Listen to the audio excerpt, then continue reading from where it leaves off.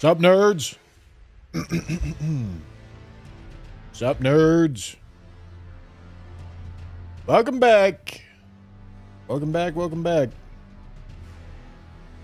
Negative 23 deaths. That's pretty good, huh? Alright, let's pull up a couple of these websites that I need. One of them being the spinny, the other being the tier list. Alright, dude. Alright. Let's do it. Let's find out what weapon we're going to be using for the 5th run, gentlemen. 5th run.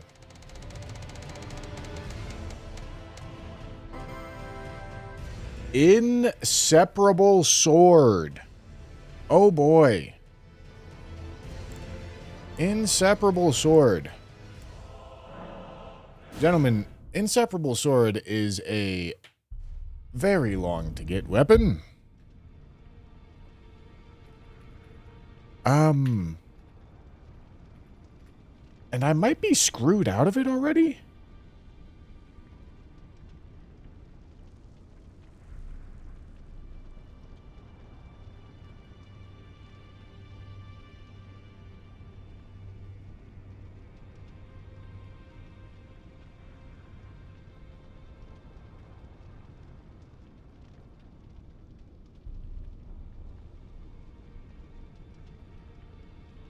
Okay, hold on. Let me figure out how I'm supposed to get this.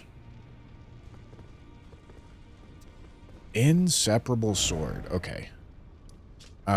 We got to get this weapon before we go for new game +4, playthrough 5. So that we're ready to go.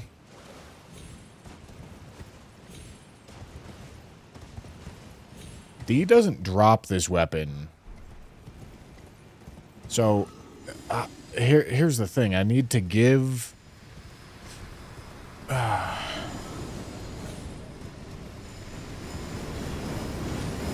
me think. Because this is related to Fia's questline. Let me see if I need to figure this out. Okay, so... Prince of Death's throne after giving D's brother D's twinned armor.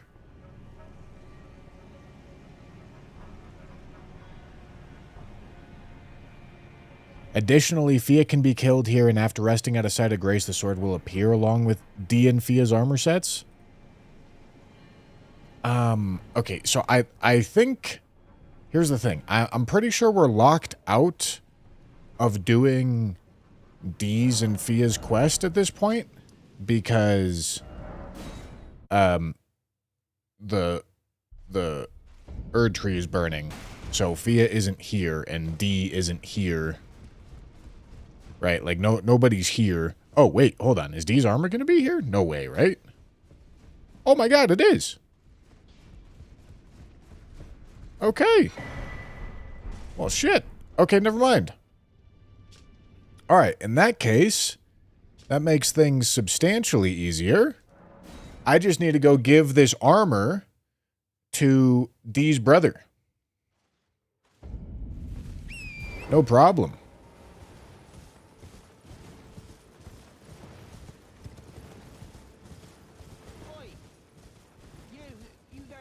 All right, that's great news.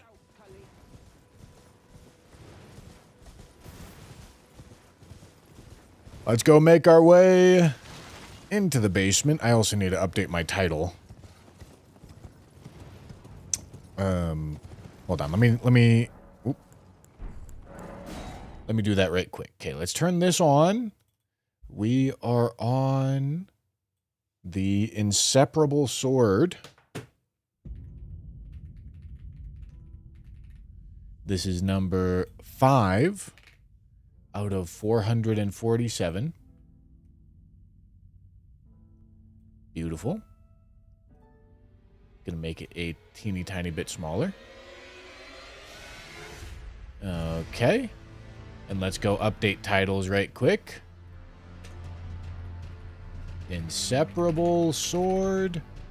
5 out of 447.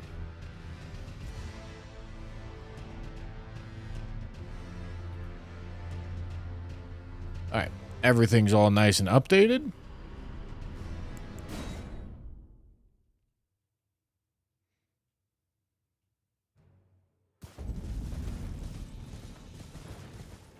Okay, and we've got a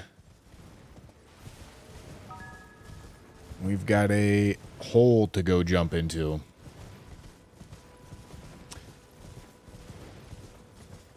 Let's go do it.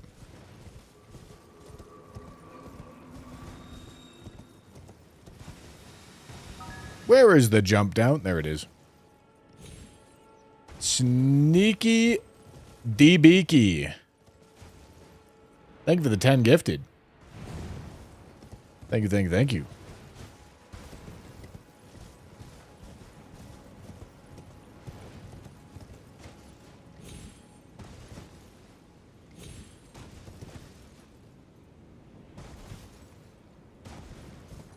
All right.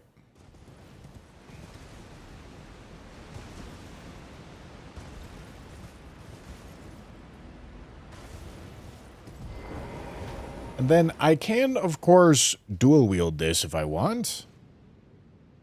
If I want to get a second one during the playthrough, but I don't think I want to.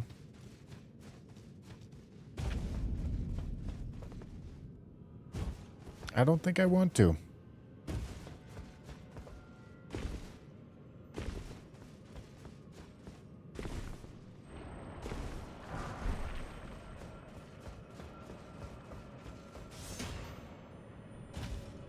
All right.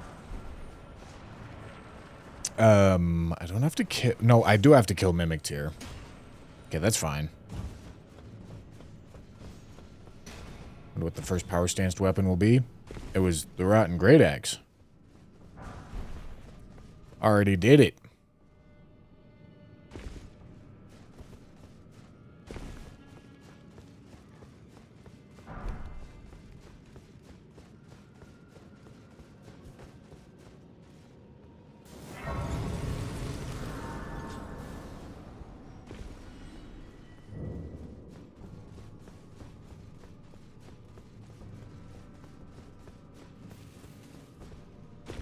Okay, I'm gonna save my theory crafting and talking about Inseparable Sword for when we properly start the run.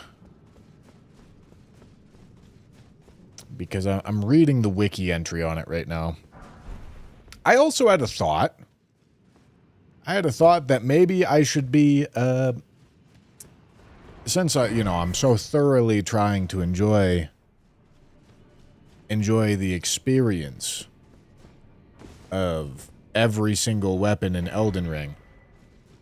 Maybe I should read the item description of each weapon as I do it. I feel like that's a cool thing.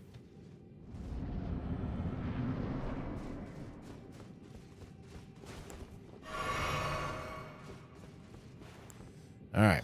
Should be the only thing we have to kill with run number 4's weapon. The Rotten Great Axe, as we're rounding out run number 4 and going into run number 5.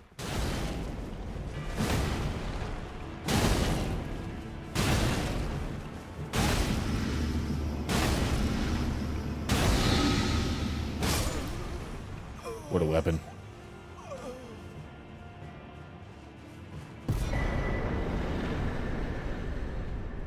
What an absolute weapon.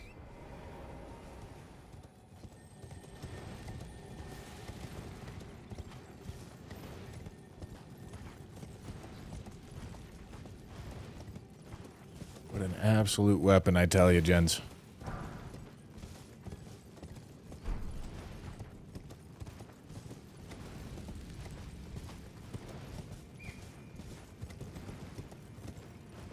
Okay, don't have to stop by, don't have to grab anything. I just got to go talk to Dee's brother.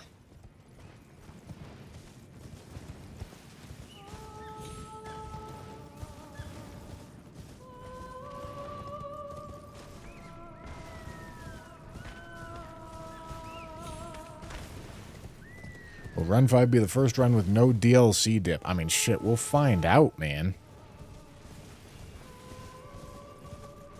I haven't thought about it yet. There's a chance. Inseparable Sword is somber? Question mark? I'm not sure.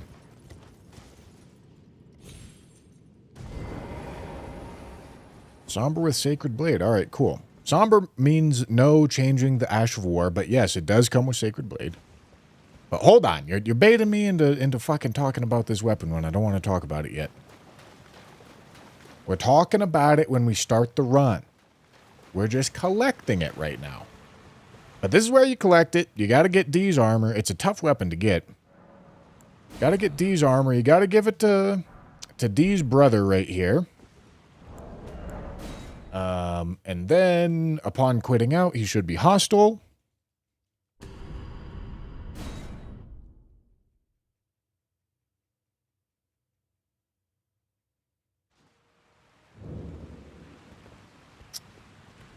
He's not here.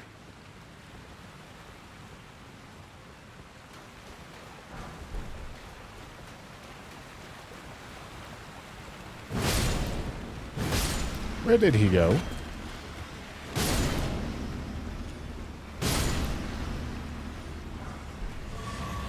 Where is he?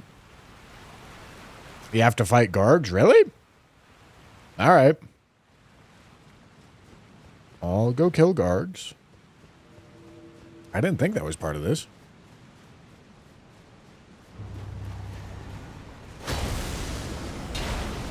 Alright, let's go kill Gargs.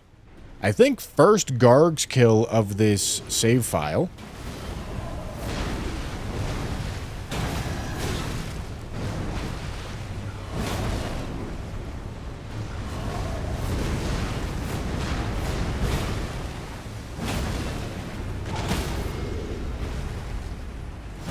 And they're getting absolutely fucking worked.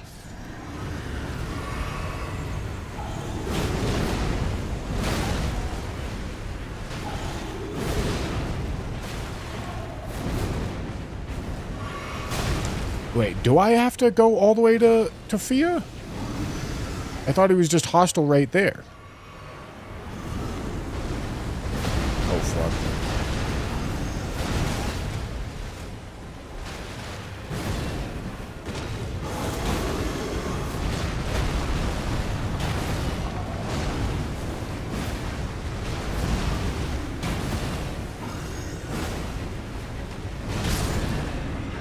All right.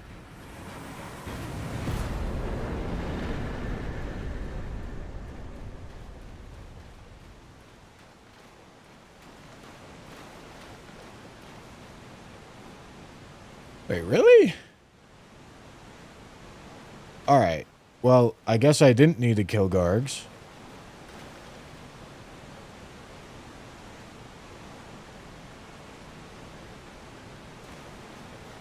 Well, hold on. This says, if you kill D when he appears in Limgrave, which I didn't do, allows you to give his armor to his brother in Schiefer Aqueduct, and after reloading the area, the brother will be hostile.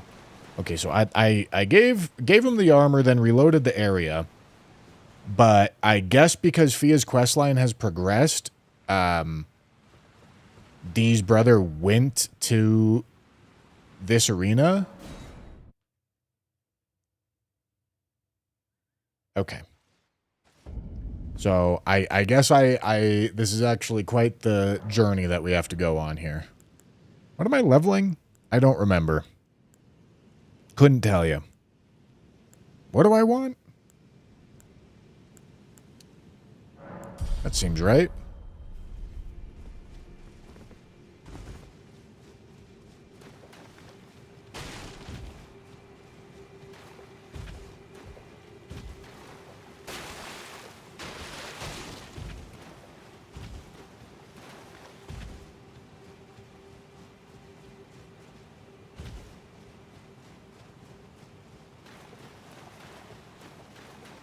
Oh, dude, I have to go... Oh my goodness, I have to go get Curse Mark of Death. Holy shit.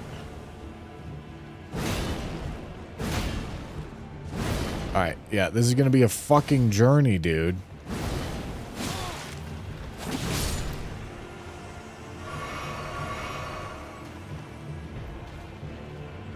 Fucking journey to get this sword.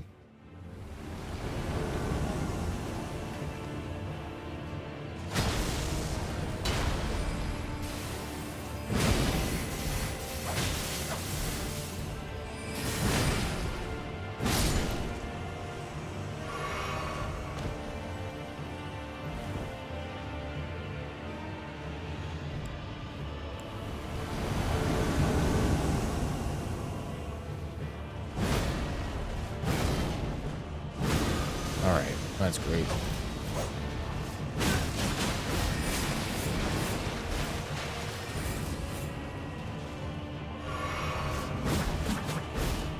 Time for a Fia's Champions experience.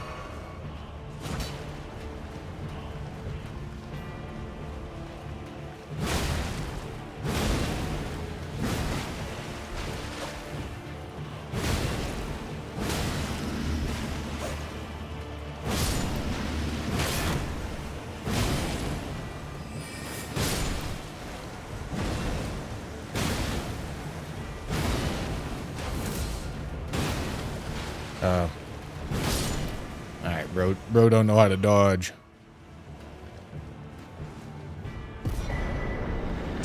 Okay, so Fia shows up here. I need to kill Fortisax first.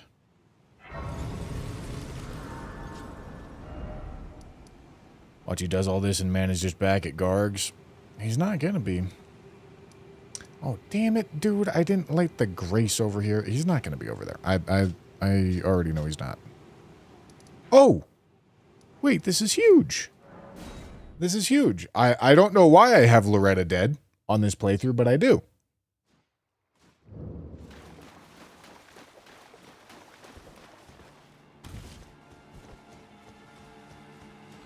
The fuck does beating the game with every weapon even mean? Please elaborate. Some of you are just bad at reading. So I'm gonna do a playthrough with every weapon. I did it for Chilling Mist. Gonna do a playthrough with every weapon. So that means 447 playthroughs with one of the 447 weapons. I do a playthrough with a weapon, and I beat the game. And then I do a playthrough with the next weapon, and I beat the game.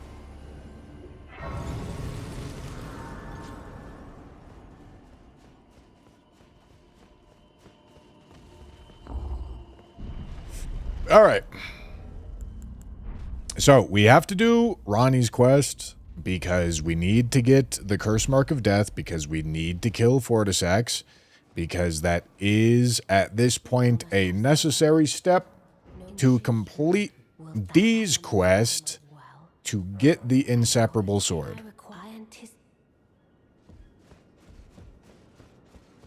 So, that's currently what we're doing.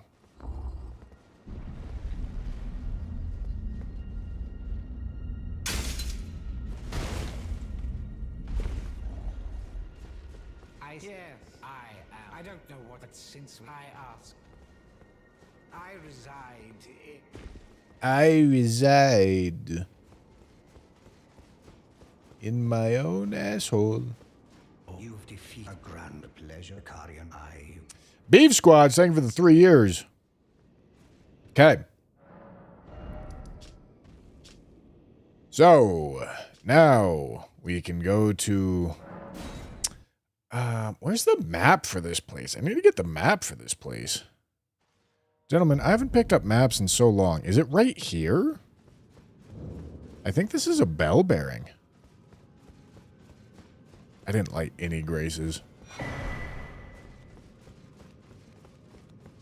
Where is the map? Is the map down below? It must be. Yeah, I don't think I have a map up here.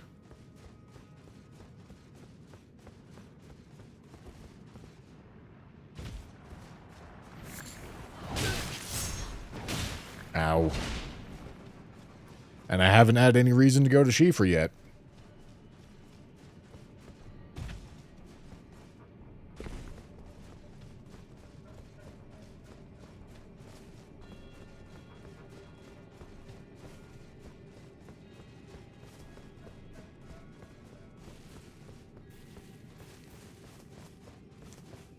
Inseparable sword. I like that we've been rolling some more obscure weapons. I think we've also been getting a little bit lucky. Because we've had a great hammer and a colossal weapon so far. Which, both of those are very strong. Super strong.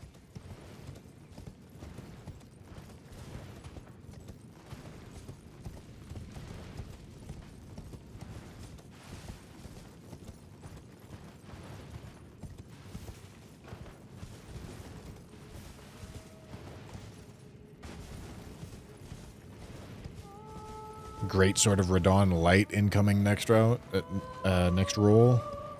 Can you imagine? I don't need to go to DLC and then it rolls fucking Radon's Remembrance. That'd be crazy.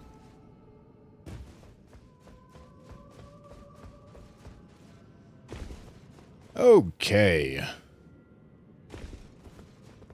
Let us go get our key item that we need to get over here.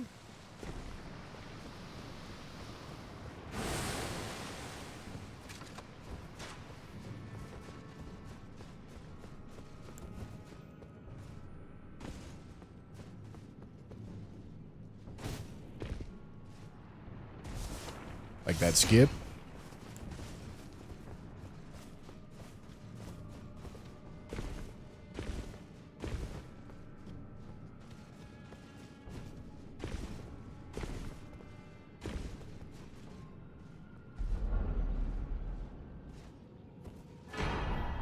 Okay, that's Finger Slayer Blade. Now she'll give us our idol, and then we can go get Curse Mark.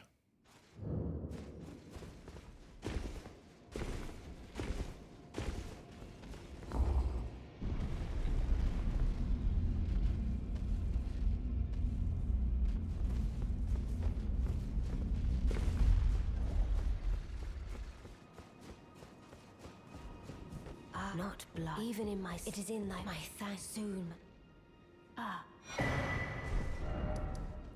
Okay.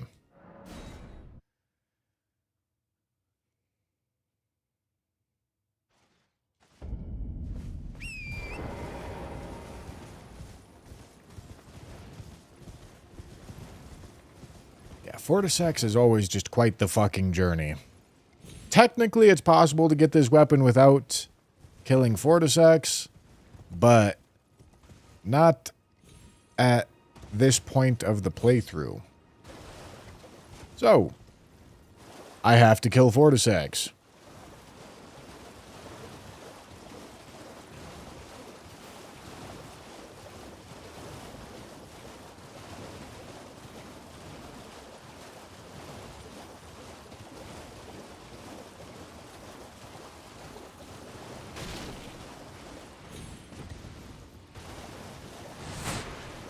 Lopter. Big Lopter.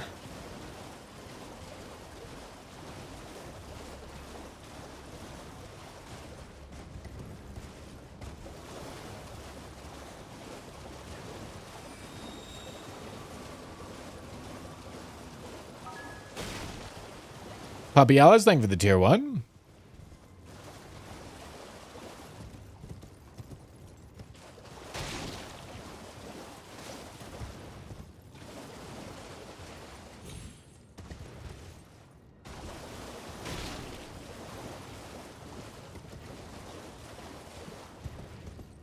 I very specifically am not doing extra prep because I want to have things to do on future playthroughs.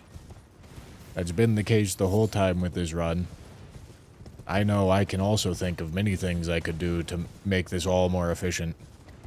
The most efficient thing would be to just get everything and then do these playthroughs, but I'm not going to do that because that would be Say it with me, chat. If we think about it for half of a second, that would be, come on, let's say it. That would be boring.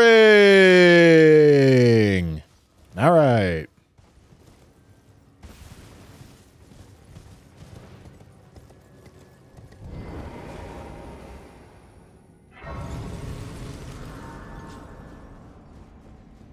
Mr. Mars, thank you for the prime.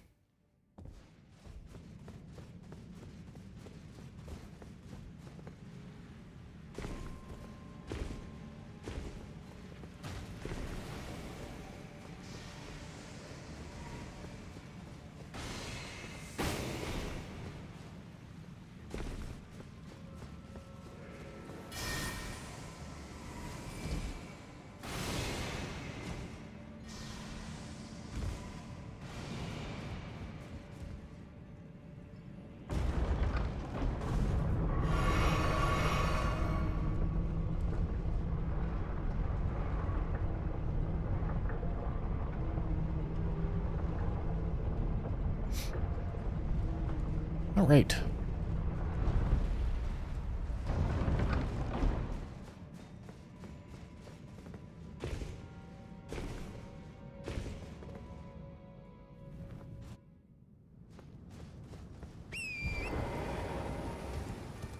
Okay, we're almost there. We've got one item to pick up, one boss to kill, and then one NPC to kill. That's all we need to do.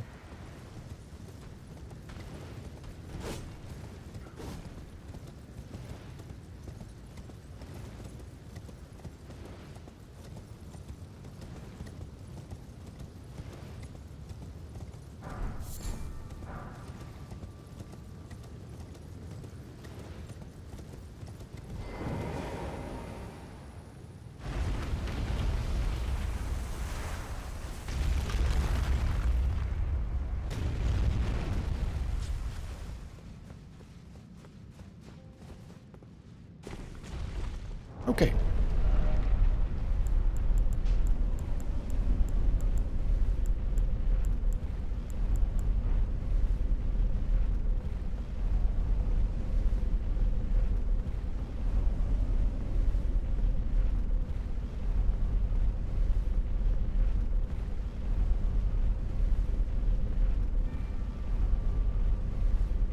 Any weapons I want to say for New Game Plus 7 and beyond? That'll be almost all of them. But, no, I don't care.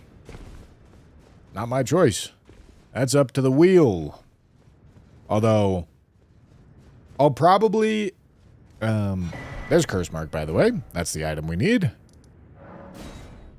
I will probably, when Tarnished Edition releases, specifically do the new weapons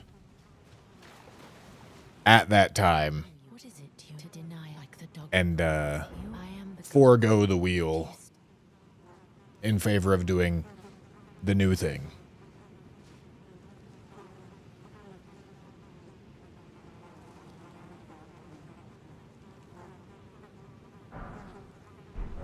When the Godwin's out there is, and I'm before the when but another and I'm before the my hand, will you still this? How did you my with this and claim you and though I can I hope Sophia, let me go.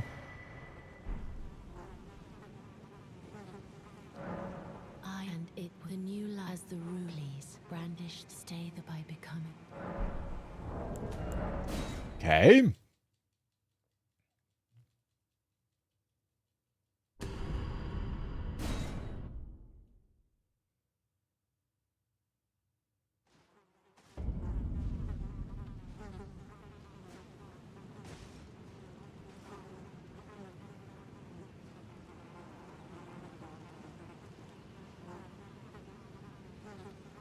This is but I choose and I will who will inherit what greater. Okay, that's all we needed to hear from her. And then we need to get rid of the Baldekin's Blessing.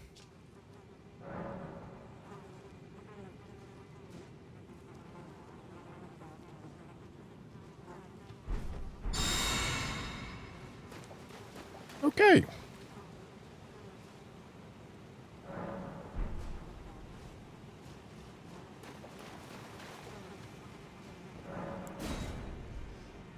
Alright, let's do it. This is the boss we need to do.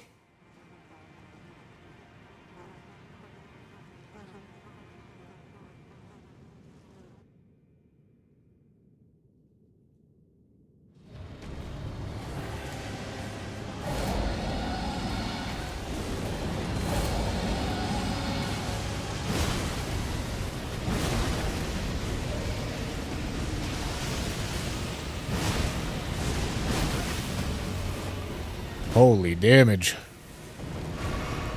I suppose I should probably... Oh, uh-oh. Okay. Skill issue on Fortisax's part, honestly.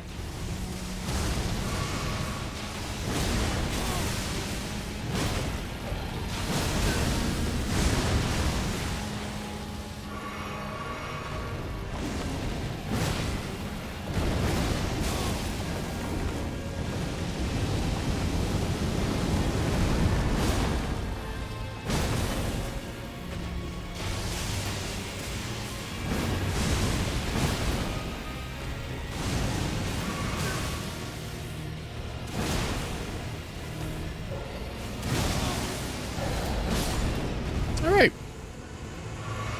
Good job, Jens. Well done.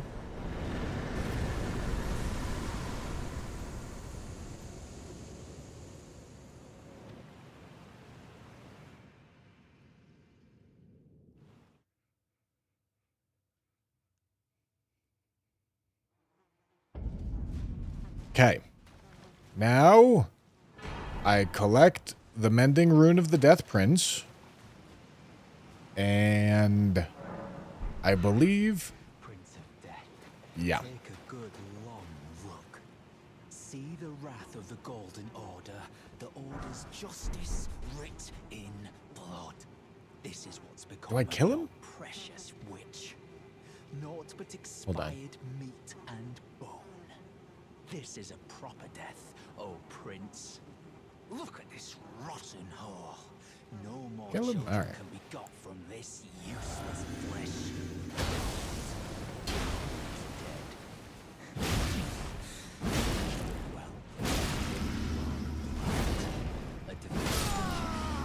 Alright. And gentlemen, this has got to be one of the most convoluted weapons to get.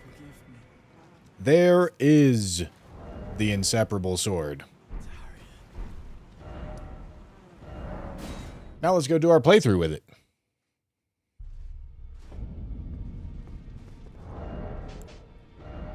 Okay. Where is it? Where is it? Where is it? Inseparable sword. Maybe I should go respec too, actually, now that I'm thinking about it. Oh, damn it, dude. Do I need a respec? Yeah. I need a respec. Alright, hold on. Not yet. We need a respec.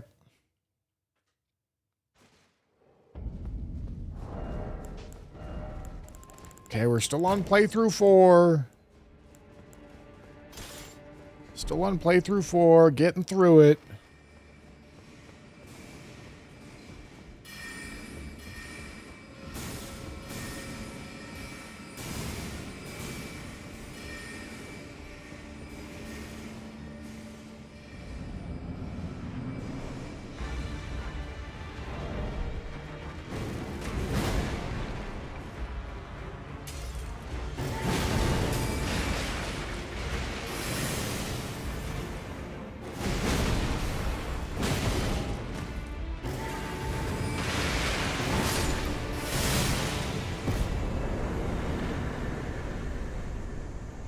I have to kill Rolana for mostly every run to respec.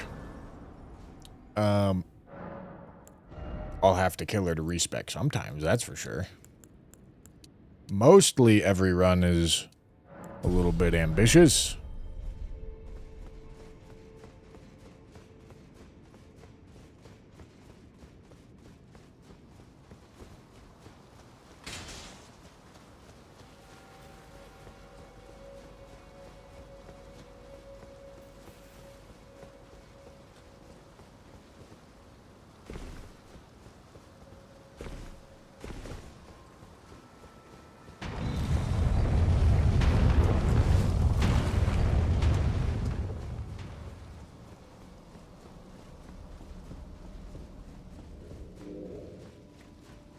Hello, Moongrum. Ow. Goodbye, Moongrum. Damn it, dude, I gotta pee. All right, hold on. Let's get everything set up, and then I'm gonna pee, and then we'll do our playthrough, all right?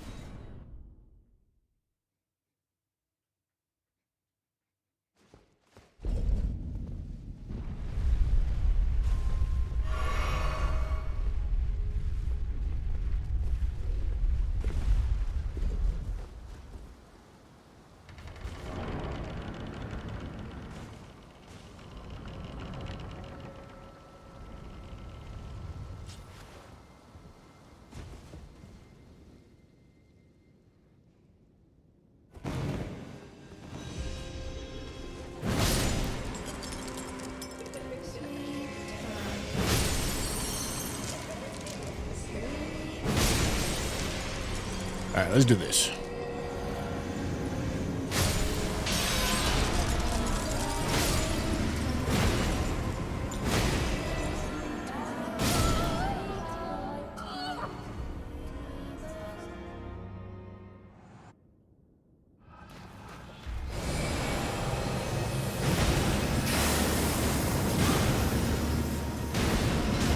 Holy. All right, that's what we're looking for.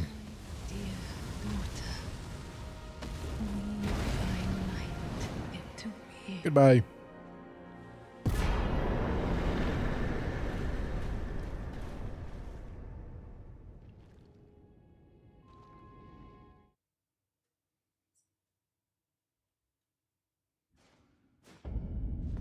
Where did he flee, my sweetings? Come out from whence he hide. Okay. And light. Now, let's take a peek. Come out, say I, Inseparable sword to be better born. scales primarily with faith. Kinda crazy. Faith, and then strength and dex. Let's go pull up a weapon AR calculator. Whoops.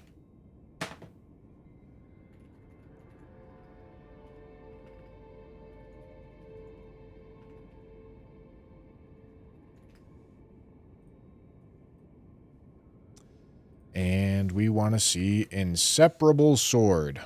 So, even strength and dex scaling, but of course strength gets double scaling, or not double, but 1.5x because of two-handing. So, what should we do about that? Is it thy to become? No. Let's start with standard Vig at 60. Then faith.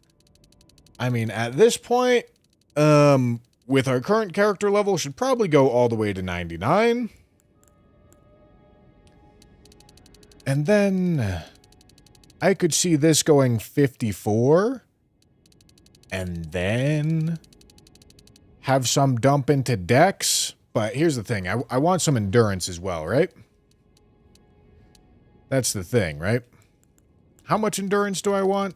I probably need a pretty good amount. So maybe I just go to like 20 dex and then I take endurance to... Well, okay, let's just round it out. Let's just do it like this.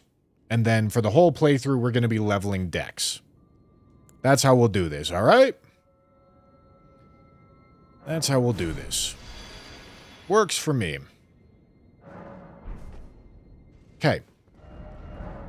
Now, let's go to the Table of Lost Grace. Like I said, I need to go take a pee right quick. And then we will get the playthrough started. Why can I not wield it? What's going on? Requires 18 dex. That's lovely. All right, hold on.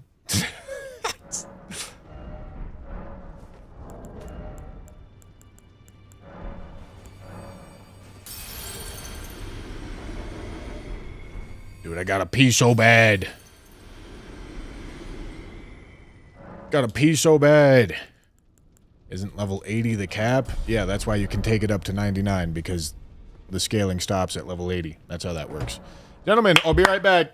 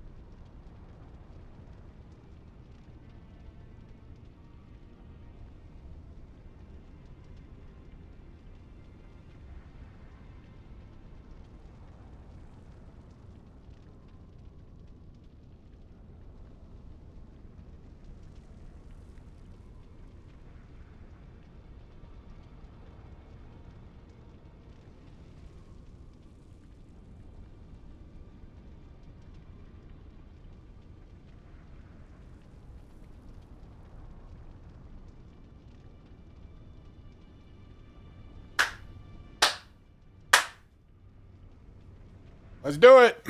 Let's do it, gents.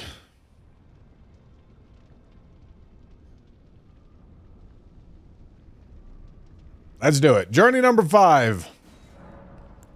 Let's start it out. Oh, damn it. I forgot to upgrade it. It doesn't matter. I have to go to EG anyway.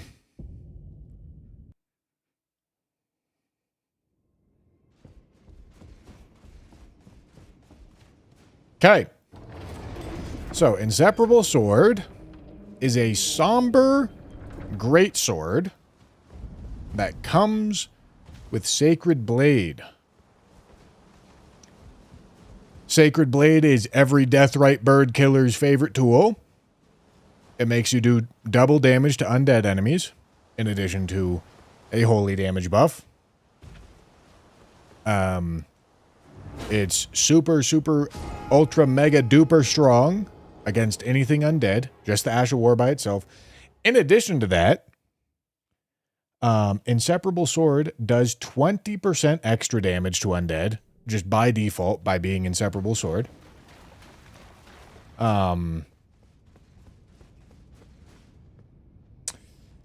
Anything else unique?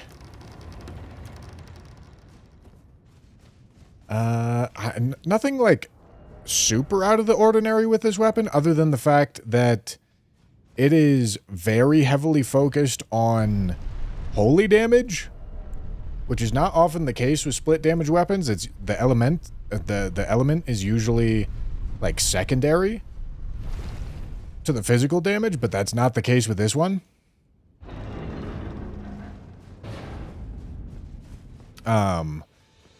So yeah, it's a holy damage focused greatsword.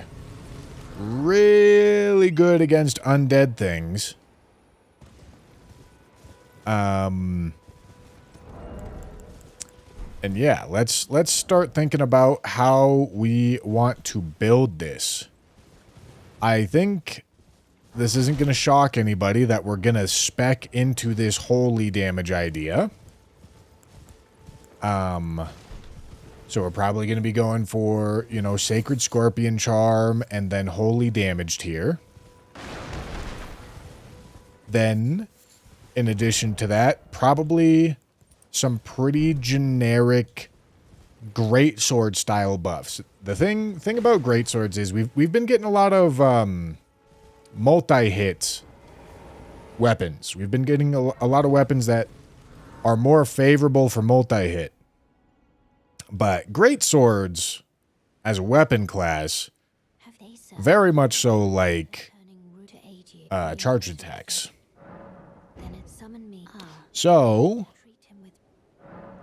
this is going to be much more of a charged attack centric build. I think we're going to have Axe Tally on.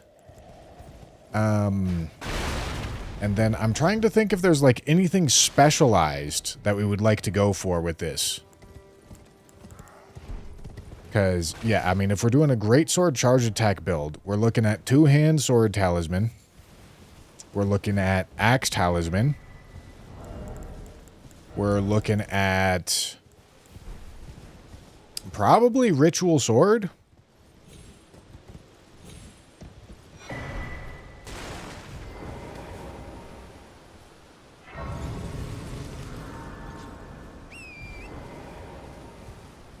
Blade of Mercy. I mean, there's maybe an argument for it. You know, if you're doing charged attacks and you're getting ripostes often, I could see an argument for it.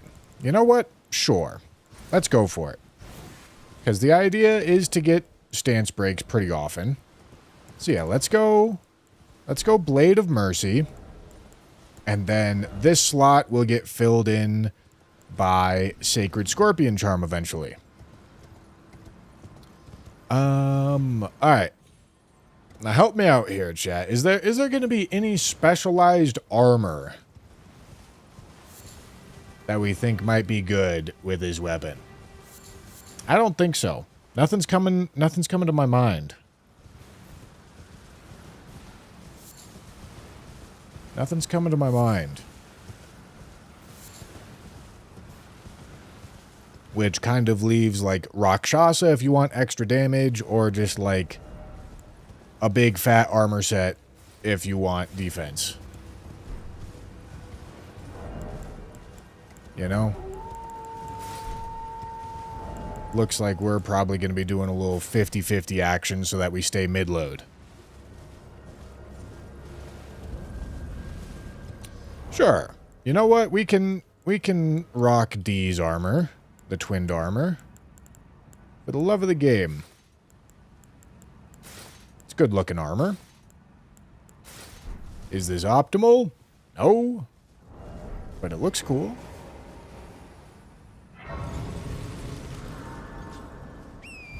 Letta's armor is usually like a pretty universal good option, because it makes it so that every time you do a rolling attack, it's better.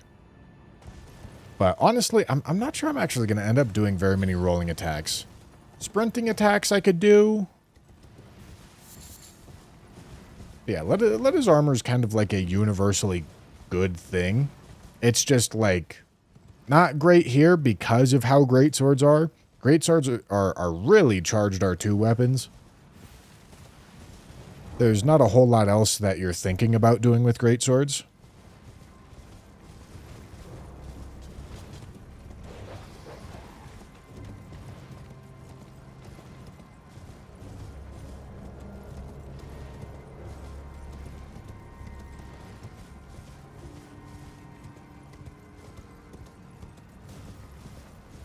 Okay, so let's finish setting up the physic.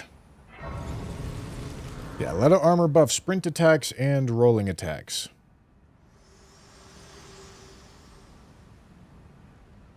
To determine if you have. It seems torrent, whereas there is, but I can take gathering. Let my hand. All right, let's get round table access, and then yeah, I mean, truthfully, there isn't like a ton of build crafting to do with this weapon. It kind of just is what it is. Two-handed charged attack greatsword that is really good against undead things. That's I mean, that's the whole synopsis, honestly. That's honestly the whole synopsis. And yeah, of course, it is a somber weapon. There's substantially less decisions to make with somber weapons compared to smithing weapons, just because attunements and choices of Ash of War make a pretty big difference into what you're going for and why you're going for it.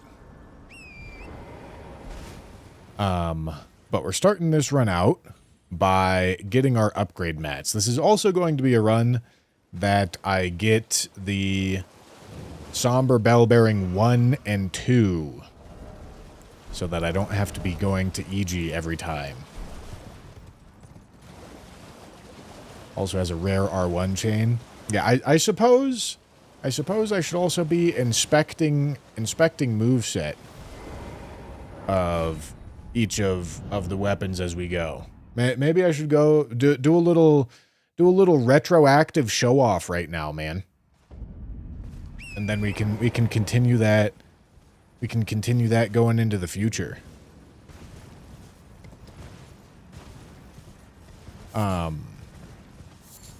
Because yeah, every unique aspect of the weapon should probably be looked at.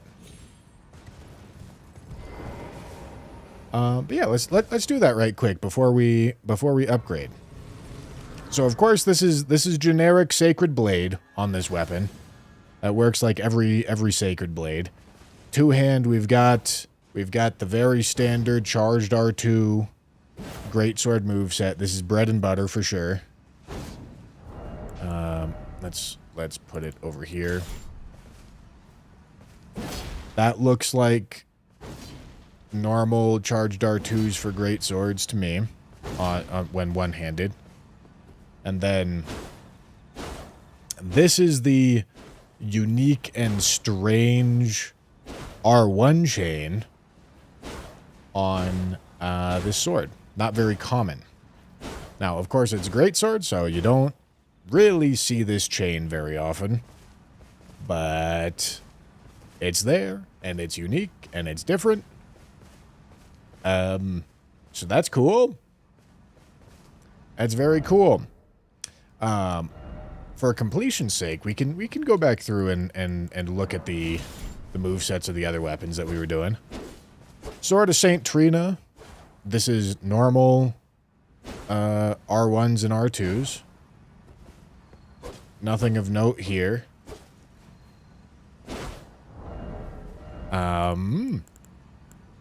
We got 3 other weapons to go look at. Great Mace, Great Hammer, Standard R1 moveset. This is the moveset that you would normally be doing. Standard Charged R2 moveset. Again, same one-handed. Okay. A Rotten Great Axe. This is a colossal weapon, colossal axe moveset. Of course, the main move that you're focusing on here is the Crouch R1s.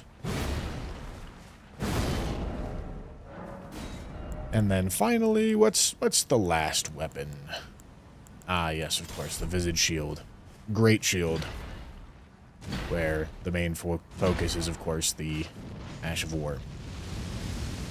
And in that same completionist vein, gentlemen, I think we should read the item descriptions. Visage Shield says, tricksome bronze shield depicting the face of a fire giant. Several tongues leap from its open mouth. The dreadful visage and burning flames are designed to remind one of the horror of facing a fire giant. In other words, the shield has an instructional function. Glorious.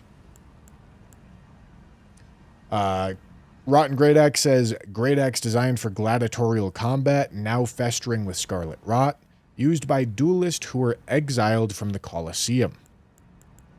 Great Mace says, huge bludgeon with sharp protrusions, an enlarged version of its smaller cousin, maintains all the advantages of smaller bludgeons, boasting few deficiencies while being very capable at breaking enemy guards and stances. A shrewd choice for simple slugging matches. It's true. Listen, great hammers are an excellent weapon class. They're a really good weapon class.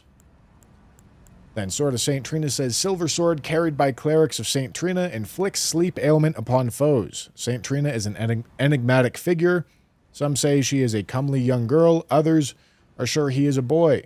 The only certainty is that their appearance was as sudden as their disappearance. Oh, mysterious. Then finally, today's weapon. Inseparable Sword. Sword forged by compounding silver and gold, a sacred weapon to hunt those who live in death. Deals holy damage. The Inseparable twins found solace in the Golden Order, the only institution not to revile them as accursed beings. Okay. Gentlemen. I need runes. I'm gonna have to pop a Memby here. I don't really like popping Membys, but I gotta pop a Memby.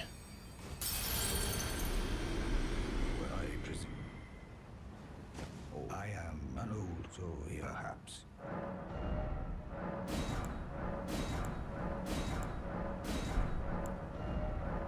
Alright, let's do it.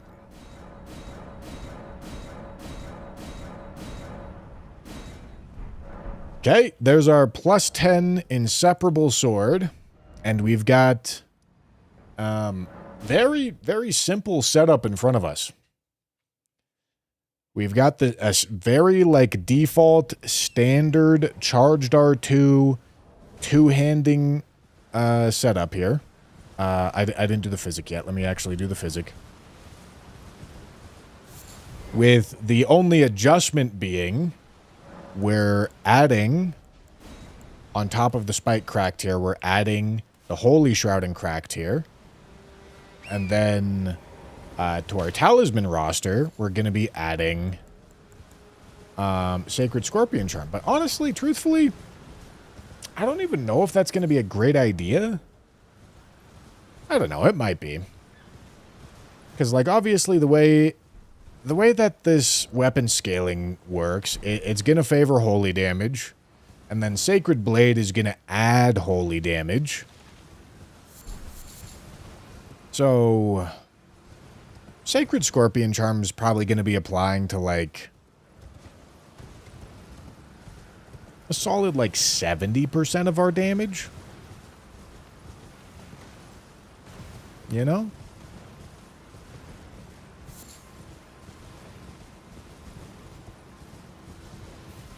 Hello? Can you hear me? Help me. I'm stuck. Help me. I'm stuck.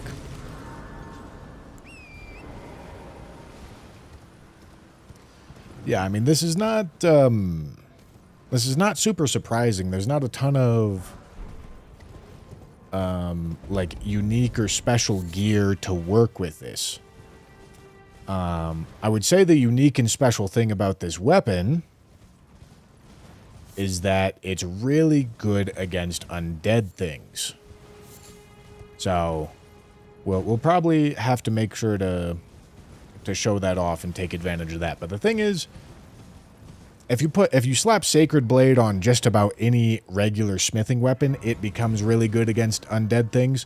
However, I think if you had to choose one particular weapon to put at the top of the mountain as good at killing undead things, it would probably be this one, because of the unique buff that it has to deal 20% extra damage to all undead type enemies.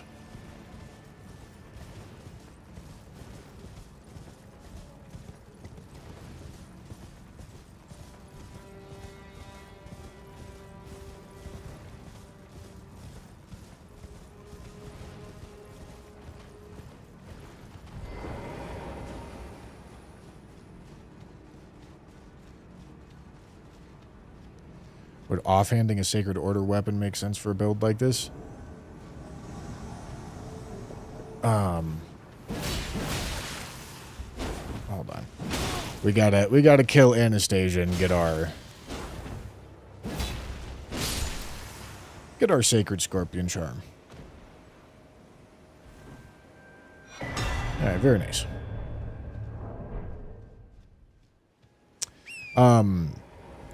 So offhand Sacred Order, that functions kind of like an aura buff, right? Or what's the idea here? That it causes me to do more holy damage? Is that the idea? I'm not seeing the vision.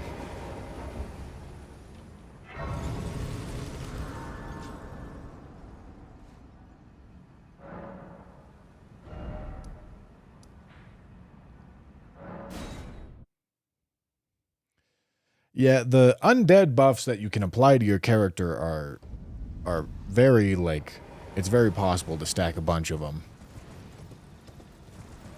But putting more undead buffs is oftentimes, like, super unnecessary. Because as it stands, let's slap on Sacred Scorpion Charm, by the way. As it stands, this thing's already going to be a Deathbird killing machine. You know? Won't need much help.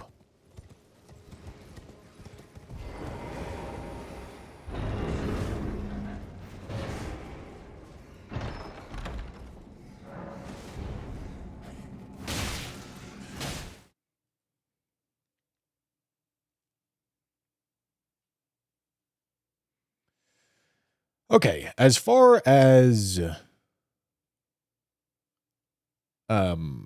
Great Runes go, probably going to do Radon. And then probably going to do Renala.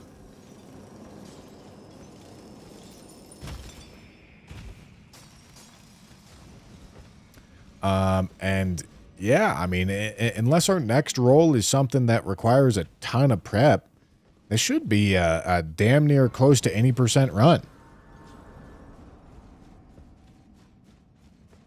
Because I got pretty much my full ideal setup for this weapon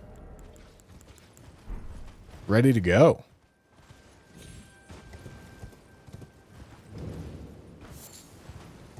There's nothing super crazy to build for here. Unless we come up with something. along the way. But this is, as chat said earlier, the oh boy, somber weapon experience, right? You get the weapon, you put the stuff that works with it, and you're done. It's never really that complicated. Alright, can I do the Selly skip, please?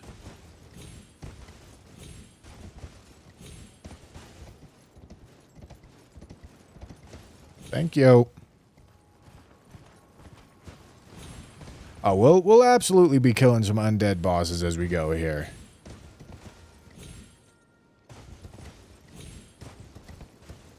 Because at the end of the day, that is really the gimmick of this weapon.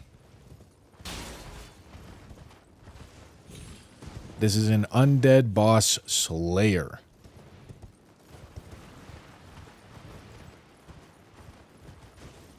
Use Spear Talisman on this. Has some thrust. Definitely not worth it. What kind of pierce damage is it even going to have? None of that is pierce damage. The charged R2 moveset is not going to be pierce damage. Is it because you're reading this and it says standard pierce?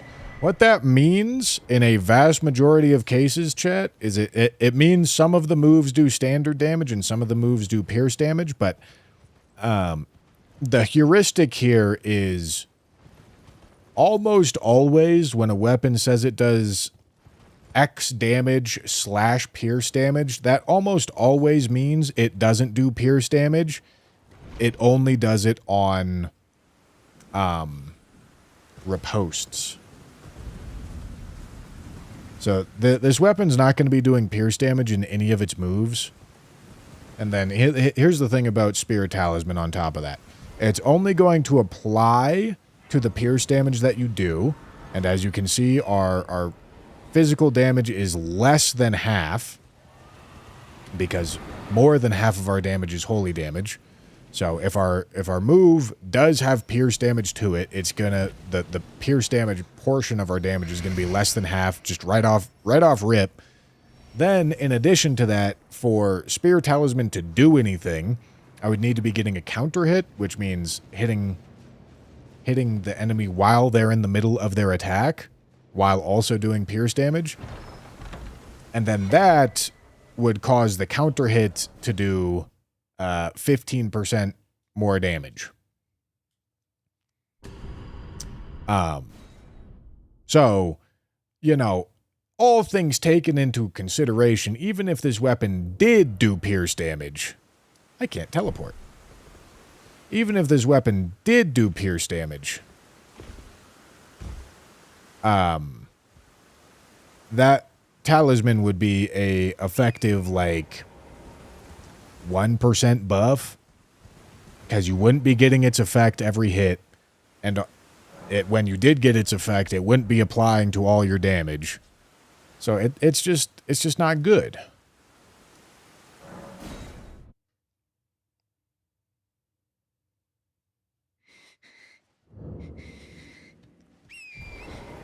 Okay.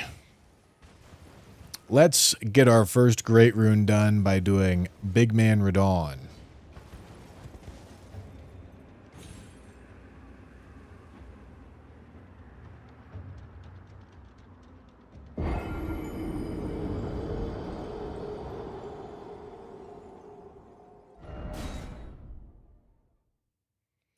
MLTW Knight, thank you for the membership.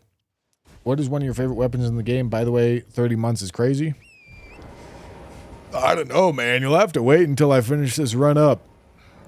I always get asked what my favorites and least favorites are, and I never really have an answer because I kind of just like playing the game. But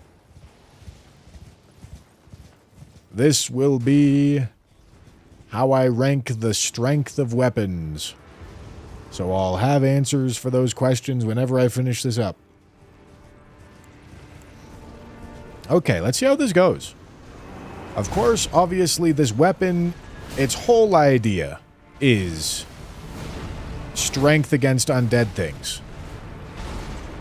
Radon is not an undead thing.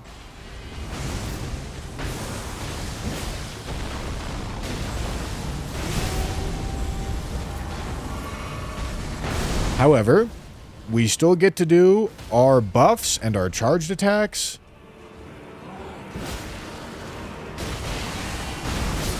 And we get to one-phase them. That's nice. At the end of the day, this moveset's still pretty decent and still works really well with charged attack stuff. You know? I do gotta say, I'm not convinced Blade of Mercy is going to do more for us than Ritual Sword here, though. So I'm going to swap it out.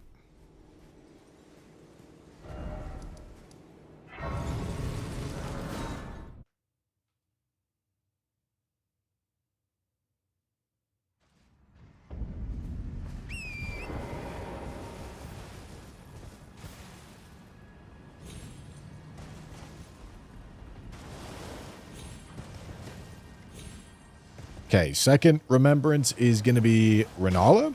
And then, like I said, I also got to remember to get Somber Bellbearing 1 and 2 on this run. Because I would like to have them at Round Table instead of needing to go to EG.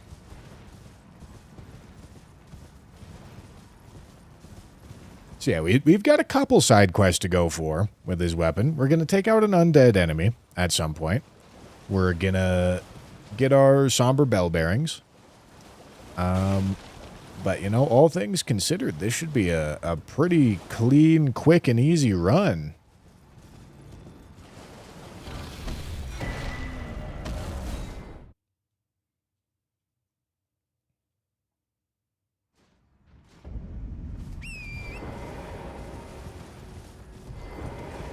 Still a great sword by default, at least C tier. Well, you know, the way that this greatsword is specialized into being holy damage first, undead, that's gonna have drawbacks. Holy damage is not great against mainline base game bosses. So having a greatsword spec'd into that won't make it the best weapon for beating mainline base game bosses. You know? Like, it's gonna be a legit drawback.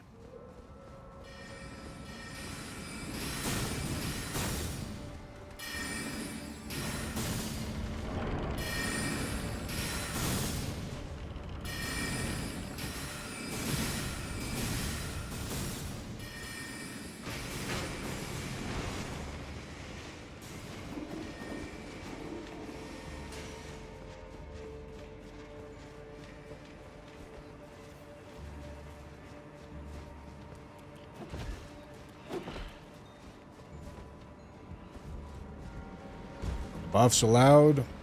Well, I think using generic buffs like Golden Vow or Flame Grant Me Strength is kind of lazy and boring and not entertaining and pointless. Because if you're just raising the floor of every single weapon by 40% so that you can compare every weapon with doing 40% more damage, like what's the point? You know, like that. There's no reason to use generic buffs. If there's something that's like a legitimate unique buff that works uniquely well, that is like an advantage of the weapon, then cool. But like Golden Vow is not an example of that. Flame Grant Me Strength is not an example of that.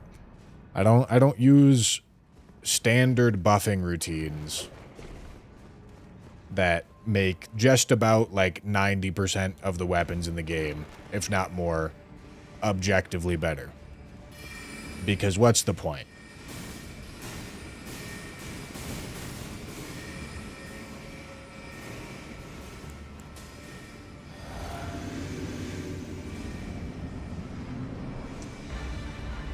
All right. So, of course, Sacred Blade is primarily for taking out undead things, but it still adds flat holy damage to your weapon. So there's no reason not to apply it at the beginning of every fight.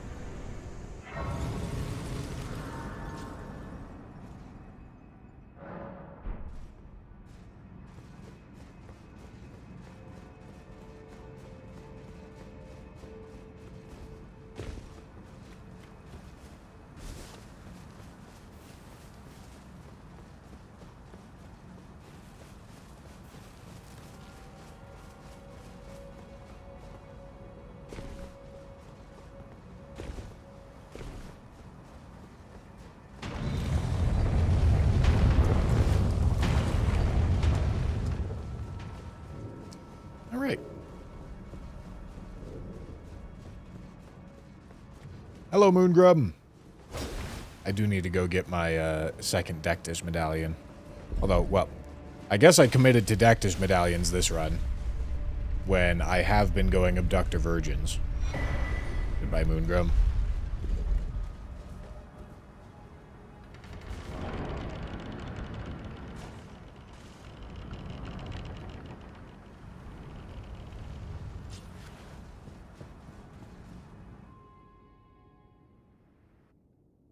So do I have 2 blue flasks?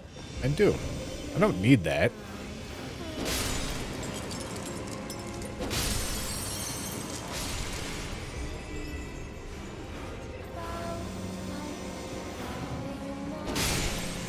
Oh, phew. Alright. Let's get our buff applied. And charge attack build. Let's do it.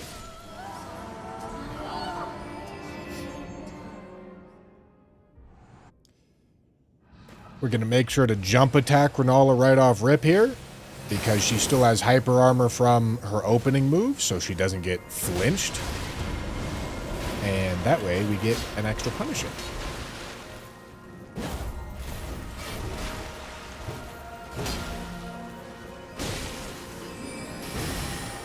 Renala, I want to... Let me charge attack you. Okay. I don't even know what I'm locking onto here.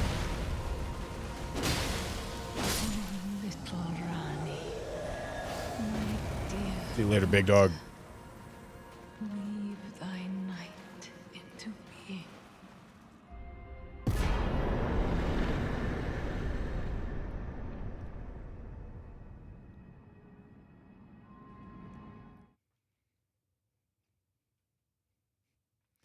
All right. That's both our great runes. Where did he flee, my sweetings? Let's go get some Altus access.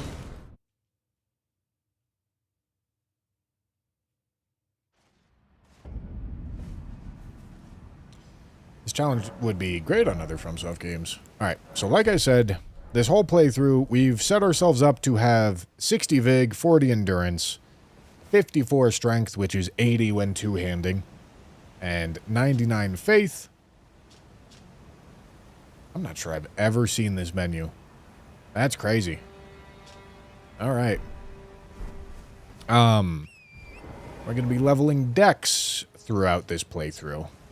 Focus first on Faith, then Strength because you get a bonus from two-handing, and then finally Dex. That's the leveling strategy for this weapon.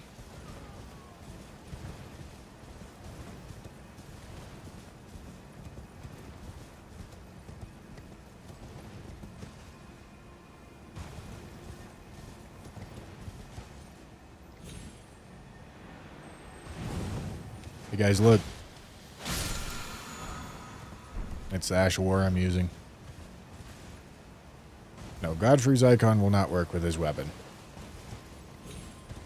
Applying a weapon buff and then doing charged attacks is not using a charged Ash of War.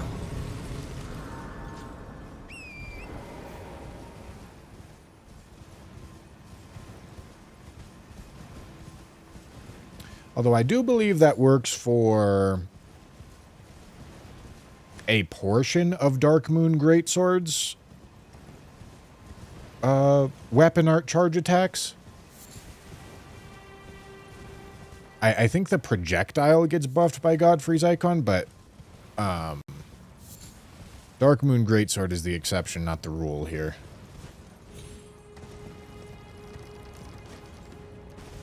Because it functions differently.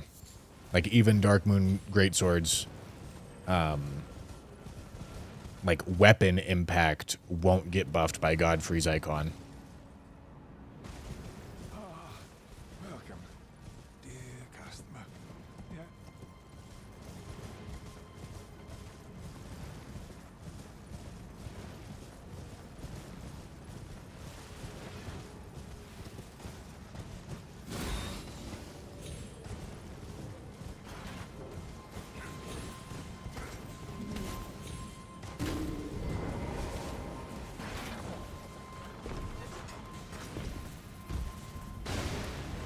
All right.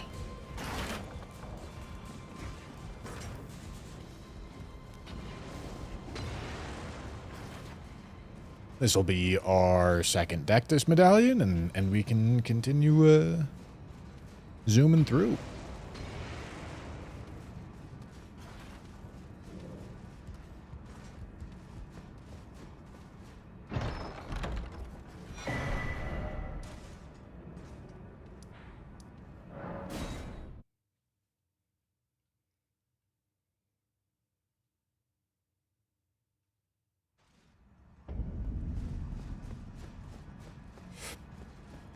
Gentlemen, today might have to be an eat on stream kind of day.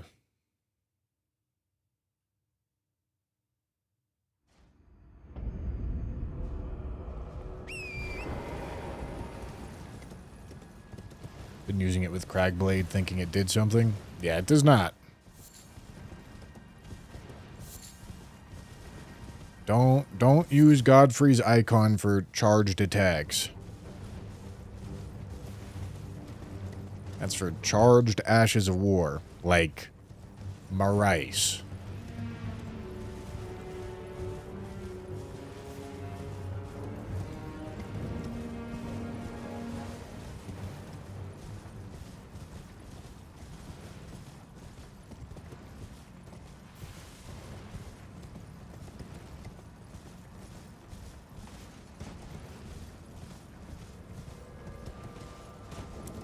All right, I think this one's got a pretty good chance to be fastest run yet.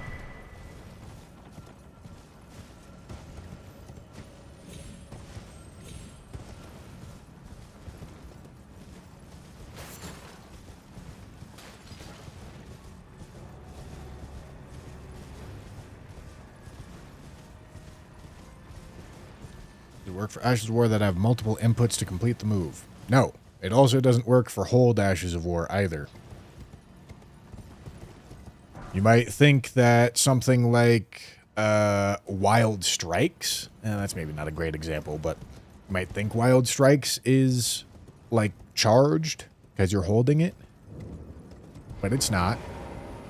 What's a good example? Somebody give me a good example of a hold Ash of War that could seem like it's a charge Ash of War. I know there's a really good one. It's just not coming to mind.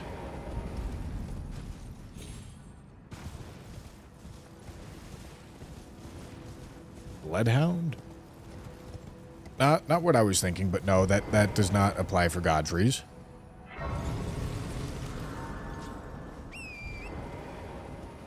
Giza's Wheel. That's a great example. Yeah, Giza's Wheel doesn't work with Godfrey's icon because you aren't charging it.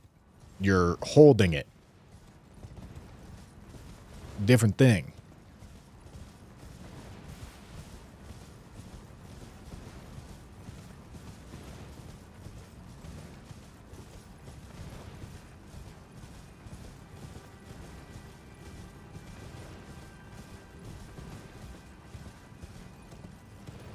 Now, Godfrey's icon is a super niche talisman.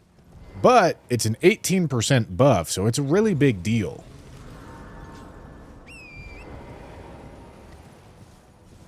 Prelate's Charge. Yeah, Prelate's Charge is a hold Ash of War, not a charge Ash of War. Although, I believe it has... Prelate's Charge does actually have a built-in endpoint.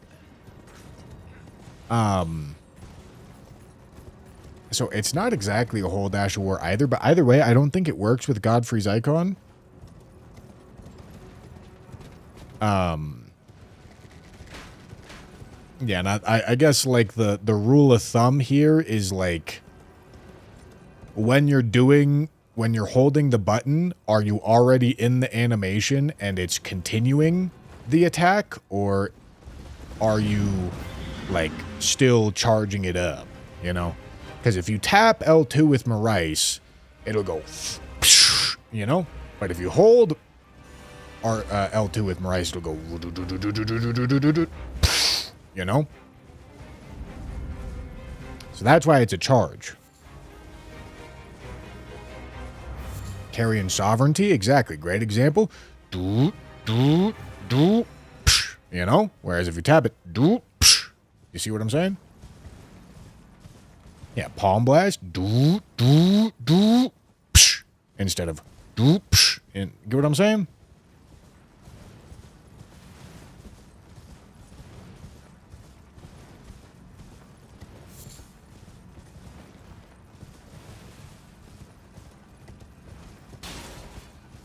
No, Death's Poker is definitely not charged. Death's Poker is just multi-input, but it's not hold or charged. Listen, it can sometimes be confusing because there's Ashes of War in the game that do different things when you hold L2 versus tap L2, and Godfrey's icon doesn't work with all of those. But if an Ash of War doesn't behave differently if you're holding L2 versus tapping L2, then it definitely doesn't work. You can cut all those out immediately, no problem. Ace Rapier R2 projectile works with Godfrey's? No, that has absolutely nothing to do with its Ash of War. So no.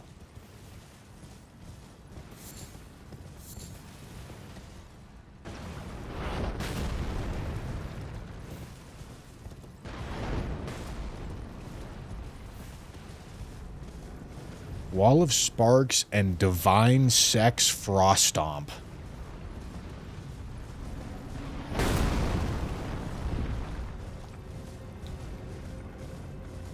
Wall of Sparks, Divine Beast, Frost Stomp, and Glintstone Dart are the weird ones to me.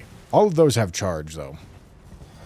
They do something different. They charge up when you hold L2.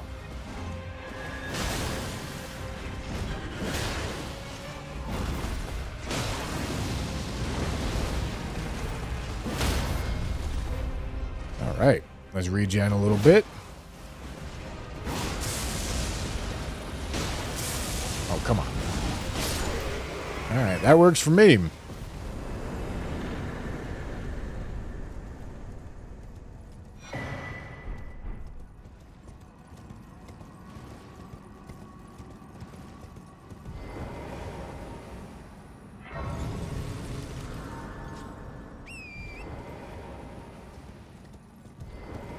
Yeah, nice and clean, dude. Like, listen, of course, this is still a great sword, and it has a weapon buff built into it, which is like a great place to start from. You know? Like most Elden Ring builds, if you're doing any sort of playthrough, honestly, not just a first playthrough, most Elden Ring builds aren't going to be this good. Like they're not going to start with a weapon that has a good moveset and then a weapon buff that adds damage, you know? So, like, the fundamentals of this weapon are great. However, it's a somber weapon, so there's not a ton of room for it to grow. There's not a ton of optimizations to do.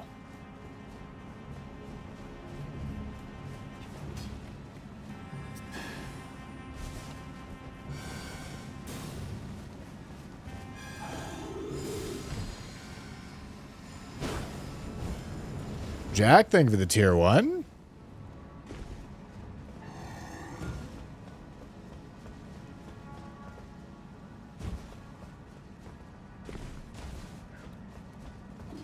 Yeah, Alexander Shard is not something to use here. It's not good. So it won't apply to the weapon buff that gets put onto my weapon. So like if I press L2 and then I'm attacking with the golden sword, Alexander Shard won't be doing anything. But even if it was doing something and it was only applying to the weapon buff instead of our base damage, that still would not be good. Because the weapon buff is 90 holy AR, I believe. And the sum total of our damage is like 600. So buffing 90 of our AR, spending a whole talisman slot to buff 15% of our damage by 15%, like it's just not good. You want to be buffing all of your damage by 10, 15, 20%. If you buff 10% of your damage by 10%, well, congratulations, you have a 1% buff. You know, it's not worth anything.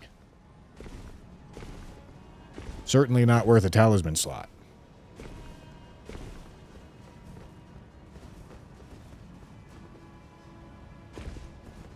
So yeah, this is definitely not a weapon where you'd want to be running Alexander Shard.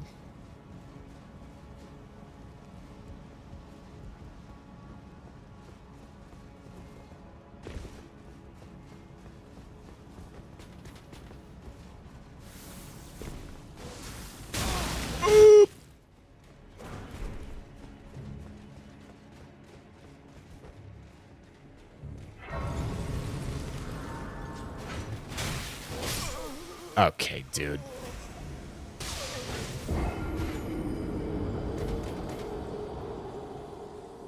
Does optimization always trump somber weapons in your list? Well, listen. If I'm ranking weapons, I'm ranking them based off of how they do, based off what I know, you know? I'm not doing this ranking list imagining some hypothetical first playthrough like, oh, I don't know anything and it's really helpful that the game has put together a synergistic build for me. You know? I'm doing it based off what I know, and that means that somber weapons usually suffer because there's less customization, so there's less optimization. But that's the story with somber weapons. They have their performance floor is higher, but their performance ceiling is lower.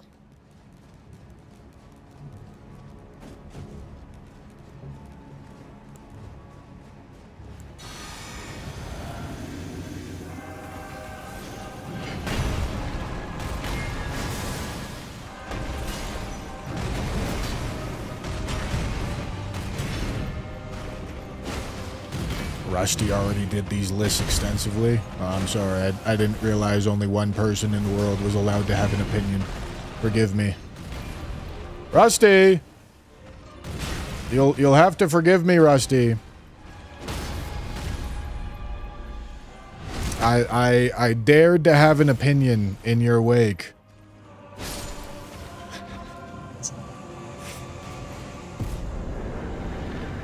Listen, the methodology that I'm going about this is going to be way different than Rusty's.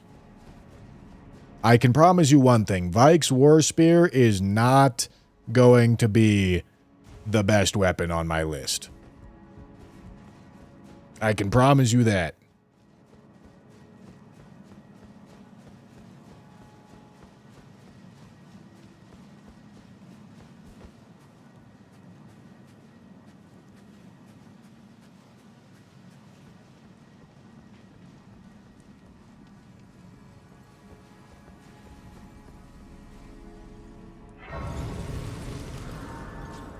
What about jump attacks? This isn't really a weapon that's built for jump attacks.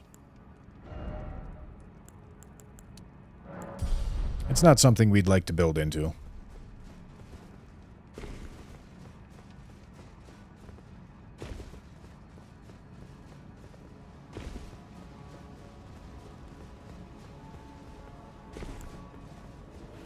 gonna be Wing of Estelle, surely.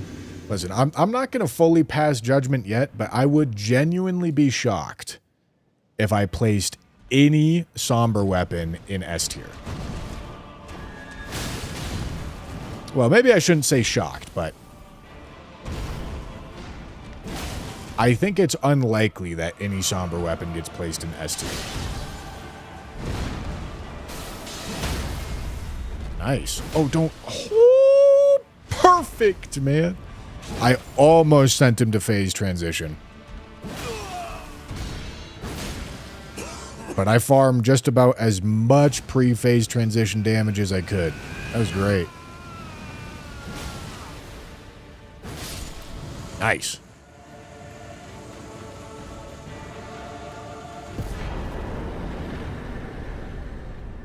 Sword of Night and Flame has a real argument.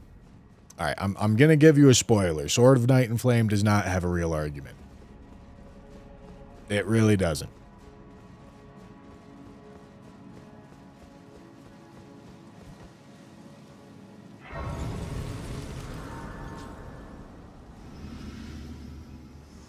You know, from my experience in the game, I've got a pretty good idea of, like, the range in which every weapon can land.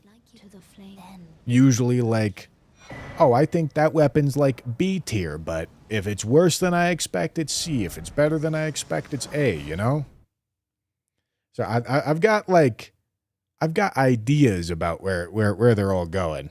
But Sword of Night and Flame is not gonna show up in S tier. I can guarantee that.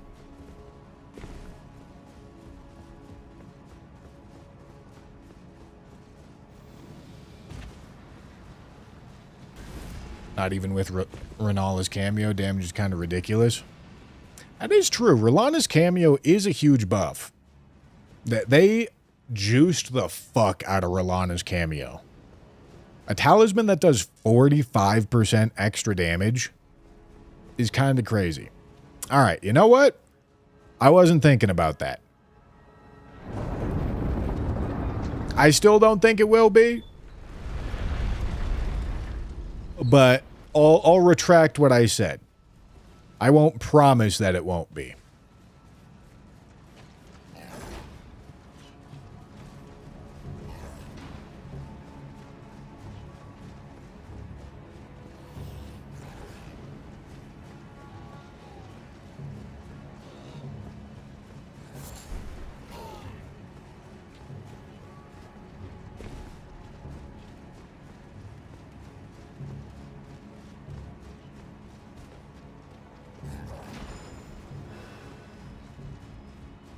All right.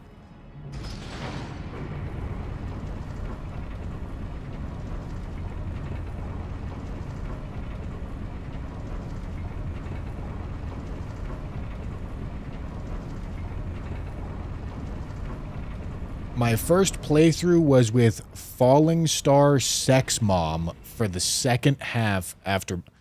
Dude, Jam's fucking you guys over with these emotes.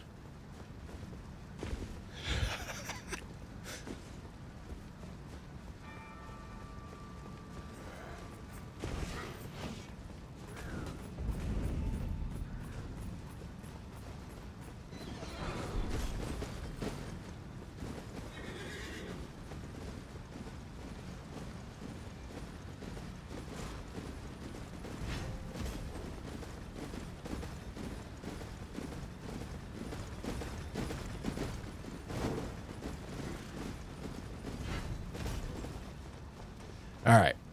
Time for the mountaintops run, gentlemen. I believe I'll take out the... I'll fight the mountaintops Deathbird. We'll do that as at least one of the undead things that we'll kill on this run. Because that one's at least scaled pretty high, and it's not super out of the way, you know?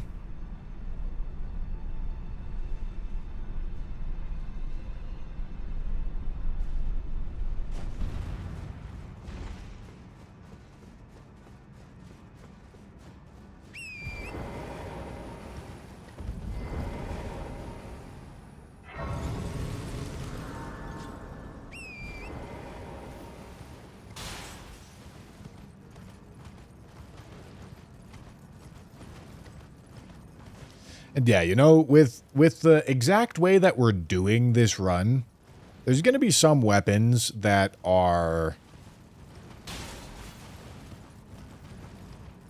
better at lower character levels, and they're not really going to get to show that off, because every weapon except for the very first weapon that we did is going to get done at a high character level and high upgrade level.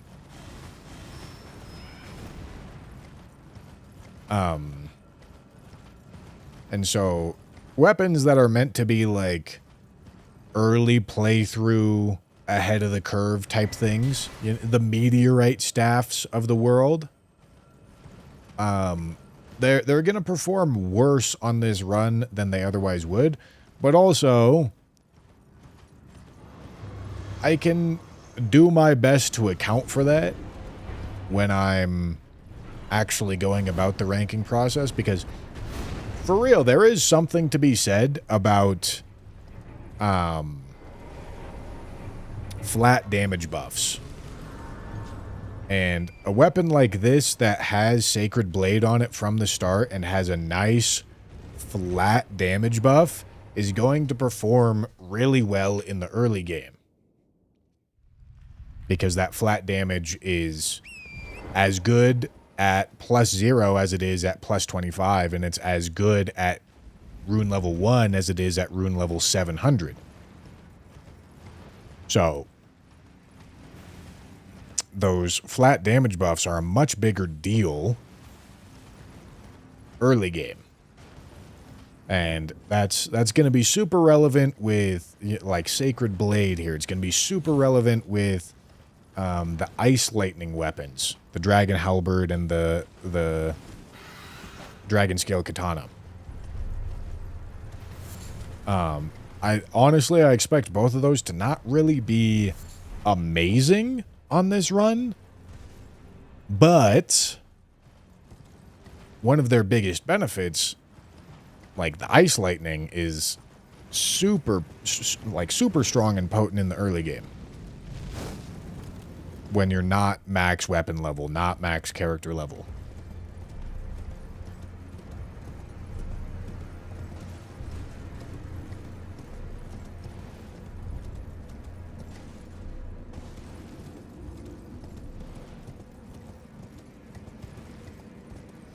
Yeah, Dragon Scale Blade has a placement in the game problem.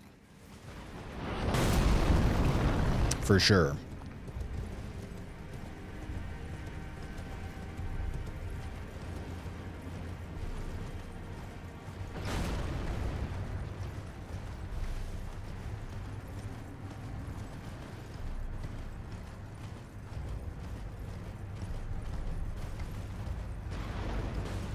I'm going to make a tier list type video or something after you use them all, or is this just a fun streaming idea?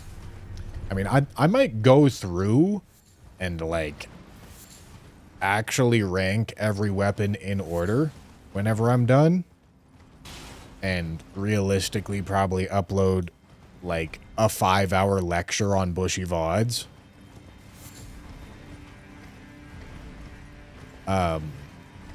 But that's not going to be done forever.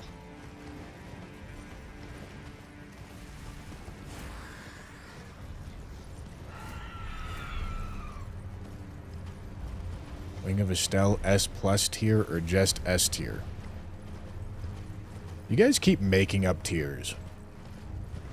Like, what is S tier? And why is it not the best available weapon for this very strong, potent strategy? For this strategy that is the best for a good portion of bosses in the game. Like, what is S tier if it's not that? And then, if it is that, how possibly are you making a tier above that? You know? You keep making shit up. Wing of Estelle also is not top tier. It's not in the conversation, I hate to tell you.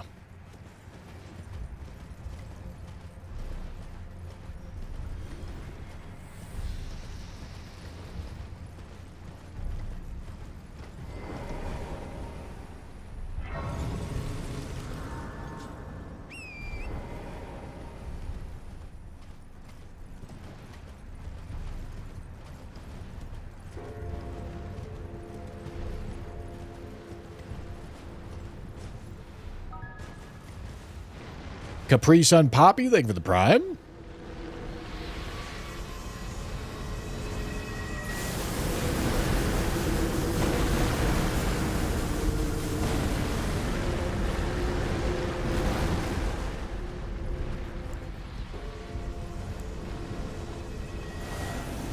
Alright, so this is what this weapon is truly made for. I missed with the whole weapon there. I think it's kind of obvious to see why. Right? Like, listen, no buffing routine here. This is just what this weapon does to undead things. I have my standard build that I have on for the whole game. I'm using Physic and Talismans.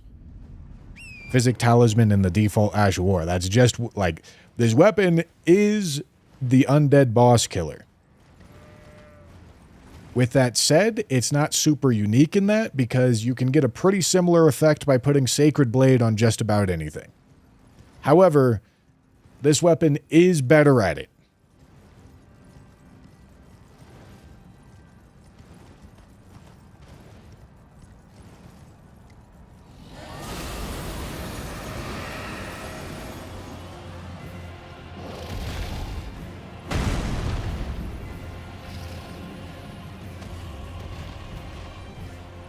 So, like, that's a huge unique advantage of this weapon. Well, I wouldn't say huge unique advantage, but, like, it does undead things better than anything else. It's not the most relevant thing, but it's a unique advantage.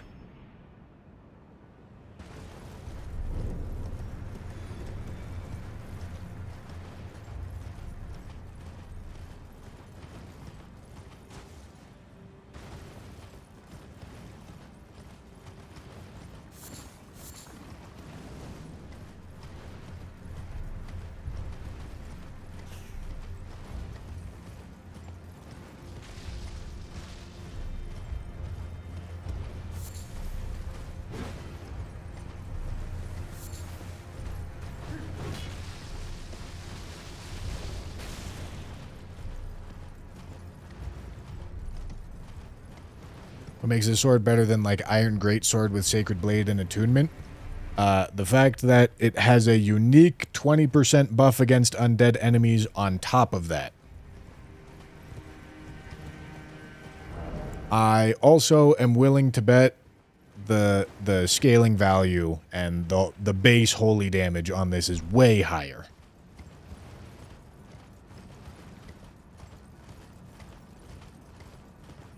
Like, listen, this is a somber weapon that is spec'd for killing undead things. You can't change it because it's a somber weapon.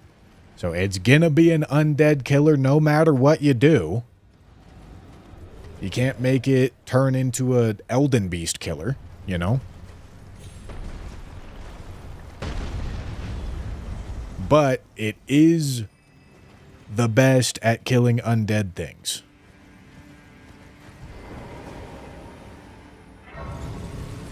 How fast does this thing melt through Tibia Mariner? Tibia Mariner, not undead. I know it really seems like it. She's weak to holy. The Mariners are weak to holy, but they're not undead. So you don't get those massive, massive buffs, massive undead buffs, like you do on Deathbirds and stuff like that.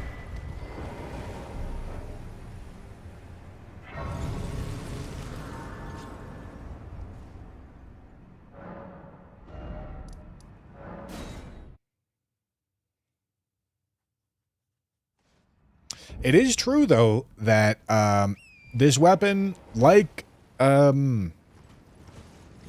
things with undead killing ashes on them, does stop the skeletons from reviving. So it helps in the fights, for sure.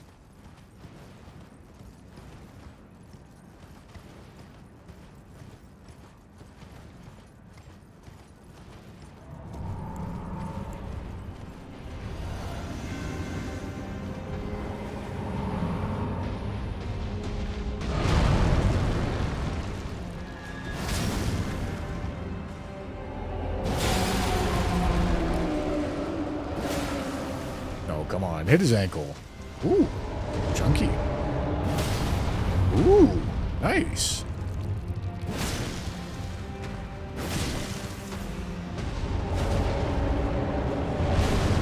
Oh, I really wanted to get him before he rolled.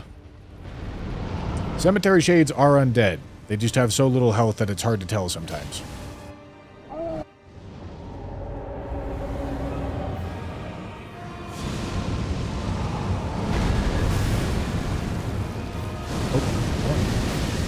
Charge attack.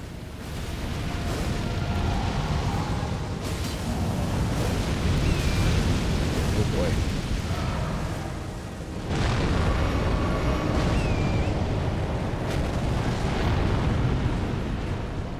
And no, chat, if you listen to what I was saying for S tier, being the best at a strategy does not make you S tier. Being the best at a good strategy makes you S tier. Killing undead things, not the most relevant thing to be the best at. Nice, got an eyeball hit.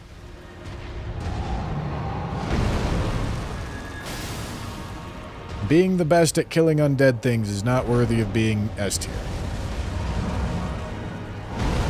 Especially when the difference between best and second best is truthfully not that wide.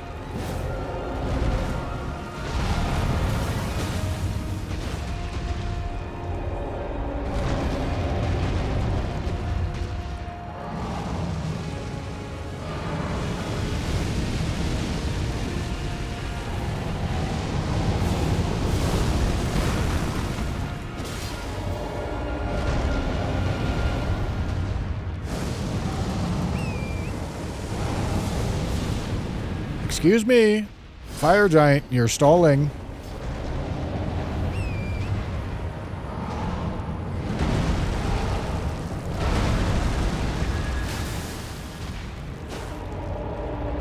You're stalling bad. Thank you.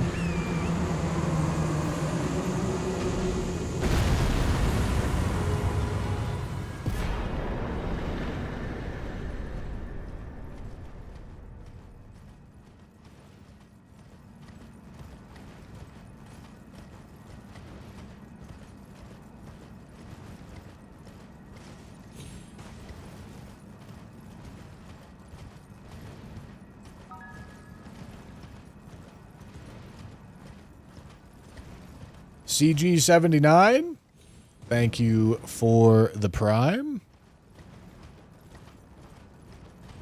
Yeah, I do need to get Somber Bells. All right, we'll go on teeny tiny side quest right now.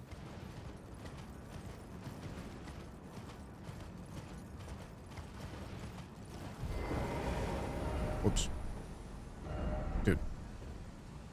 Hello? Alright, gotta do Celia Crystal Tunnel and the Altus Tunnel.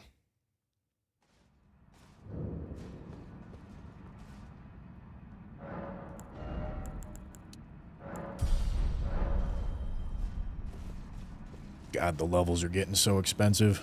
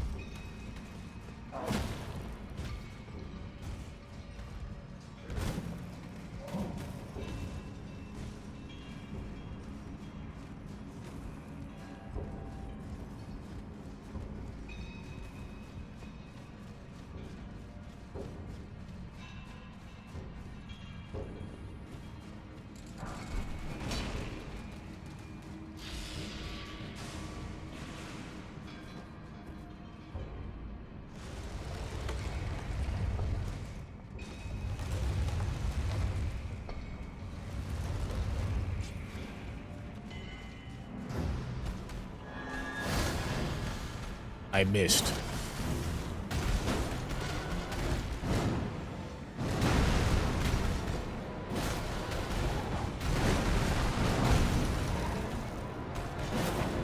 Excuse you.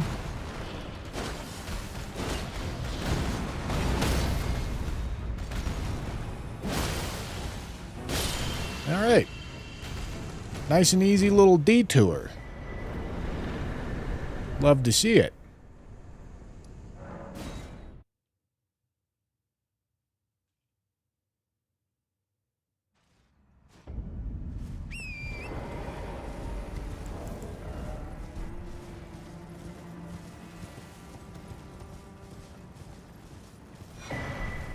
I don't know why I'm picking up seeds. I really don't need to.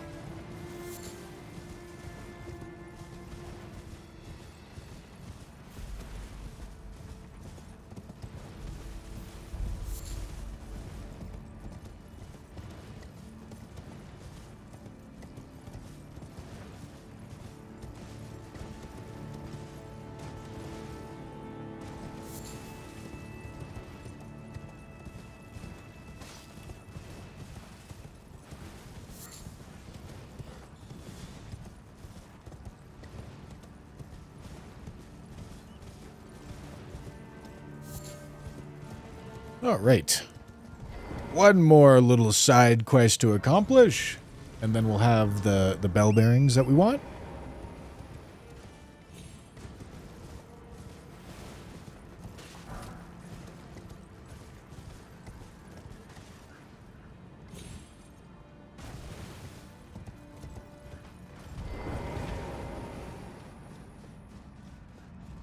All right, gentlemen, like I said, today might have to be an eat-on-stream kind of day. What should I be eating? What should I get? What are we thinking? What are we thinking, gentlemen? Pizza? I had that thought, too. Garlic bread. You want me to... All right, bread. Chinese shit. I could do some Panda Express, gentlemen. Panda Express is always a good time.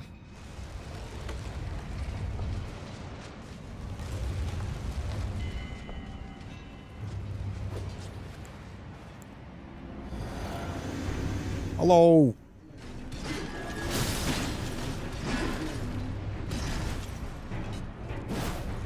Oops.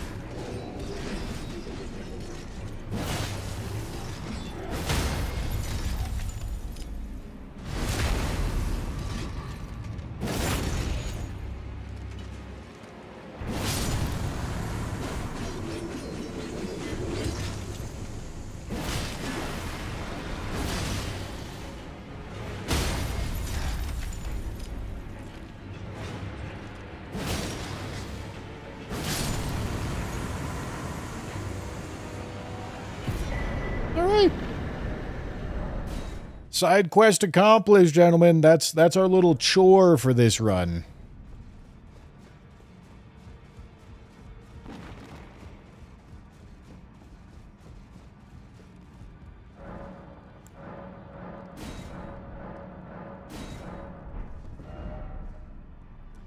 Okay. Let's get headed to Faroum and finish this one out, huh? All right. I'm doing Panda Express. I like it. I'm making the call, gentlemen.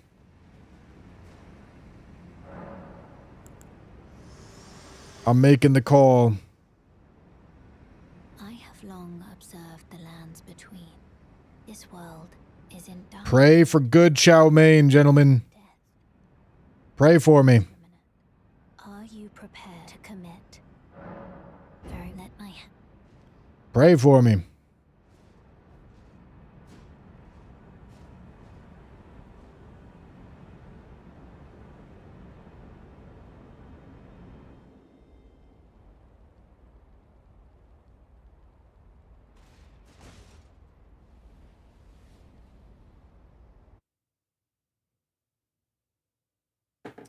Perfect.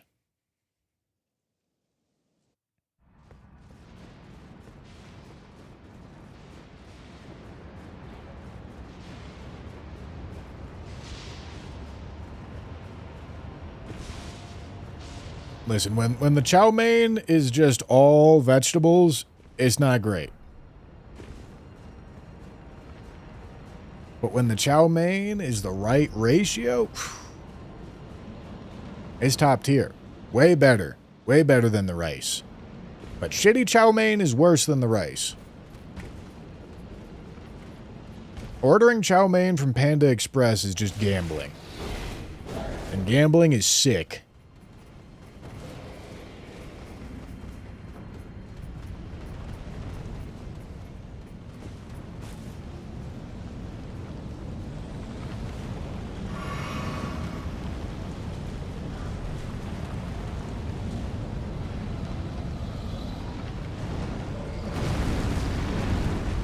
Hello.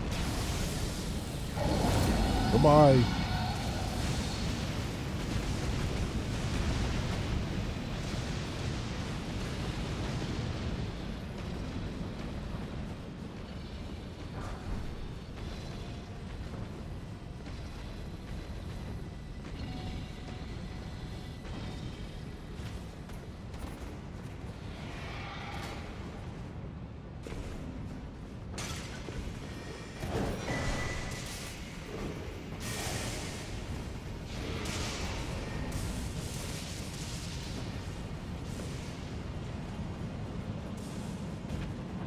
All right. Godskin Duo. I mean, shit, it's still a great sword at the end of the day, so it's still pretty all right.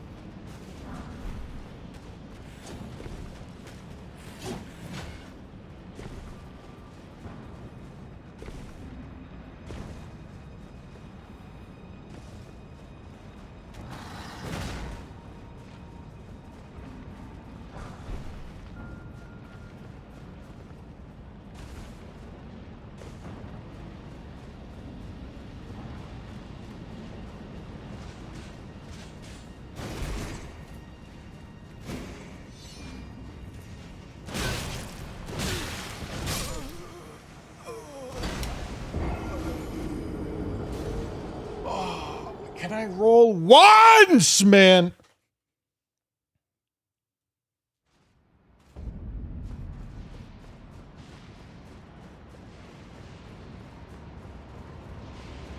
Go again.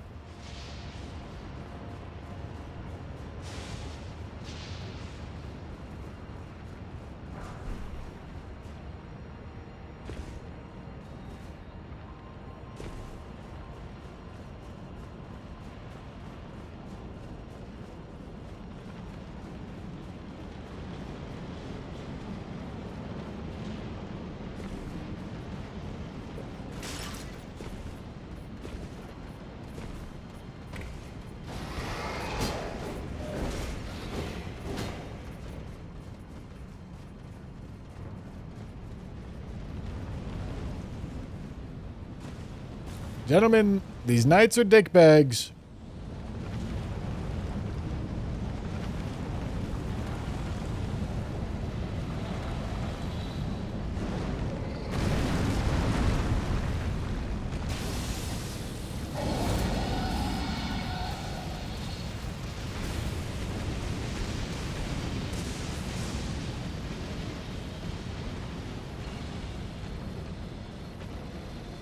These knights are turbo dickbags.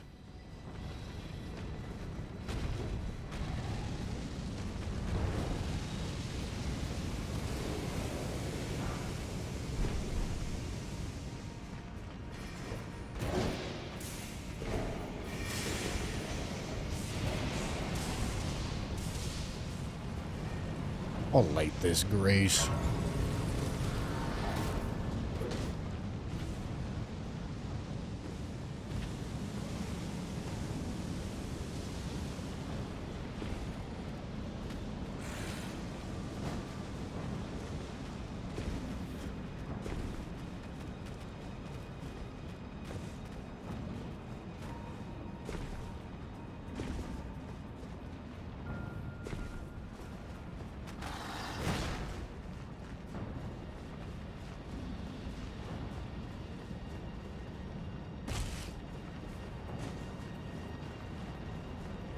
All right, let's do this again.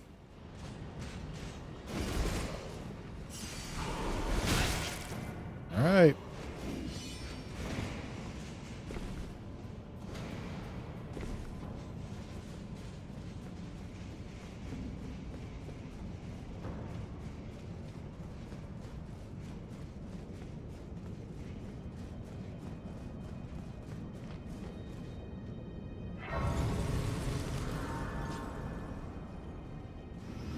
Okay.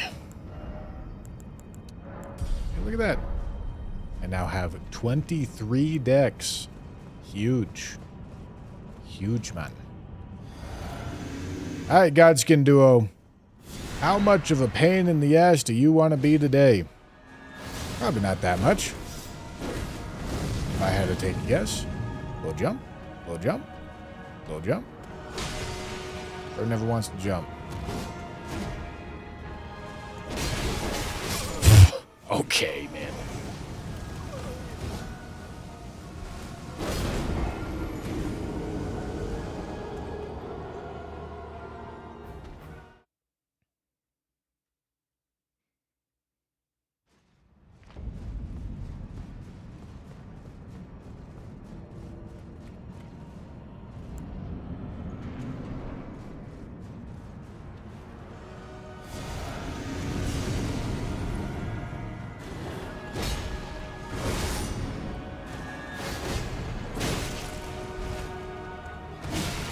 Ow. Always such a pain in the ass. You guys know you don't have to layer your attacks directly on top of each other every fucking time, right? Like, you're allowed to, like, chill out for a tiny bit.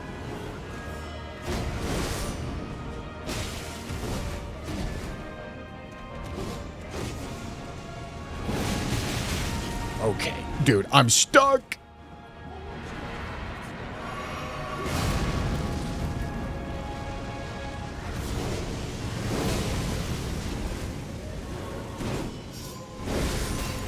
Sacred Blade does have the benefit of being an actual ranged option as well.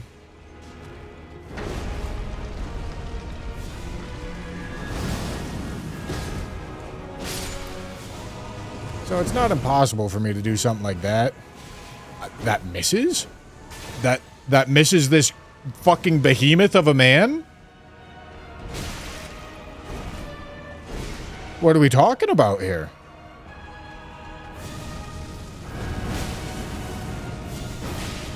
Like, he's bigger than the fucking room we're standing in.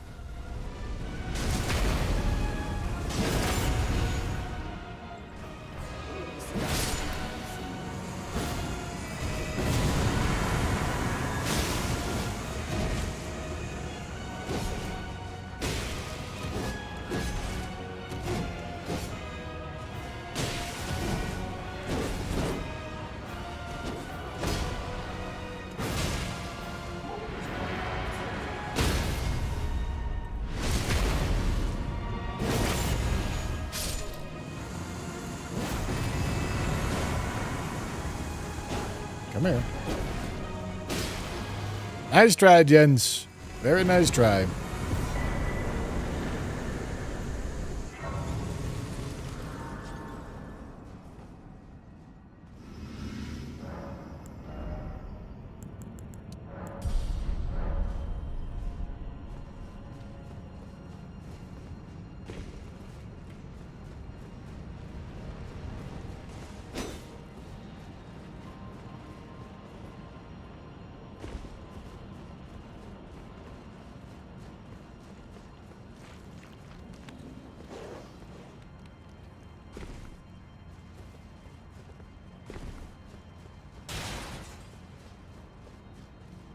Okay. Godskin Duo, pain in the ass when two of them are alive. Like they always are.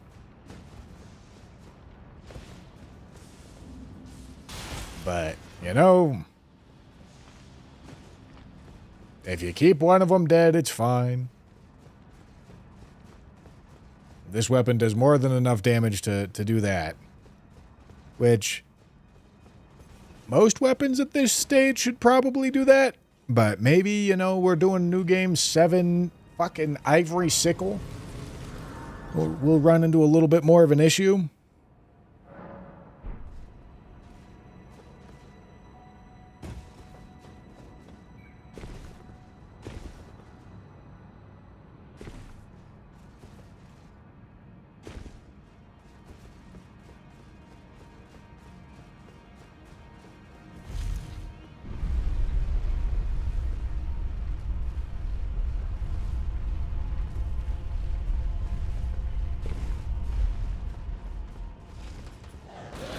Hello.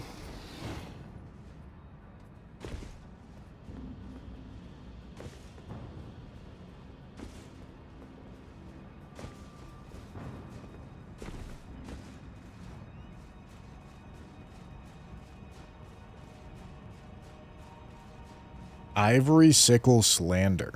Ah, yes. True.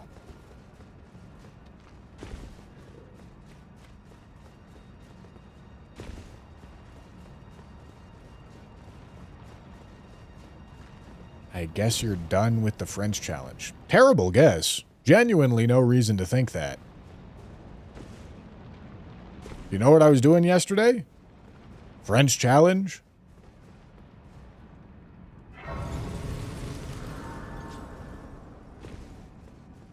Just really, actually, awful guess. I don't know why you would guess that.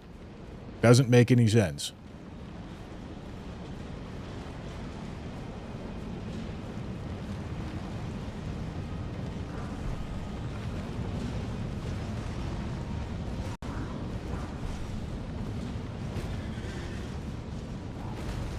Because France got eliminated from the World Cup.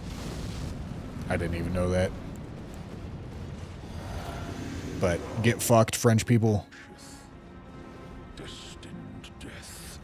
Hey, if I won attempt 63, they would have won the World Cup, I'm telling you. That was the moment that sealed their fate.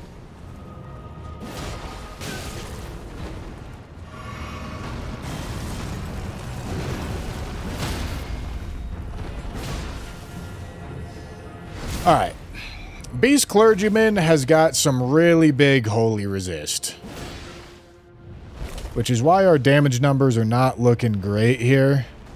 However, we're still using a greatsword, which has a pretty strong moveset. You know? So that's helping. But even still, our damage is pretty bad.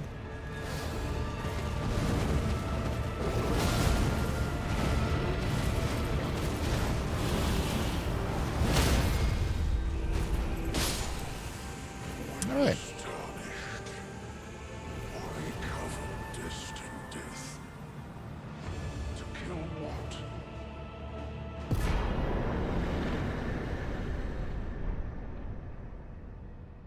Ivory Sickle is a top 447 weapon.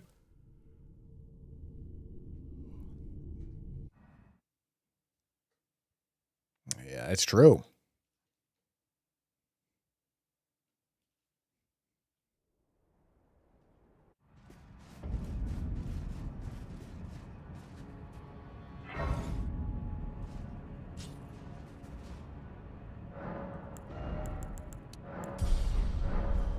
All right. We got to pick up one more Somber 10 while we're out here.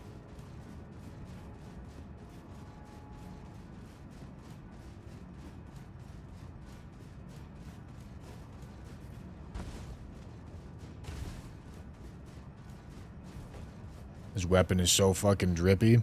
It is a pretty nice looking weapon. And I tell you what, in randomizer challenges, this weapon's a huge find. Not French challenge because it's use what you get.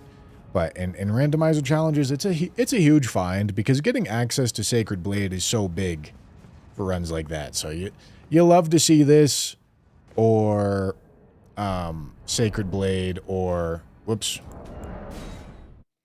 Or Michelin Knight Sword. You love to see these weapons that come with Sacred Blade built into them.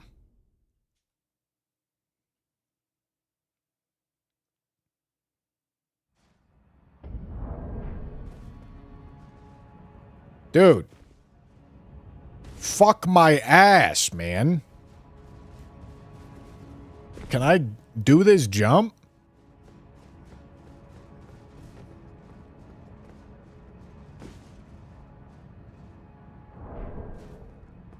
Thank you.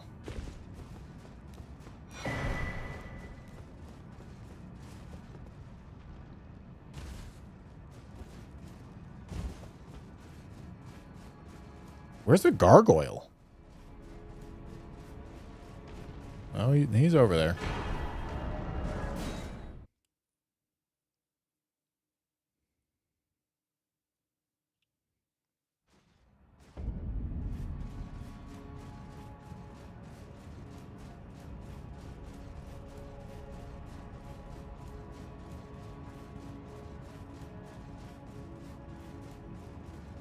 All right. So in this last little stretch, I expect we're really going to see the downside of a wholly spec'd weapon.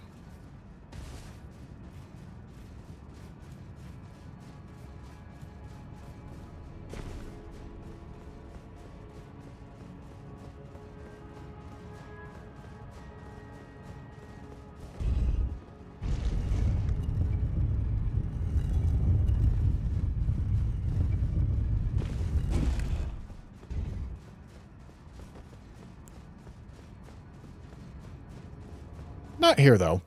Should be pretty good here.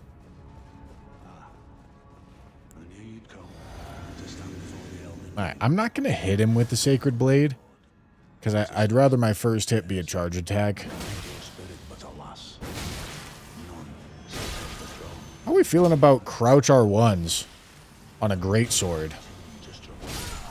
Shit, you know? That kind of worked pretty good. That might be a good idea. Not even you. A man cannot kill a god.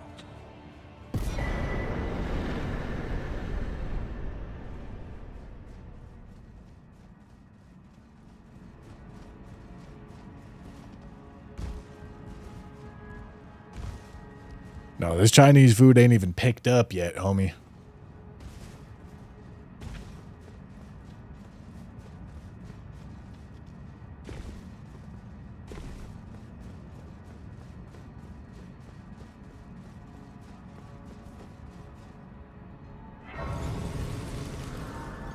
I did kill a death bird. He died quickly. That's probably why you didn't see it.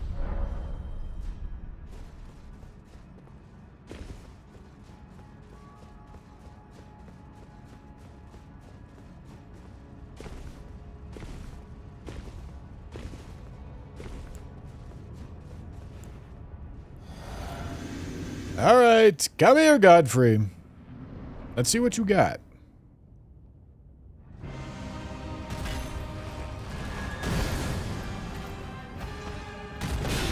Ow.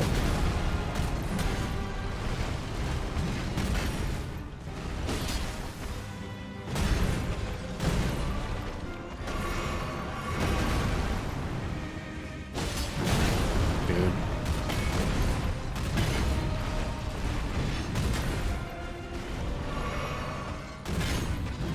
Need to be full health. Get that ritual shield. Sword, sorry. Alright, jump R2s on great swords don't work in this fight. I forgot. Jump R1s, they'll work great.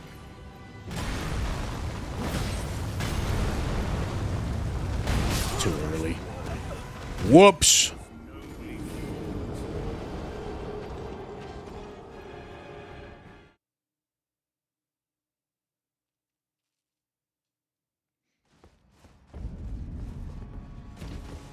Alright. That was scuffed on my part. That was quite scuffed on my part. But also, damage doesn't look amazing.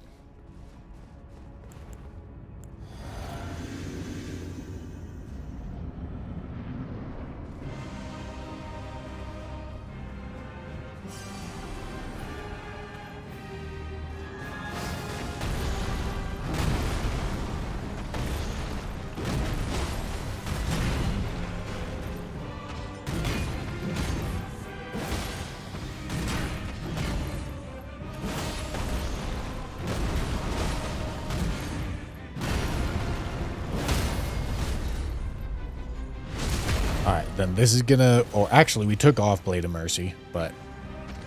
That's fine. That's gonna build up some nice stance for the Phase 2 here.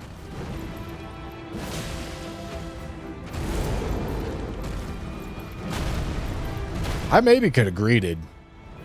We're going to reapply the weapon buff.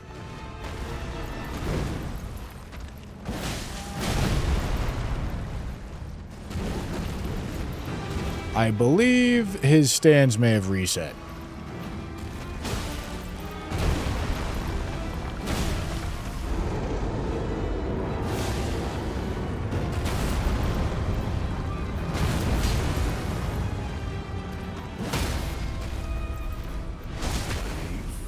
All right. Thy strength befits a crown.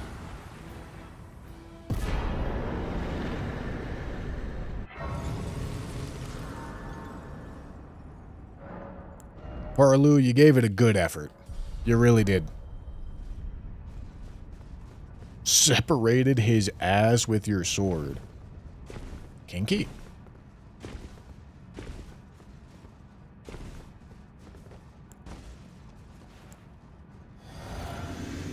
Alright, Radigan, Elden Beast, big holy resist enemies.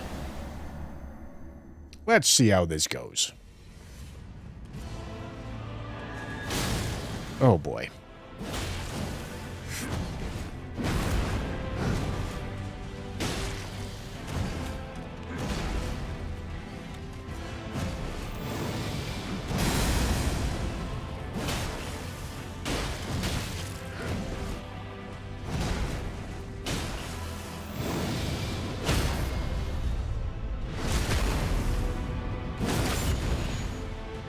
Yeah, not phenomenal.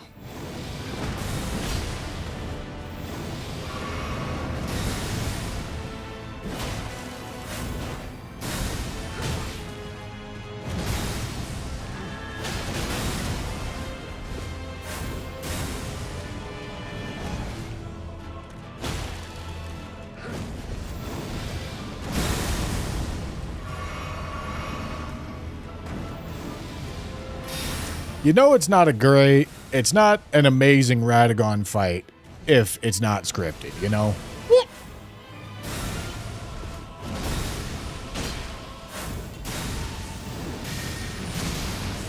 He has enough scripted moves that you should script it a decent portion of the time.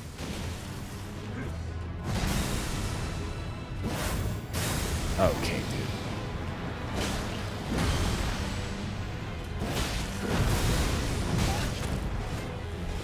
This ain't good.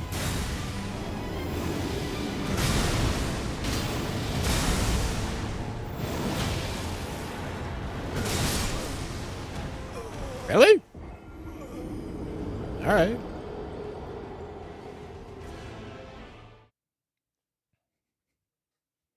If you say so. Yeah, Radagon gets his due. You know, I could... this is probably a net positive on the build right here. Swapping out the Scorpion Charm into Blade of Mercy. But, listen, it's no secret that this weapon is not meant for this.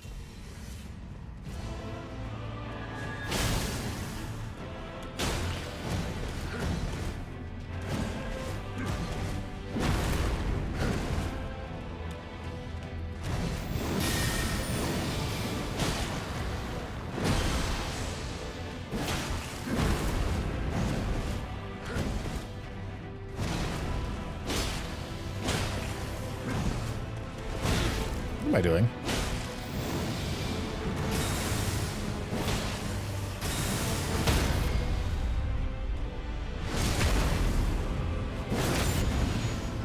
Alright, there goes... Dude, drink twice.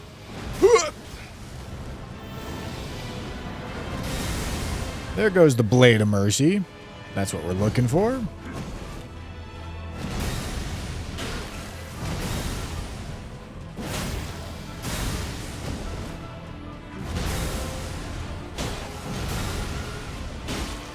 Stamina is not great here.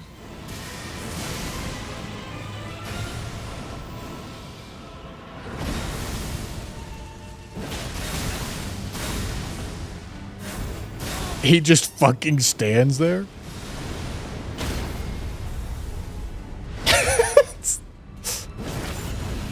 Stands there and watches me.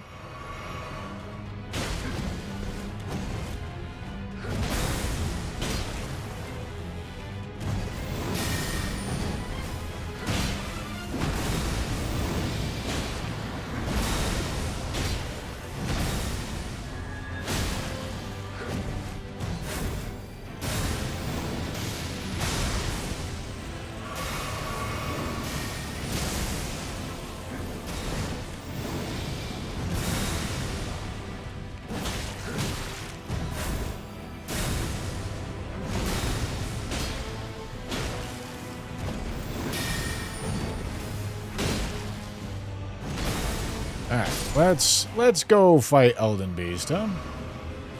Jesus. Yeah, it's not happy days. It's not happy days when that's what the Radagon fight looks like. This damage looks better though. Somehow. Why?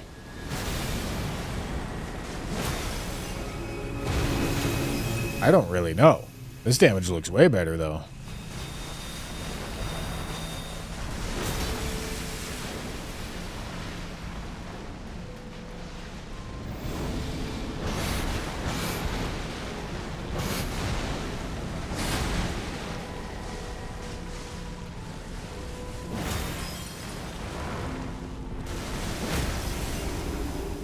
Nice.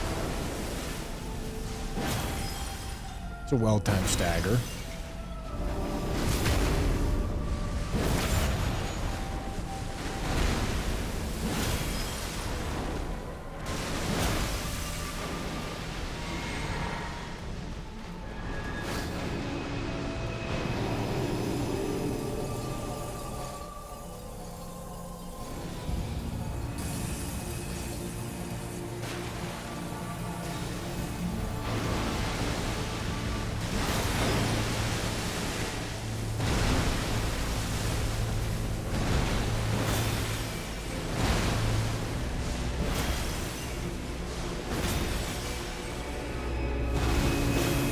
Okay, I just want to keep...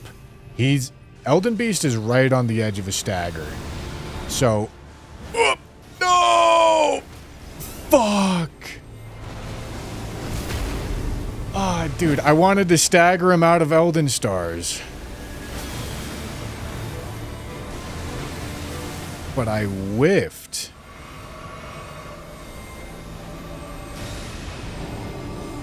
That sucks.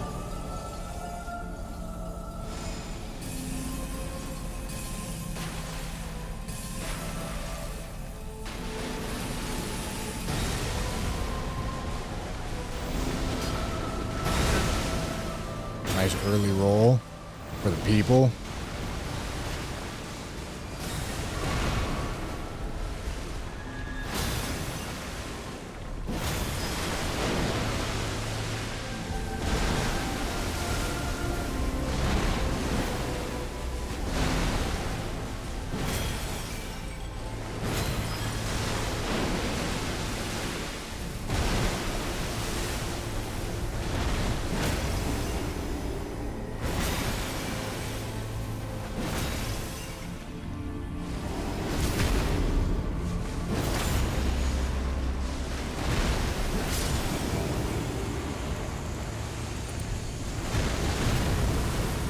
Good job, Elden Beast.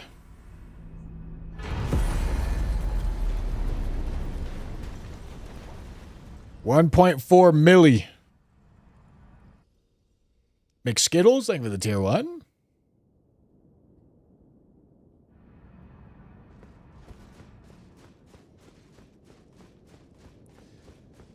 Okay. Okay.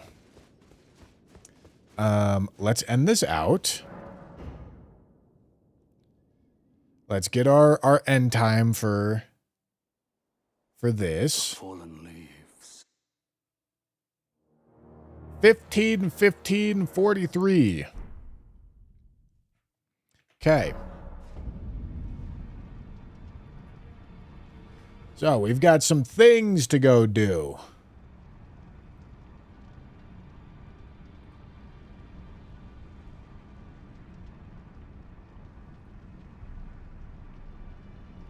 Okay. That was inseparable sword. What'd I say? 1543? 2 hours? Okay, our rune level is 231. So we earned a solid 12 levels in that whole playthrough. And we had 6 deaths on this run.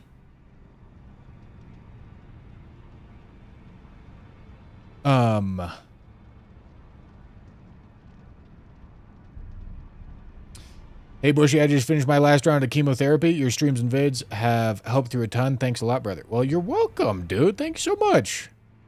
Was that your sub message? Why did it not show up on my alert box? I don't know. Well, listen, man, I'm glad it was helpful. I'm happy you're through it. Or yeah, I'm happy chemo hopefully went good for you, buddy. It was after sub just to chat. I see. Congratulations, dude. All right. Hold on.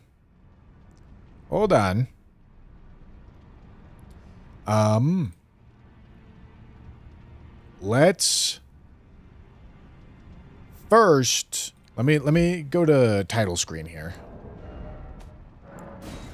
And then let's talk about this weapon a little bit. We got a little bit of inseparable sword ranking to be doing here.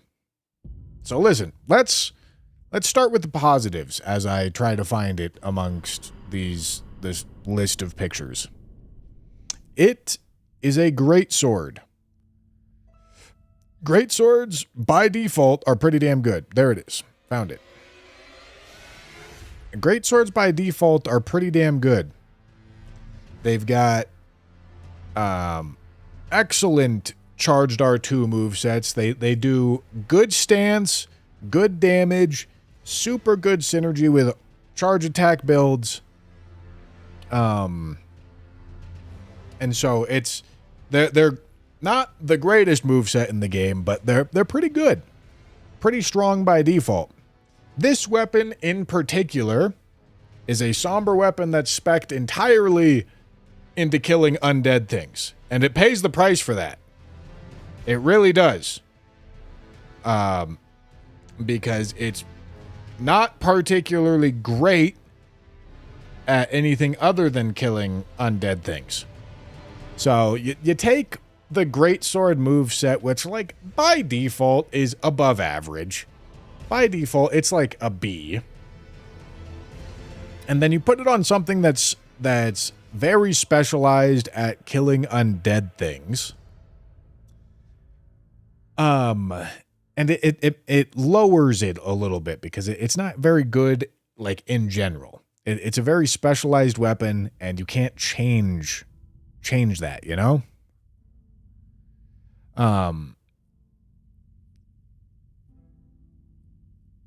What's going on? I don't know what's going on here. What's going on? Yeah, go for it, Jam. Absolutely. Okay. Monologue. Hold on. We're monologuing.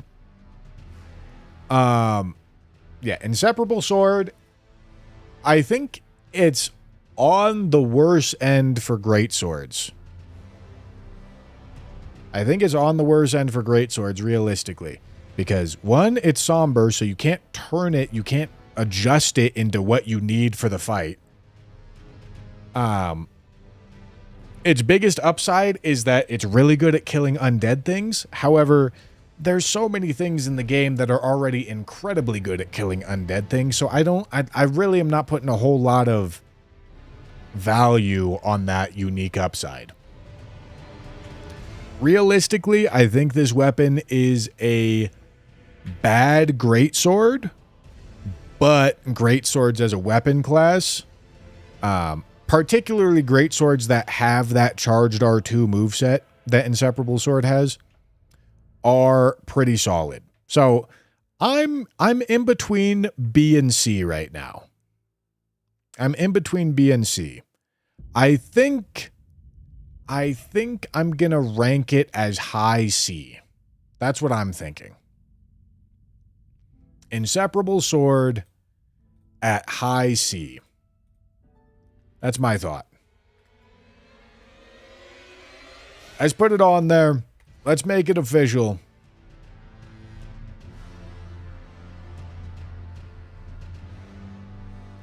Let's make it official, gentlemen. All right. Now, let me go find Inseparable Sword in this list so that I can remove it from the wheel so that we won't roll into it again. Okay. And I think we're ready to figure out what our next weapon's going to be. It's not better than Visage Shield? No. No.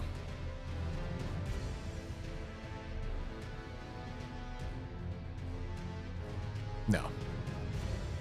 Let's spin, gentlemen. Let's spin. Let's do a big boy spin. What are we doing next? Run number 6. What's it gonna be?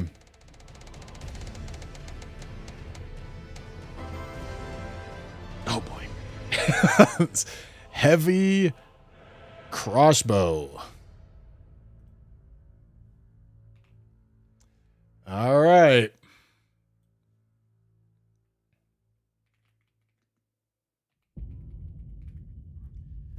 Run number 6 is going to be the Heavy Crossbow. Let's go update titles.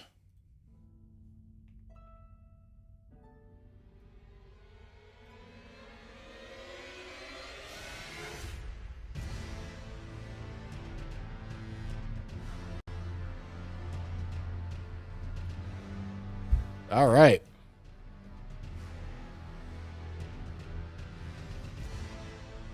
Okay, let's, I first need to figure out where the Heavy Crossbow is from, because that's the first thing we need to do.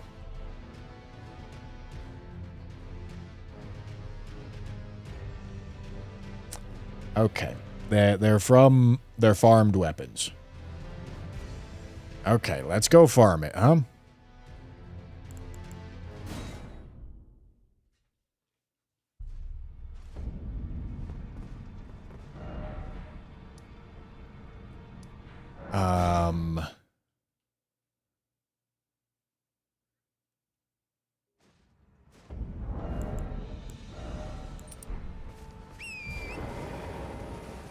One of you has to have a crossbow, right?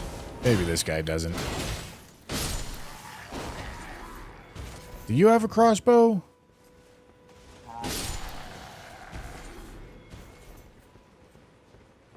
It doesn't have any suggestion of where to farm it.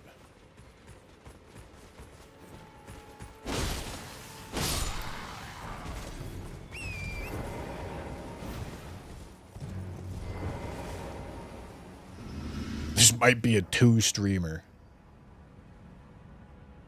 Let's see.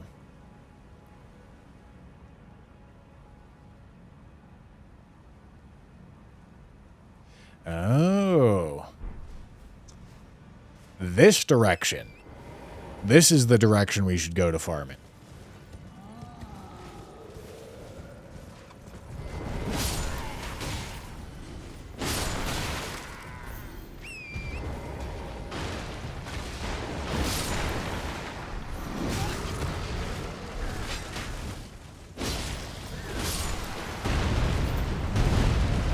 Okay, this is going to be my first, this is a pretty reasonable use of silver pickled fowl feet, by the way.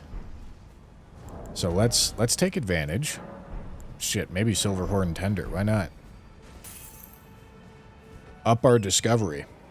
It's a good use of it because we can easily cycle back to the Grace instead of needing to port back.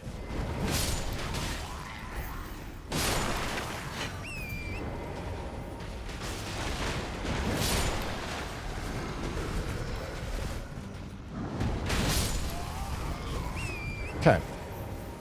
This is going to be the first ranged weapon that we do for one of these. So there's going to be a ton of stuff to go get and figure out.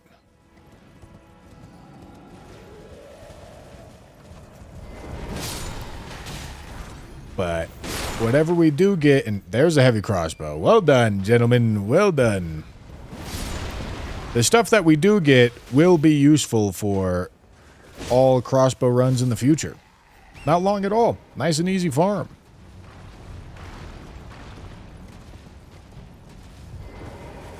Okay.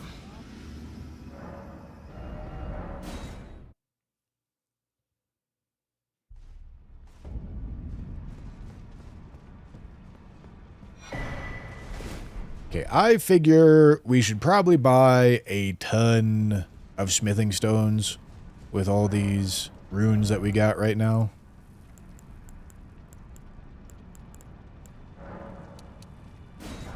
Let me try to have above 100 of all of these.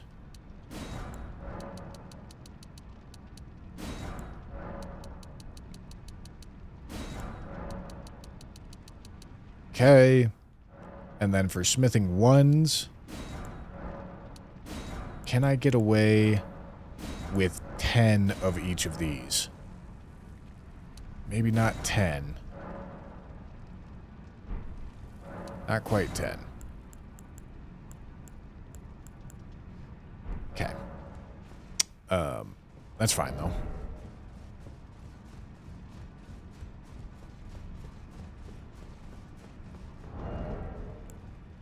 All right. Heavy crossbow, where are you at? Need to upgrade you.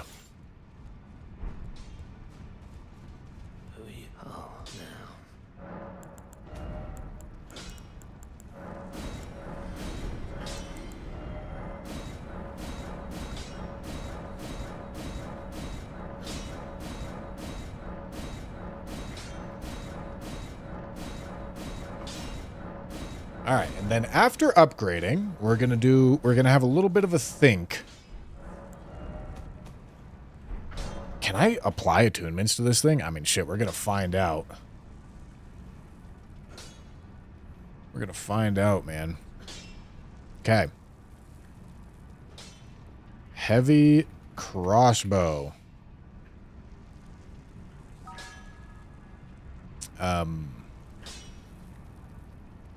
No, you can't do the heavy crossbow. All right, we are left with bolts. There is no scaling. So, all right. This will be an experience. This will be quite the experience. Okay.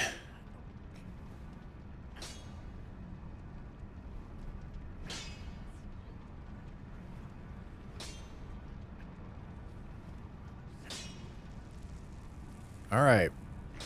Bolts are what we care about. So, there's yeah.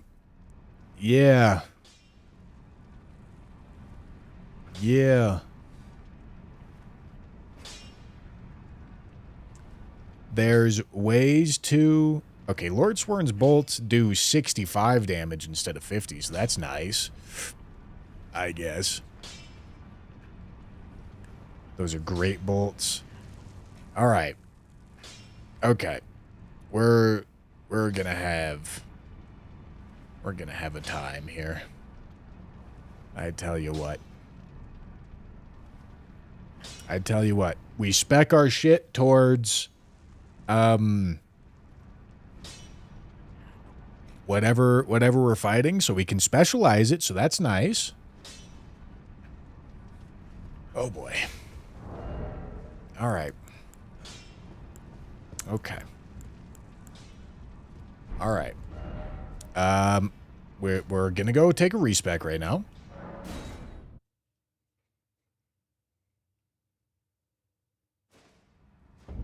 Where did he flee? Is it thy to become? This one's gonna be this one might be approaching like challenge tier kind of level. Let's see what the requirements are. Oh. Be not. I would. So no scaling. So yeah, I guess I'll. Well, okay, maybe I don't want a two-hand because maybe I want to take advantage of something like Jellyfish Shield. So let's make sure we got 14 strength. Okay, and then beyond that, I go here, and I go here.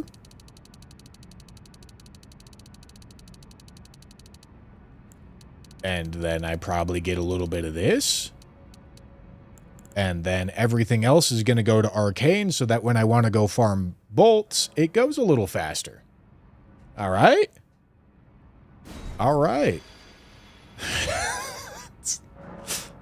That's our rebirth done.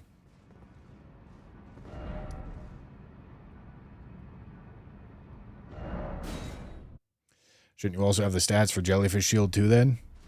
Well, I didn't think about that. But that sounds like a problem for later me to deal with.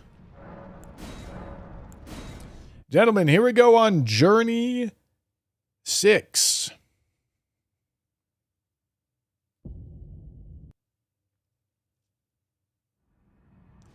Here we go on Journey 6.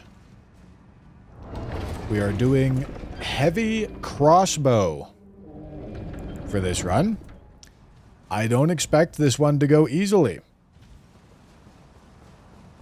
So yeah, let's I obviously don't do ranged builds very often. But Arrow's Reach could very well be nice. You know, a DLC trip to get Sharpshooter's Talisman could make sense. However, my hesitation with that is that I have to go all the way to the fucking DLC if I want to do that. You know? That's a big hesitation for me here. All right. Obviously, we're going to go full resist on our build here. We're going full tank mode. Going full tank mode. Now, something like Ritual Sword makes sense to me, because that's going to apply. And then beyond that, like maybe a defensive talisman like Dragon Crest. And then, you know, beyond that, who knows? Who knows, man?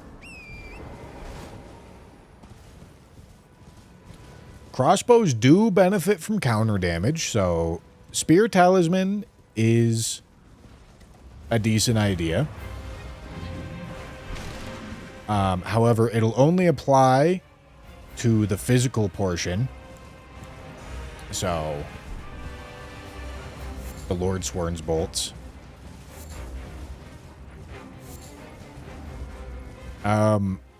Listen.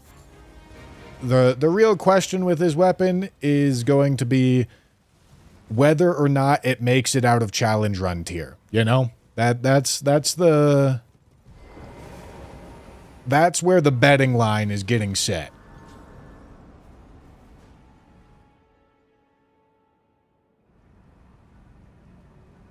They sir, but you, I can play turning root to aid you. You need own to the foot. S tier weapon on God. Yeah, you think so, McSkittles? Thank you for the 100 bits. And then Richard, thank you for the 2 gifted. I missed the 2 gifted. Thank you, thank you, thank you. Okay.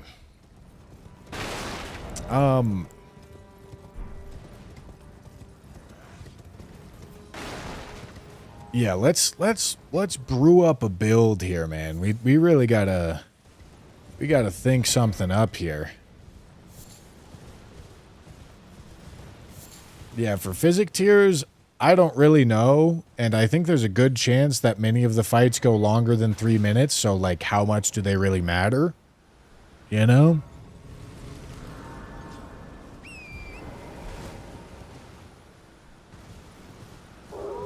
Arrow Sting Talisman is in Limgrave. Is it Arrow Sting or Arrow's Reach? And where's Arrow Sting from?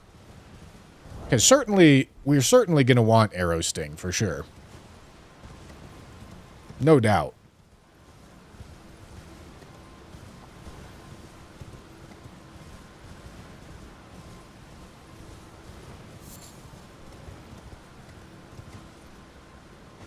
Sting is by Radahn's castle. Yeah, I don't know where. Shows how often I do crossbow builds, huh? Ranged builds. Alright, so there's the arrow's reach. We feel tanky, though. You see that shit, man? Oof.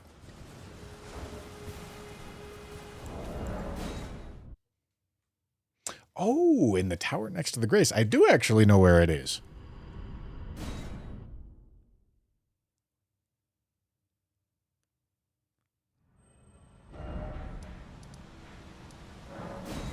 All right, let's go get it. Yeah, all right. Help me out here, chat. Let's brew up what we think is the optimal build here. So, of course, I'll toss on Arrow's Reach. That'll let me shoot from farther away. Honestly, I don't know if I'm going to keep running it. I would like the idea more if we had the sharp shot talisman from the DLC. Because I would be able to free aim from further away and get full damage.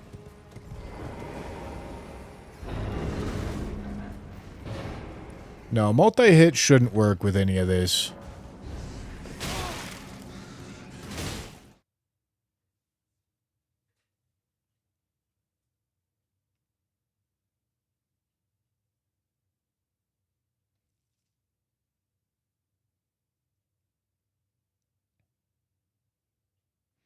Okay, gentlemen, my food did show up. So, once we get this run set up, I do believe it's chow time. Status effects can activate exaltation talismans. Yeah, but those are only going to last for 20 seconds, which, listen, I'm not expecting to be doing very much damage here. That's the big issue.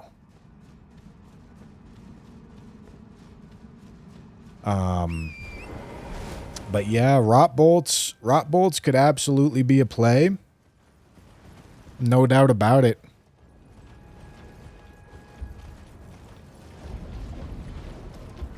Rot and poison become a really attractive status effects when you're not doing a ton of damage, because they do big chunks of damage over time. They're a whole lot less good if you actually do damage and you kill the boss before you can get the full value out of the status effect.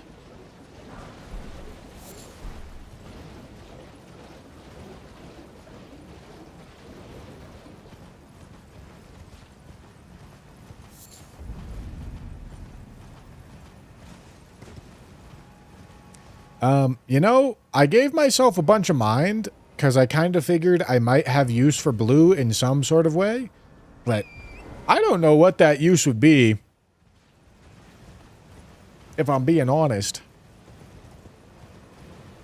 But I got it.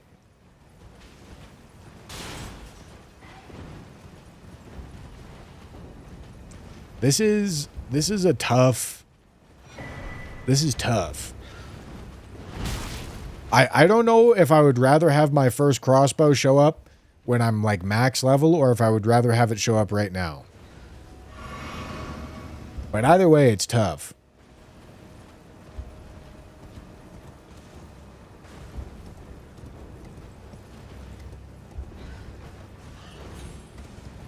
Yeah, and you know, going elemental bolts and fully speccing into them with the physic and talismans, that's a pretty good idea. I'd be down with that.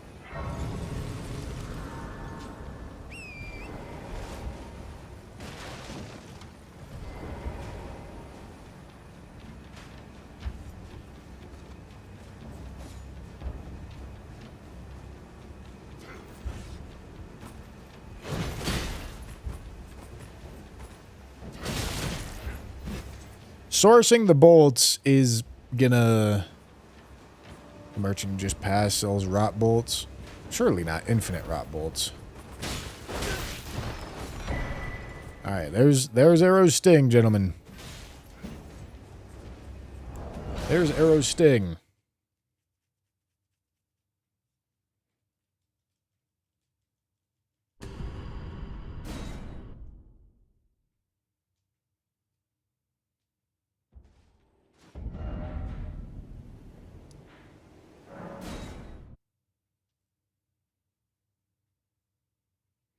Sells book for rot bolts. Okay, but those are going to take butterflies, which I do not have an infinite quantity of butterflies.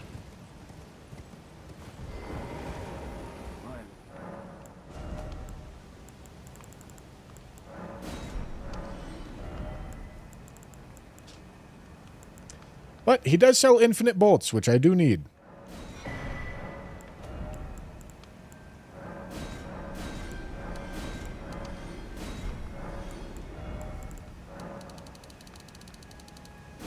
All right. I'll pick those up. Okay. Gentlemen, I'm going to go pick up my food right now. Give me a quick second, and then maybe we go look what damage looks like. All right? Okay, I'll be right back.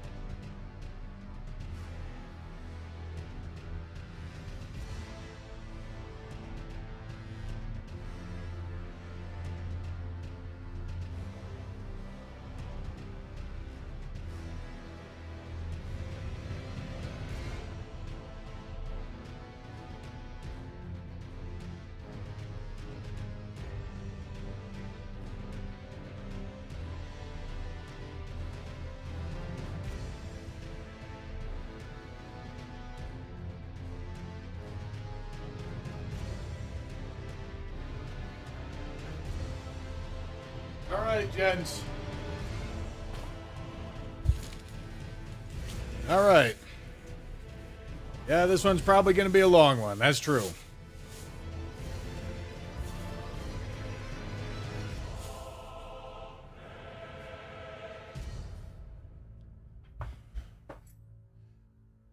Woo-hoo-hoo! Chow Main's looking good. Gentlemen, what a life.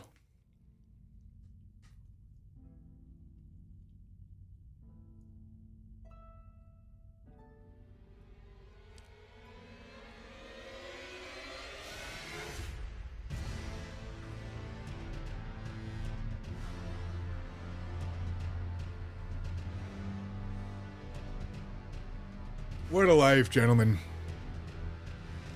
What an absolute life.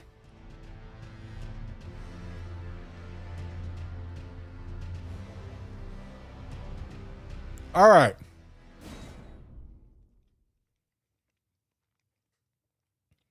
Now listen. There's no Ashes of War to look for. Listen. Here's the deal. I don't know what the fuck I could put in the physic. I don't think there's much of anything to build for there.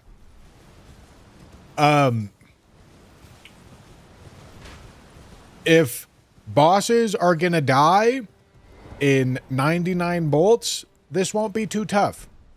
If they're gonna die in more than 99 bolts, it's gonna start getting a tiny bit annoying. You know, so let's go get a gauge for what our damage looks like.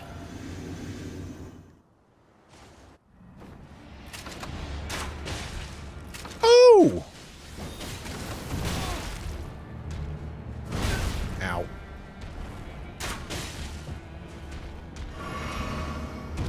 You know what I actually kind of want here? I want big Crimson Seed Talisman.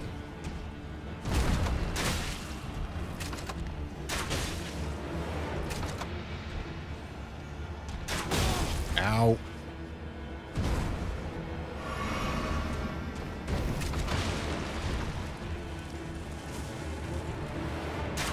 Damn it.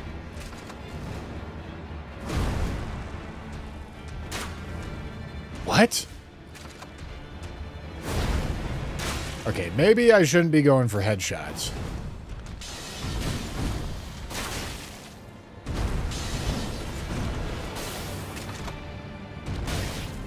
Yeah, you know what? I want healing over time. And I want Crimson Seed.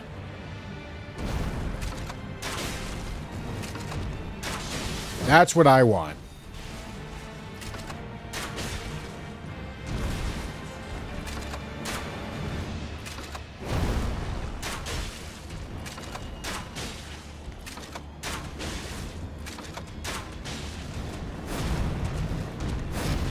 But hey, listen, we just stacked 1k damage right there, gentlemen. Thou art of passing skill. Warrior blood must truly run in thy veins.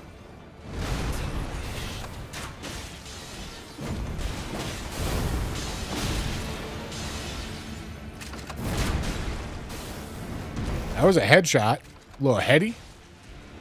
Ow. Listen, like I said, this is going to be a question of whether or not this makes it out of challenge run tier. If this weapon shows up on the bell curve, if this weapon shows up on F tier, that's an overperformance. Because you got to remember, I specifically put in a tier that was dedicated for weapons that you would only use as your primary source of damage on a challenge run. So if this is just a shit weapon and not a challenge run weapon, that's great news for this guy, I tell you what.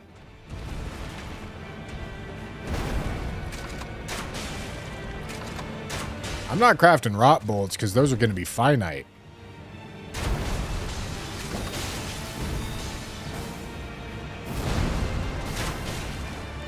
I don't want to use those.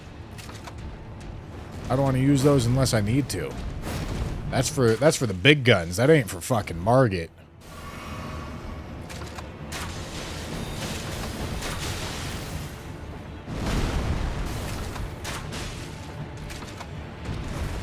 Thankfully, poison bolts are infinite. Do I have to craft them or can I purchase them? Because poison bolts are big.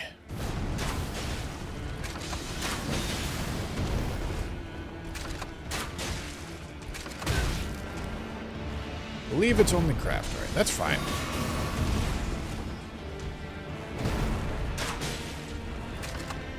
All right, yeah, no problem, dude. That was nice and easy. Granted, it's Margit.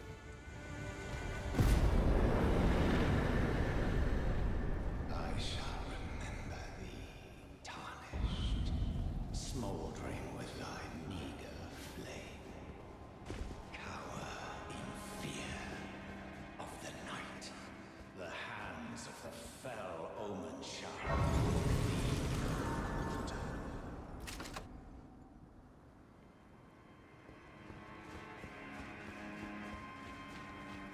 You there? Come over.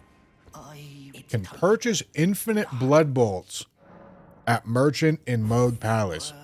I mean, that's a play. That's a play right there. The gay.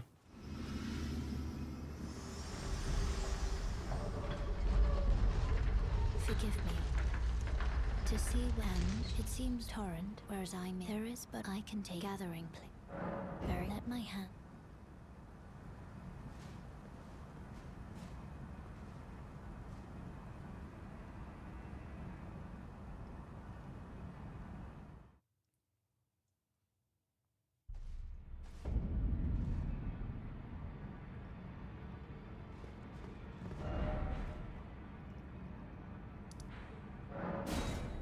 All right.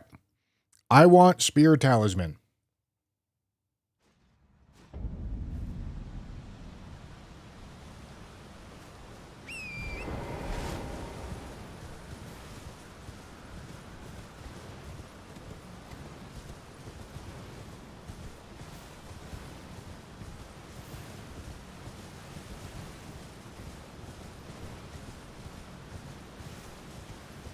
Chow mein and orange chicken, gentlemen.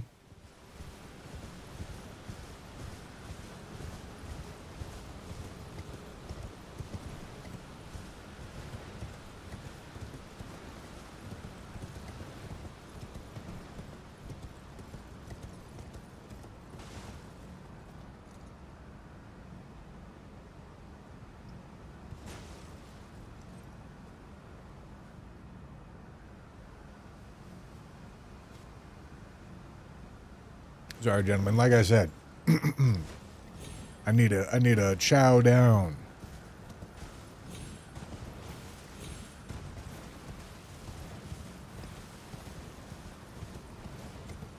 Need to chow down, gentlemen.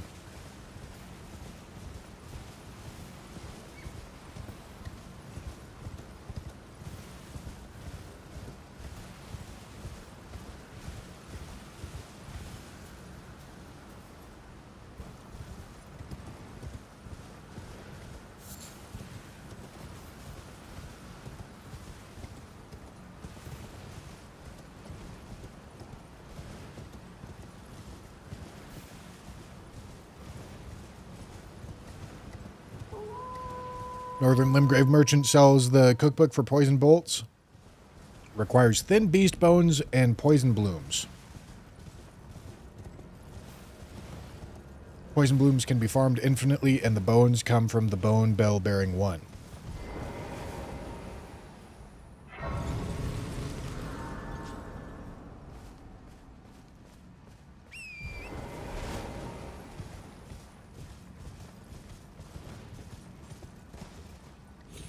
This is all getting cut. I would hope so, David. Shit.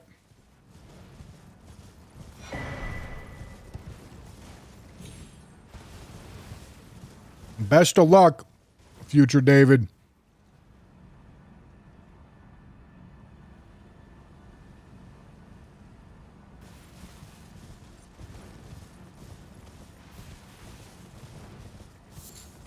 I got a mini challenge run brewing for you.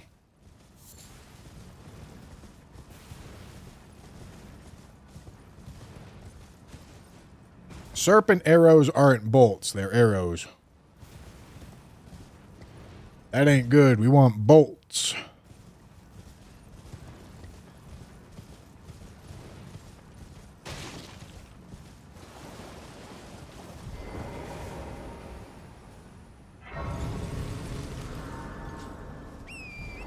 Get a bunch of crafting stuff for future bow runs. Nope. We get what we need when we need it. Because, gentlemen, if I just prep it all beforehand, I run out of things to do.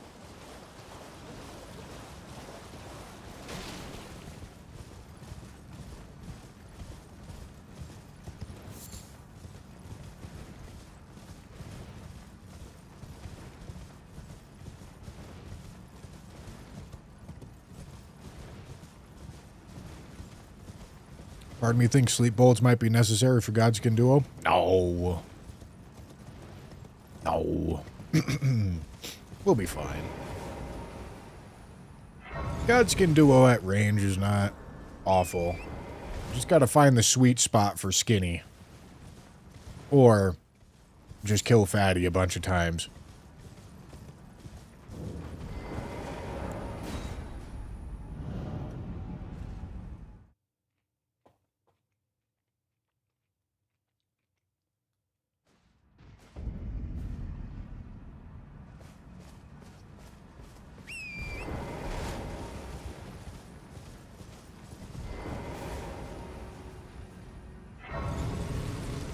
What he means to say, Jet, is he likes to keep me on my toes. God forbid he sends me some light work. This guy, man. I feed him 5 runs in a row of me beating the game with a weapon. And he starts complaining the moment I roll a crossbow. Devious. No gratitude out of this guy.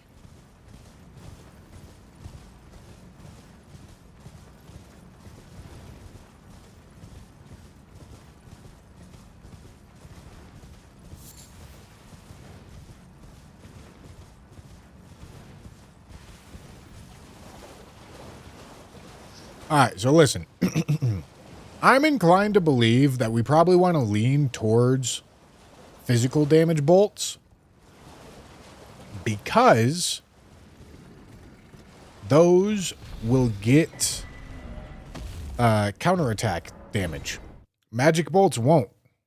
Magic damage doesn't. It's only pierce damage that gets counter hits.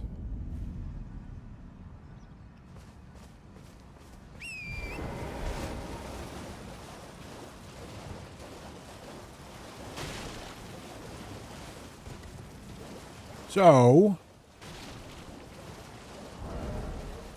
yeah, I think that's what we're going for. Done my intro for Inseparable Sword yet? This guy's a fucking intro fiend, man. Alright, chat, I'm just gonna keep it 100% candid with you. I don't think we're gonna finish the Heavy Crossbow run today.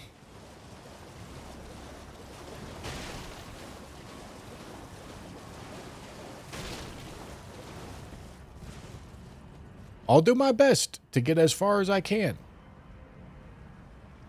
I don't think I'll finish it.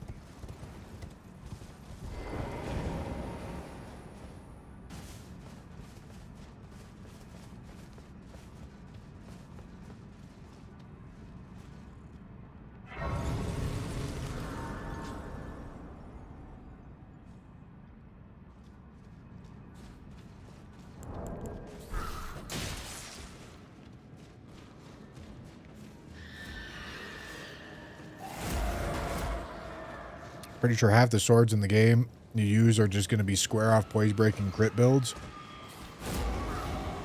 You want to take a guess how many weapons square off can go on to?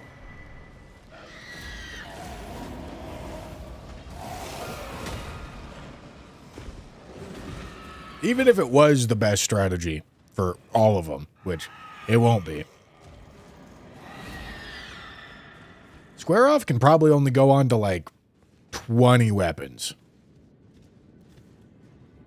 Square off goes on to straight swords, and that's it.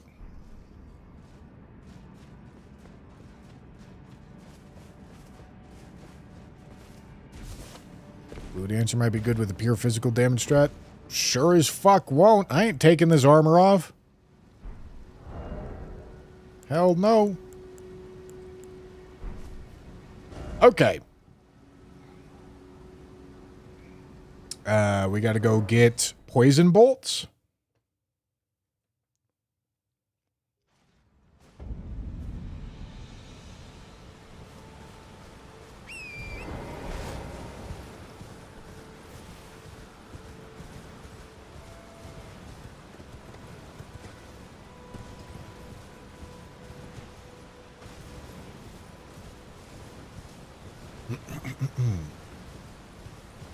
Alright, we're going to go poison bolts, and then I'm going to put on Mushroom Crown, because Mushroom Crown's actually a really strong piece of armor.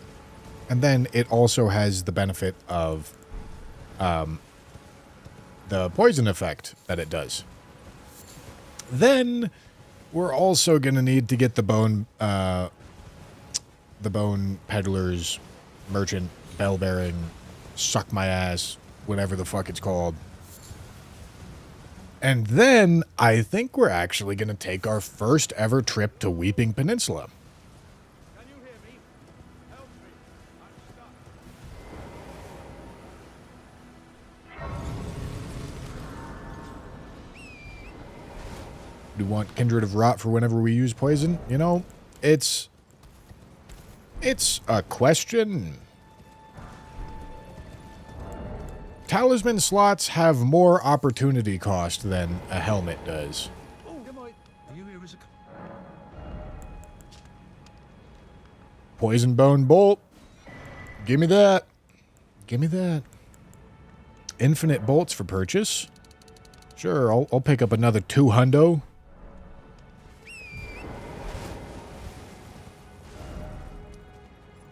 I didn't like that, Grace.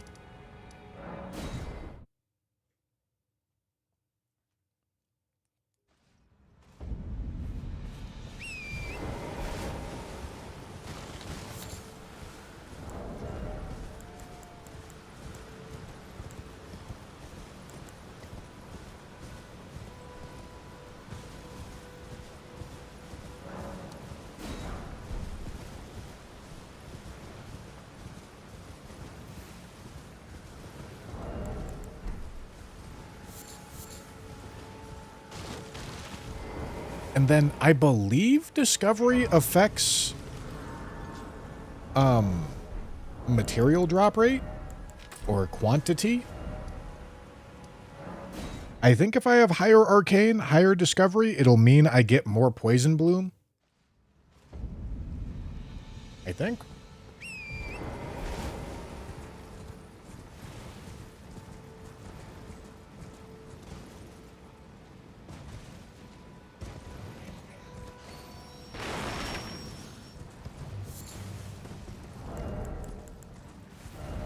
You know, if I'm going to be, like, scrote to scrote with a dude, I don't think I really care about Arrow's reach, I'm going to be honest.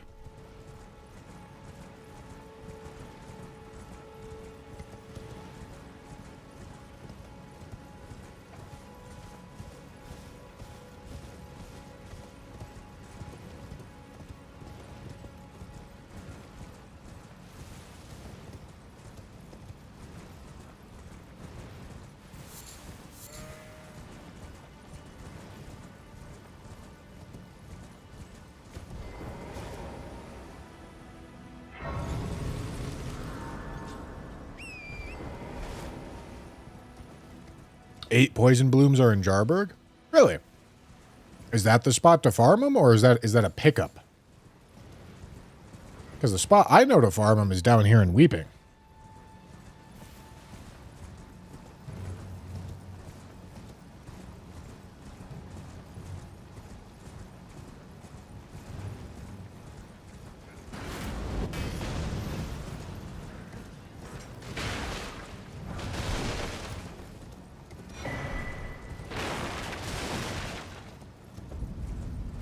Really?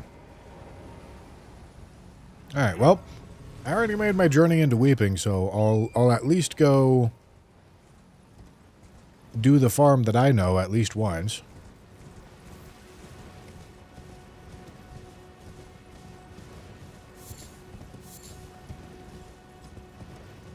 But yeah, if Jarburg got Poison Bloom, then shit. We've got a pretty solid source of infinite regular bolts and infinite poison bolts without a ton of effort.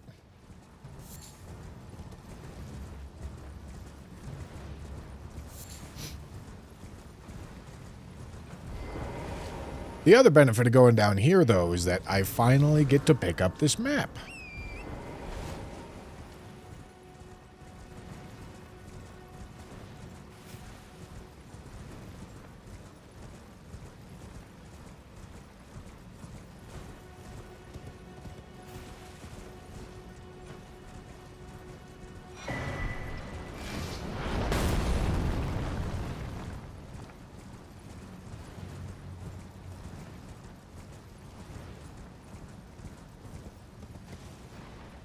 But yeah, over here is the spot that I knew to go pick up Poison Bloom.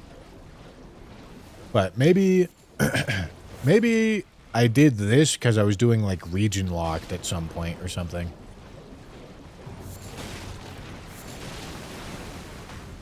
Because if there's pickups in Jarburg, that would be way faster.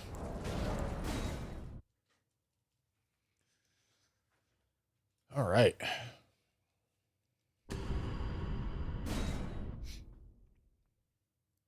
Oh, Utkar, thank you for the membership. Appreciate you.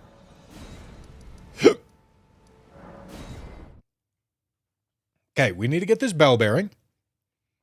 This is an important bell bearing to get.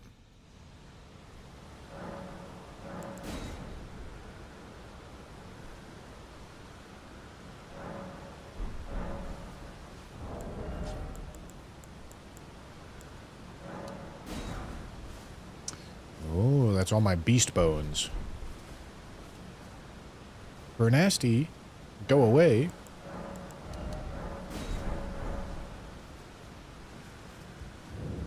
Name's Bern. Let me ask, are you here? Does your despite takes me any into all I know? Now's the time.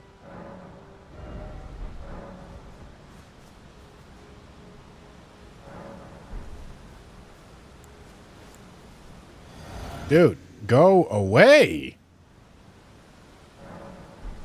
Brother, can we stop fucking around here?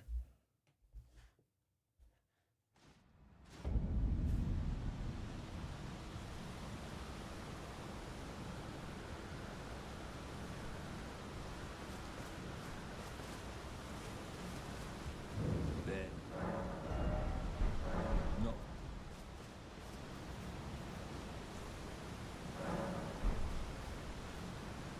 Merry Christmas. God.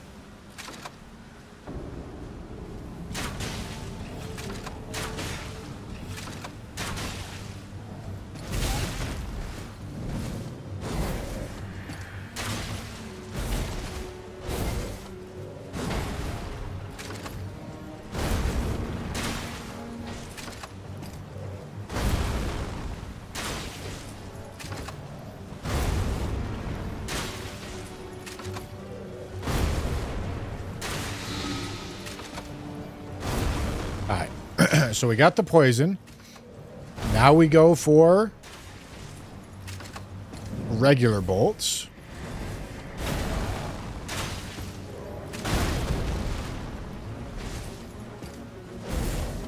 Look at the damage, gents.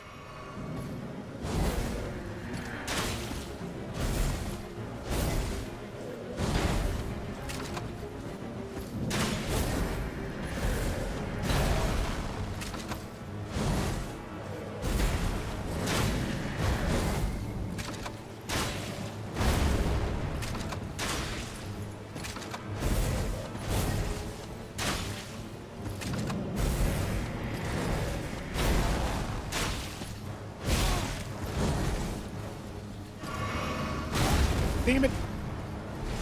I should probably make sure to be... I wanted to be max health.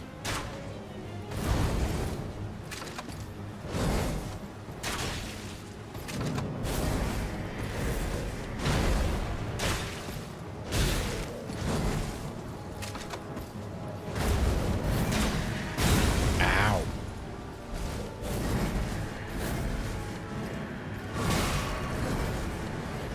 Stop it.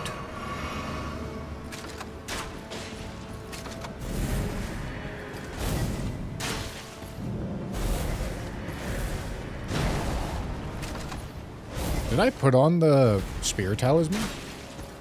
I don't think I did.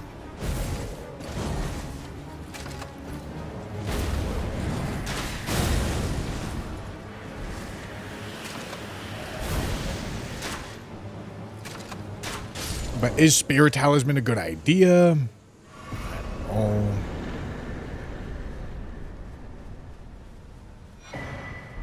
Bone Peddler's bell bearing. Nice.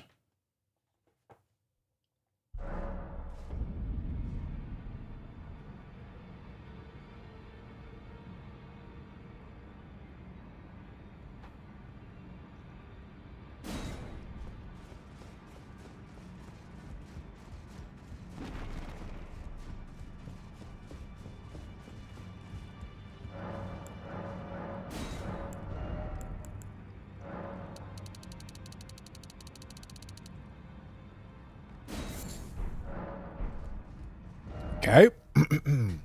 That's a ton of beast bones.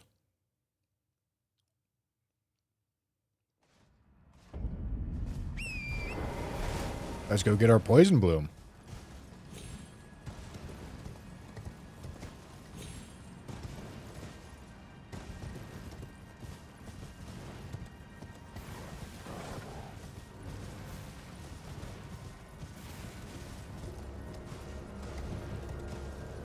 Sharp Shot Talisman is like maybe an idea, but also it sounds like a complete and total nuisance to get. Sounds like a total nuisance to get, and I really don't know how good it's actually going to be.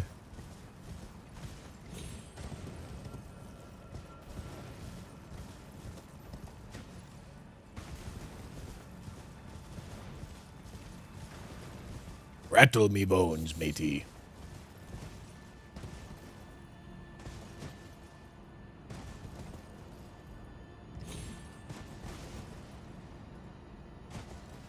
All right.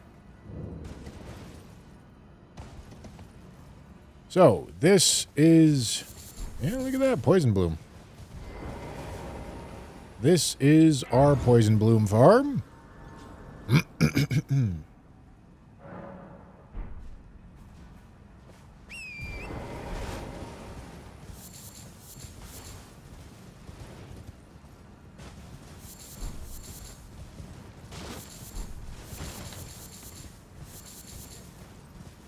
Okay. That looks like all of it to me. Oh, nope, there's one right there.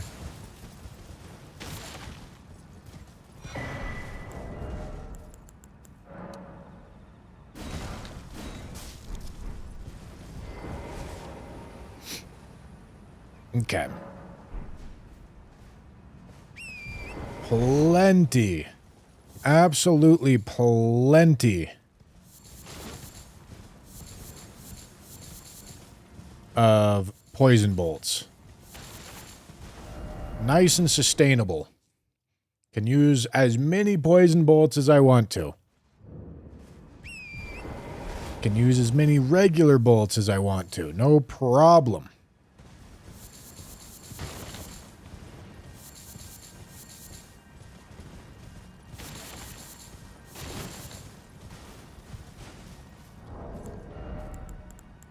Okay. All right, I've got a ton of poison bullets now. Okay. Let's go take on Godric, and then getting access to infinite rot bone bolts.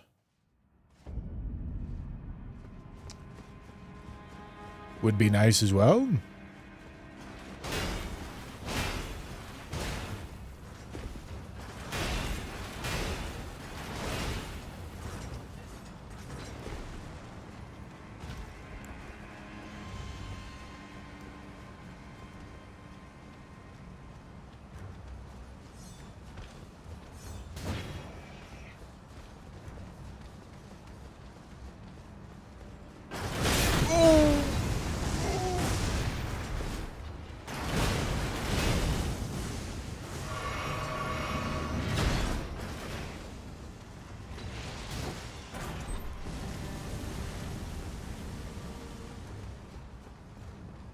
All right.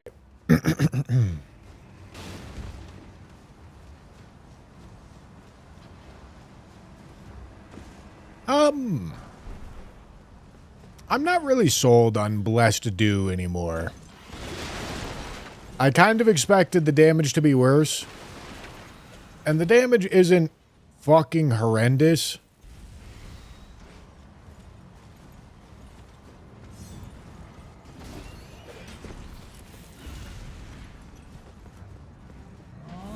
So, I don't think we needed Blessed Do It here.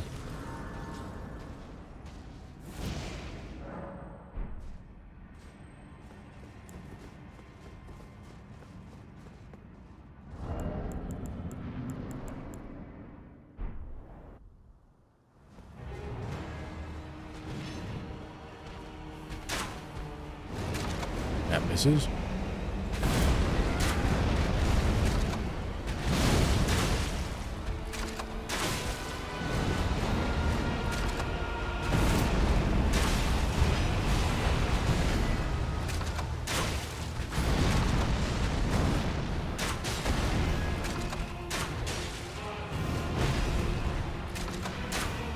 Whoops.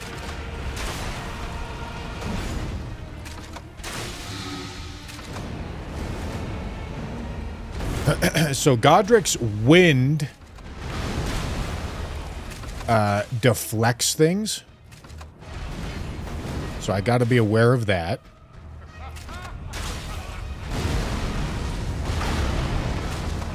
Already stacked up 3k damage.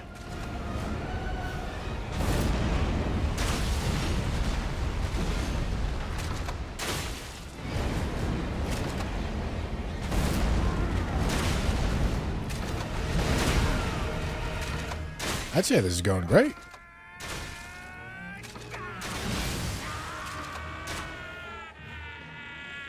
I'd say this is going excellently. He still has poison on him? I didn't know the poison carried over between phases. Look at that big counter hit.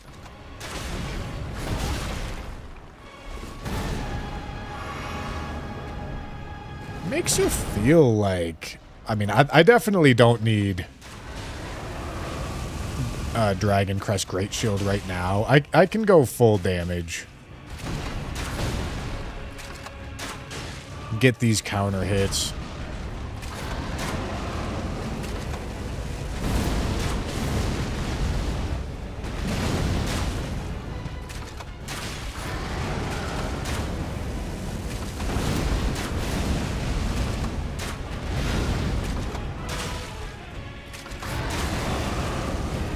Doesn't make sense to try to build up more.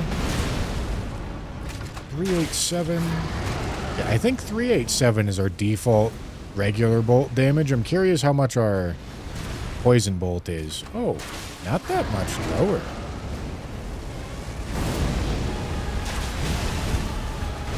Maybe it is much lower. Because maybe I was getting a counter hit.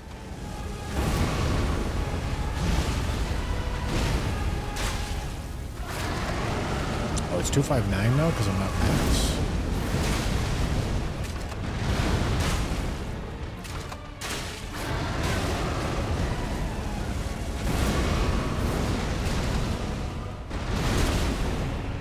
But either way, going smooth. Cool. Very cool. That's great rune 1.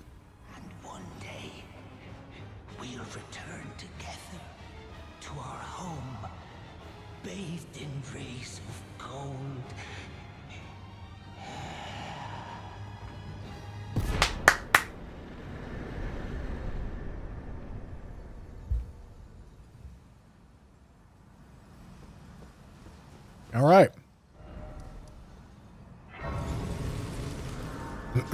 Okay. So my option is make my way towards Moog right now. I should just go get the blood bolts.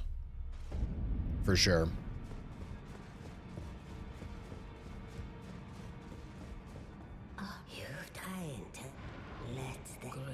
D tier incoming. God, that would be one hell of an overperformance, wouldn't it?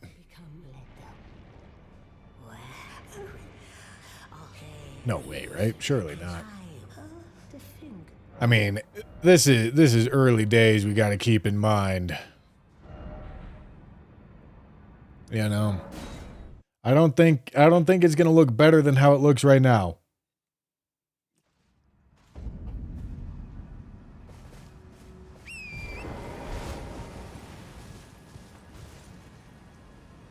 Damn it, dude. I gotta go all the way to Altus.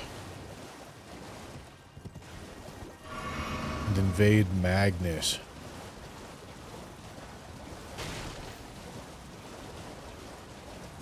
But it is what it is. Gotta do it.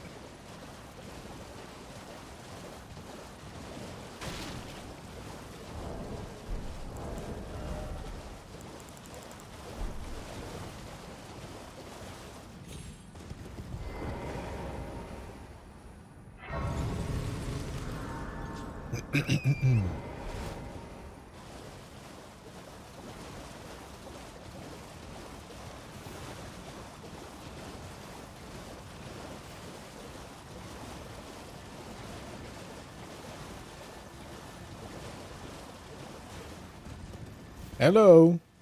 Hello, Mr. Man. You claim what? My dad, words are truly, I believe, even that's the part. Oh, Thank you. bit to try, and if it, I've Okay.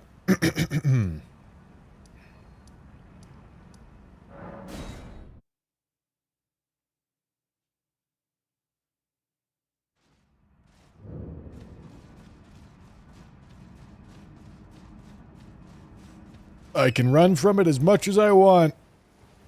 Still gotta do Celia skip. No avoiding it.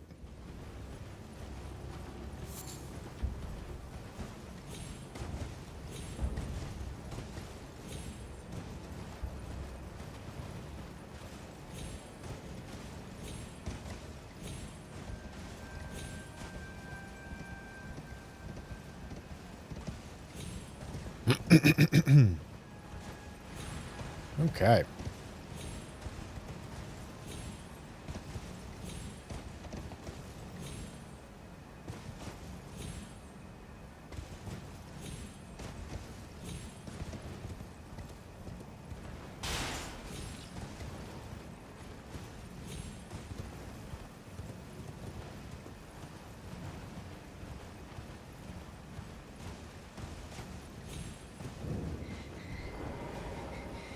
Okay, we're going for Dectus Medallion now, by the way. We need Dectus so that we can go to Altus, so that we can invade Magnus, so that we can progress Vare's quest, so that he gives us the Moog's Pureblood Night Metal, so that we can go to Moog, so that we can talk to the merchant, so that we can get our bird bolts, so that we can have access to bleed on our crossbow for the rest of the game. Sound good? Sick.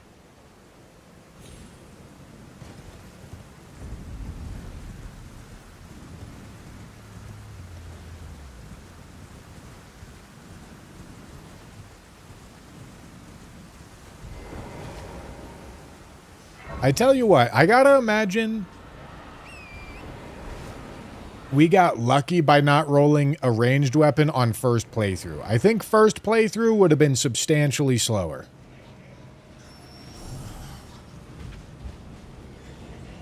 than sixth playthrough or second playthrough would be, or 200th playthrough would be.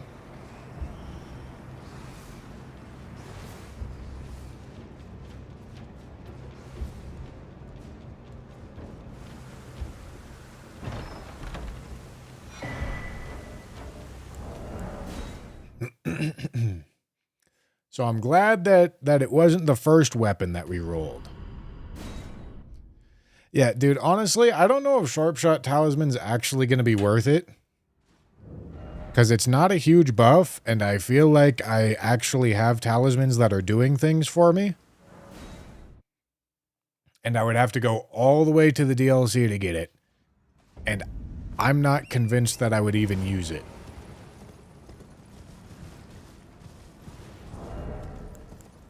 Because, like, listen, it could replace Kindred of Rots, but, you know, at that point where we're taking away this, like, temporary 20% buff that I get in favor of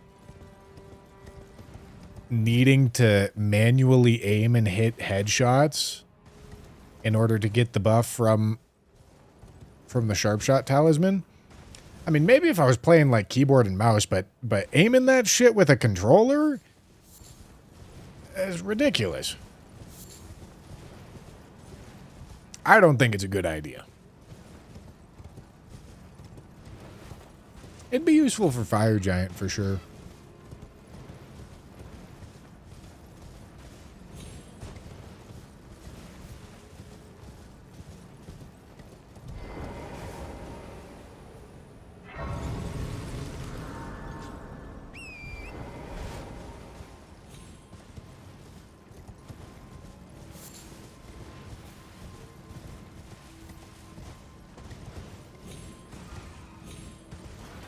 You have to use the crossbow to acquire the next weapon if it's a drop that I don't have. Yeah. Pray to God that it's something easy to get, right, man? Imagine it rolls fucking Radahn's greatswords.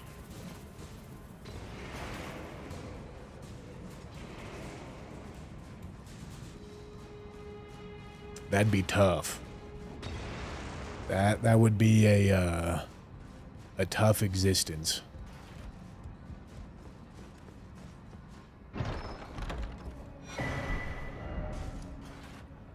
Okay.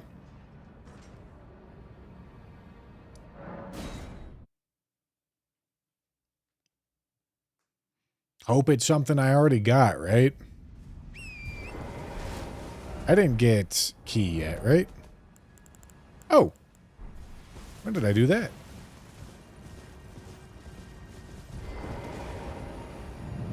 I have Radahn's Remembrance. Oh, do I? Yeah, that's right. I did kill Radahn. Shit.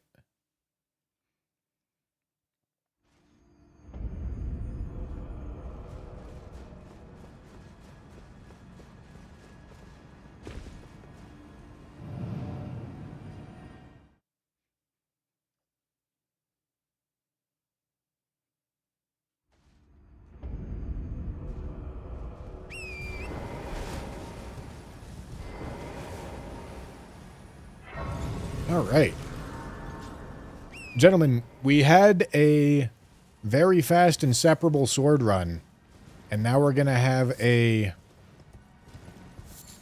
questionable, a run of questionable length with this crossbow.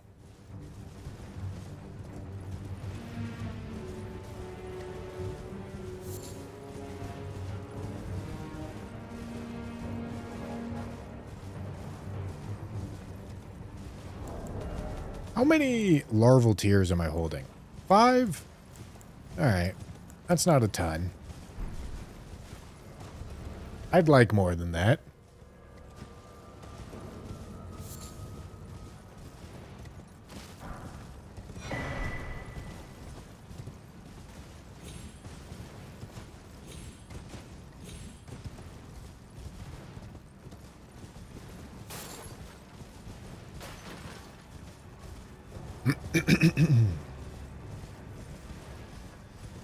Okay, and then after we get access to Moog, we should be ready for Radahn.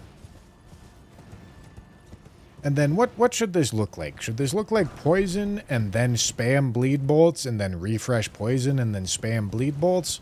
Or should the bleed bolts get swapped out for regular bolts at some point? At what point does the drop in damage from the bleed bolts stop making sense? You know? This is the question.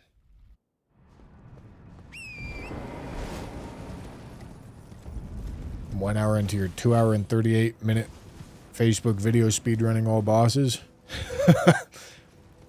Facebook's been a funny platform for me. It's a weird little place. I've just been uploading all my YouTube videos to it. Just the huge backlog of videos I got. And despite it being, like, mostly structured around short videos, I've had a bunch of people watch for really long periods of time on my super long videos.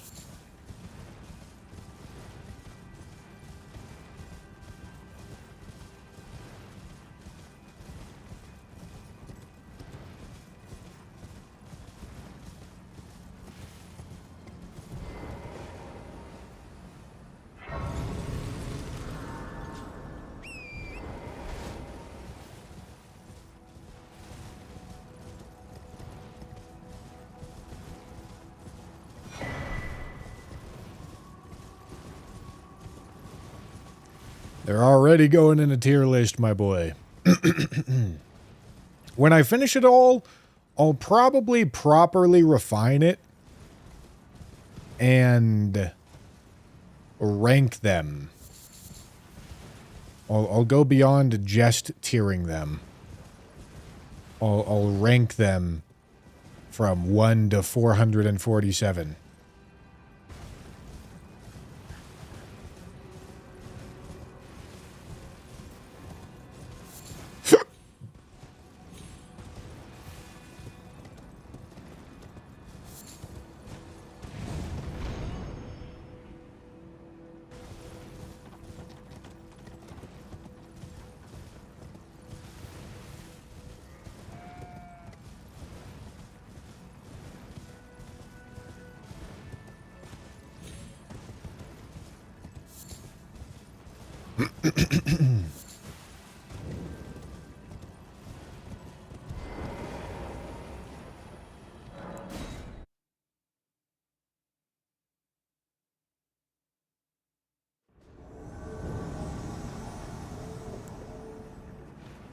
Okay, I'm just gonna let him kill me.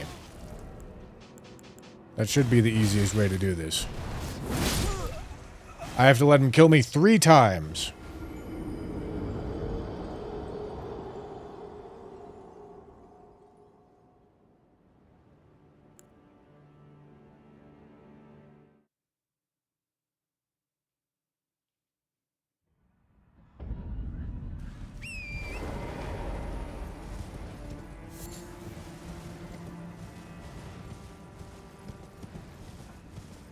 Well, I even remember all of them by then. Well, they'll be in a tier list. And I'll have a huge document of stats written down. I'll also have a backlog of YouTube live streams describing my exact thoughts at the moment.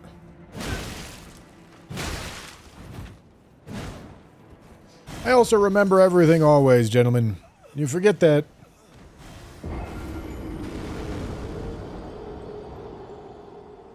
You forget that, gentlemen.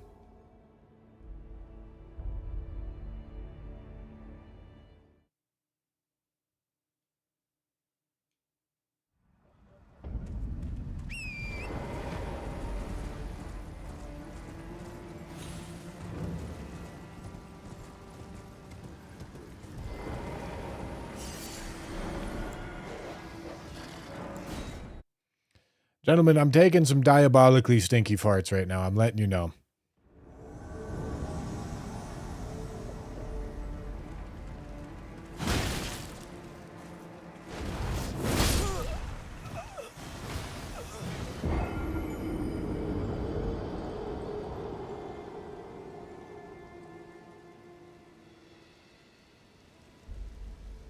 Goodbye, Magnus.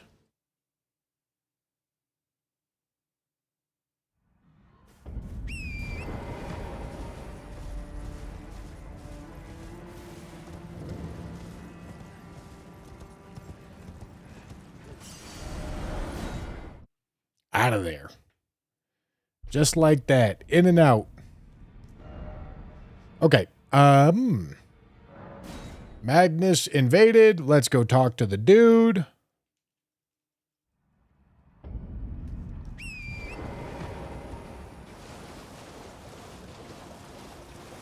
He's going to tell us to go murder a woman. We will. And then we go see Moog.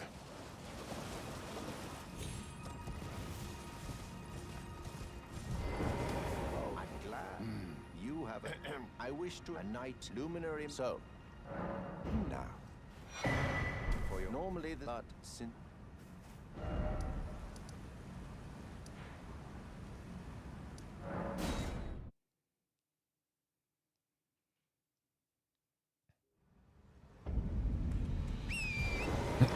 No, those are invasions. Those aren't going to be deaths.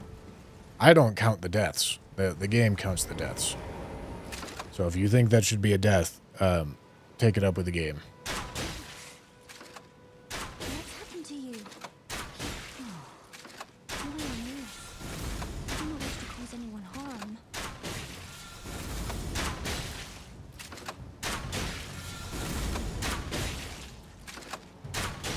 Sorry, Arena.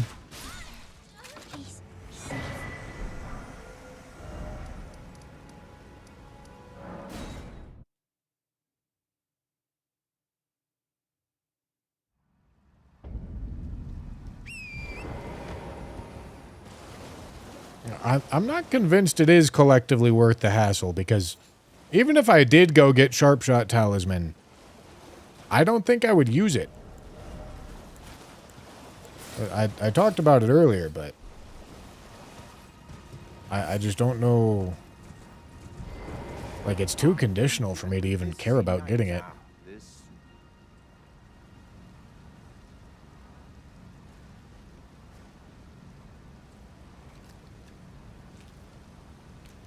Alright, here's our Moog access, gentlemen. Oh, good heavens. Clench your teeth or something.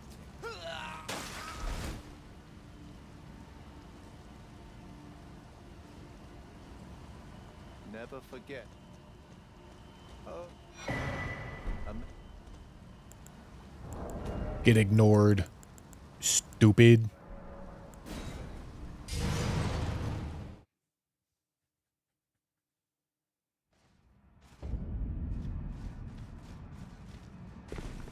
Okay, we're gonna have to run into this merchant, buy all his shit, and get out of there.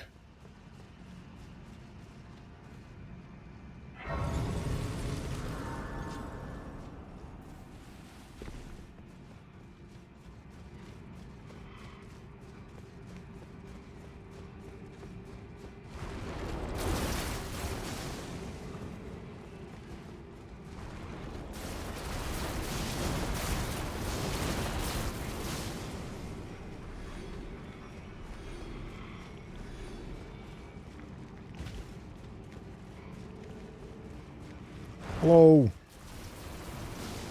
Goodbye. Waiting for Celebrant Sickle low-key. Shit, we'll see, man.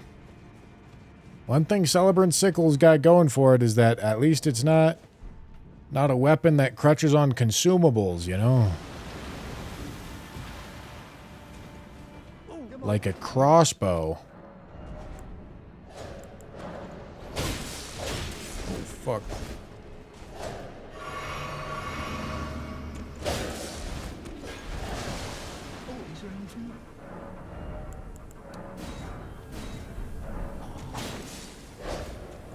You know what? No.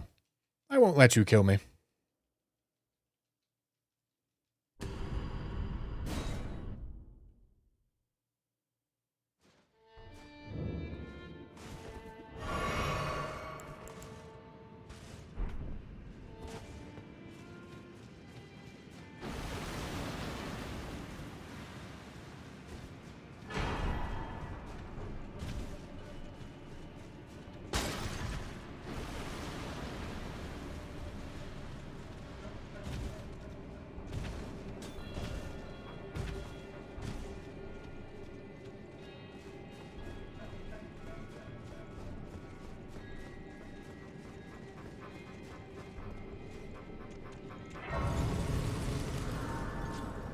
Okay.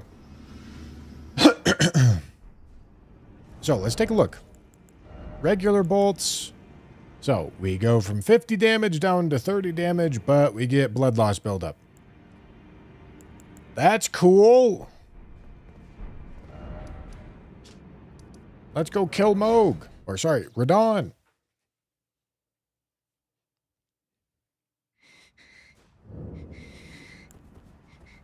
How many character levels am I going to get over the course of this run? Jesus, it's probably not going to be a lot. I think I jumped too late. I did. You got to jump the moment the top-down camera shows up.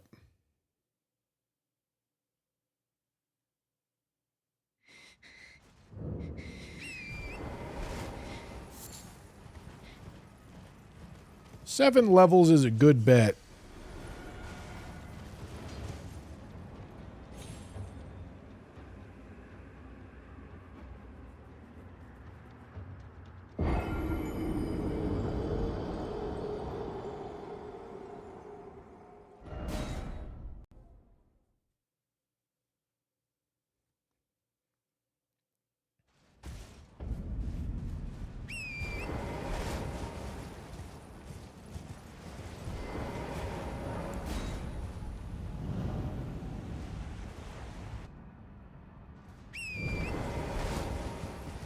Hello, Radon.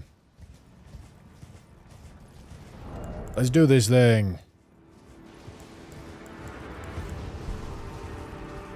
Alright, we start off with poison. And then we go bleed.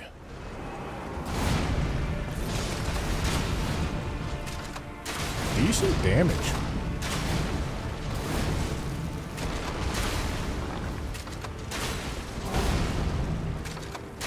I was getting counter hits the whole time there.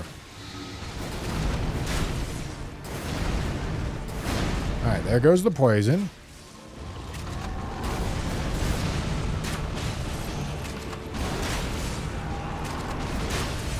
Nice counter hits.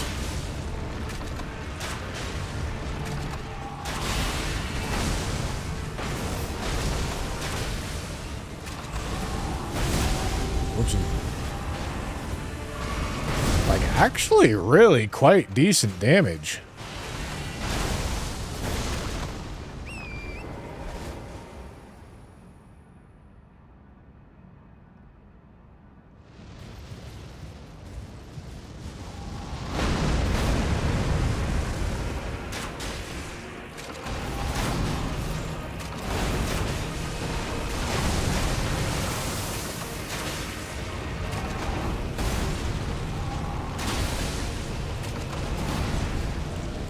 Alright, now it's time for regular bolts.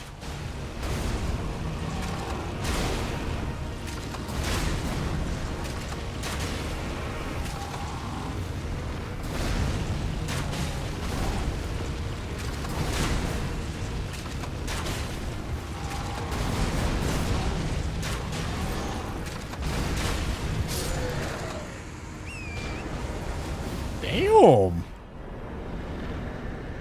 Okay, it took 18 bleed bolts. Shit. 18 bleed bolts, like 10 regular bolts, and then 18 bleed, 9 regular, 7 poison. That's not a lot.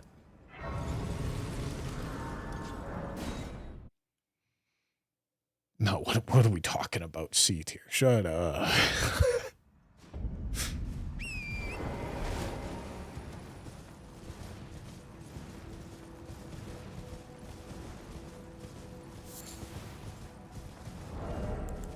I wish there was a convenient way. I wish I could like put the bolts in like my pouch or something and then like swap them in. I'd like to have access to 3 different bolt types here. McSkittles, thank you for the 100 bits. Told you it's S tier. What are we talking about here? No, multi-hit won't apply to this.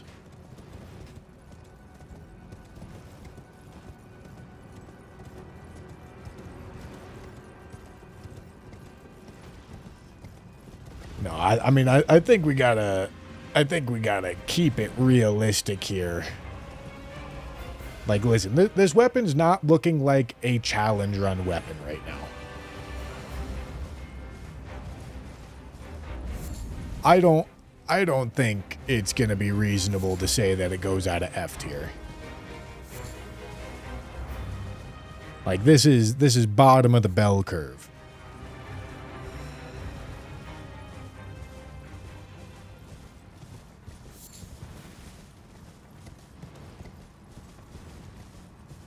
Like, listen, I'll do it the honor of saying that it's not, at least so far, that it's not worthy of making a whole video out of it because it's so goddamn awful. You know? I can't call this whole run a challenge run. Smoldering with that wretched flame of ambition. But, like,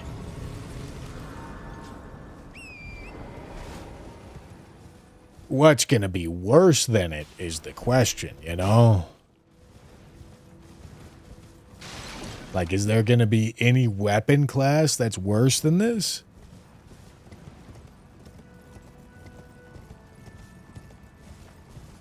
probably not.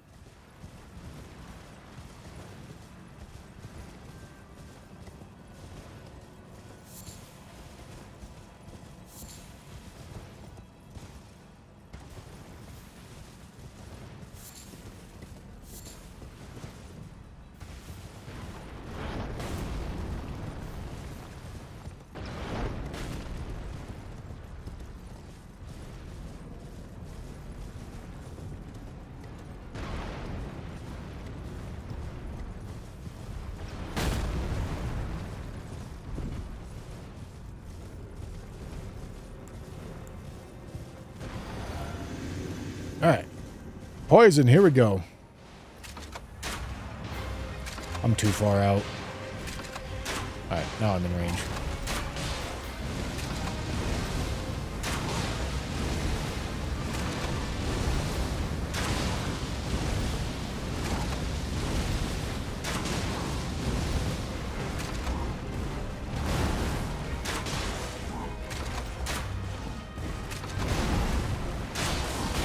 Ow.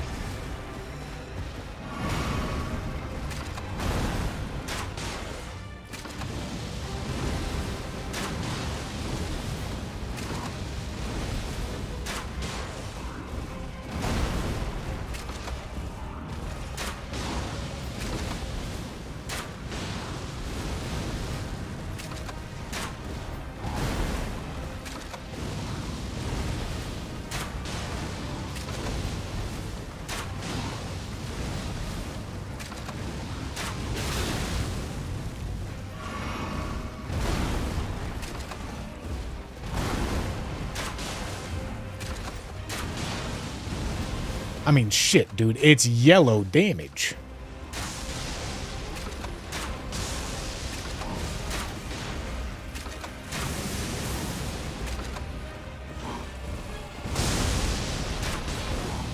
It's yellow damage with status buildup.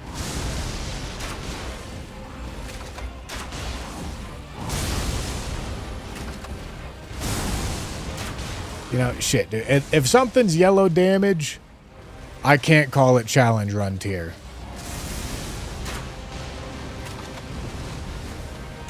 Unless that yellow damage comes like once every 10 seconds. You know?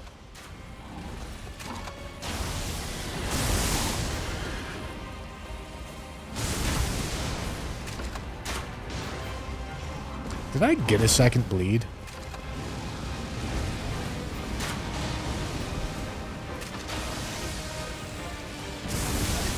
Early.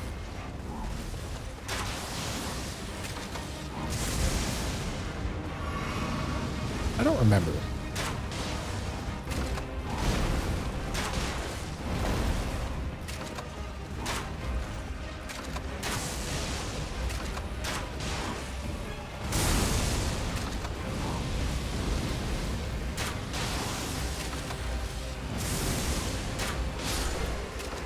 All right.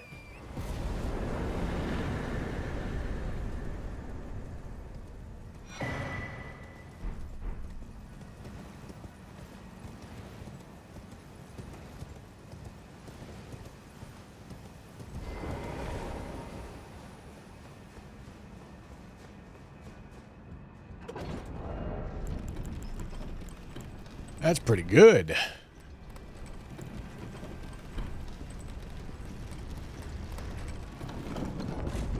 Yeah, I mean, listen, this is doing better than I thought it would. It's I was pretty ready to say this is probably going to be a challenge run tier weapon after seeing that it had absolutely no scaling. However, it's performing above that right now, for sure.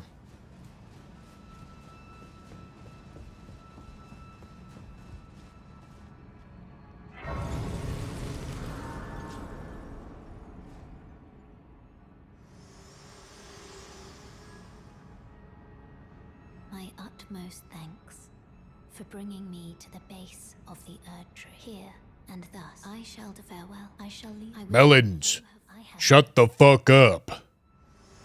Thank you.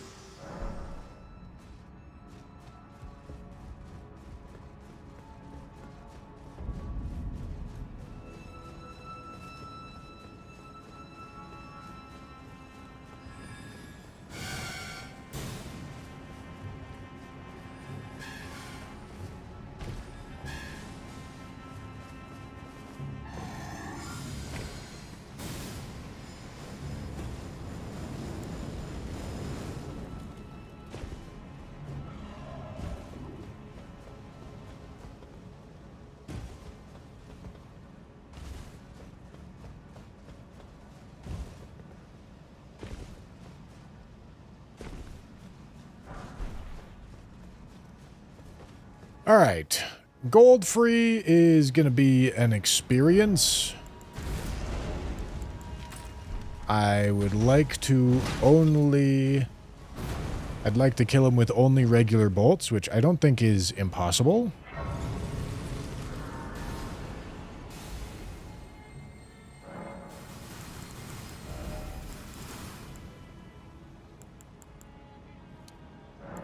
I believe that's my first level of the run.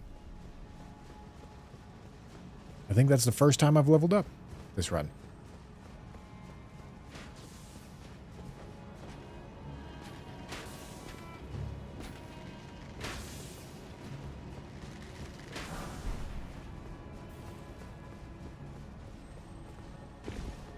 Listen, Gideon and Godskin Duo are always the final arbiters of Challenge Run. You know? Those two can yank any weapon back down to Challenge Run tier. If they try hard enough. Nam 2, thank you for the 10 gifted. Thank you, thank you, thank you.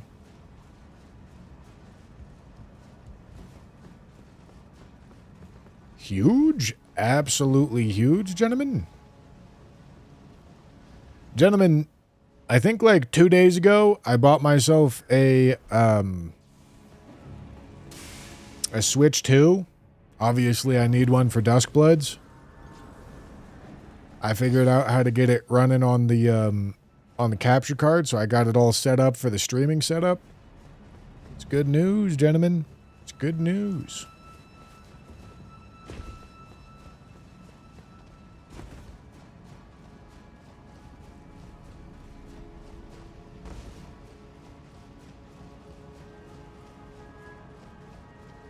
How much was it? Normal Switch 2 price? Like $500?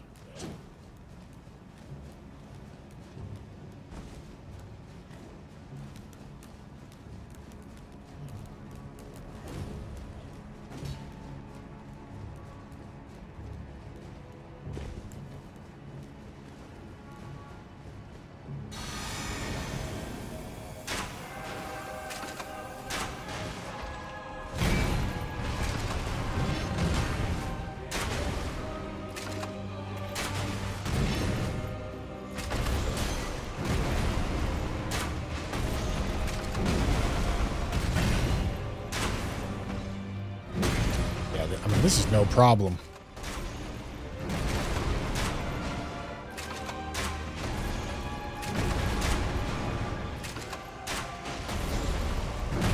I just stacked 1,000 damage.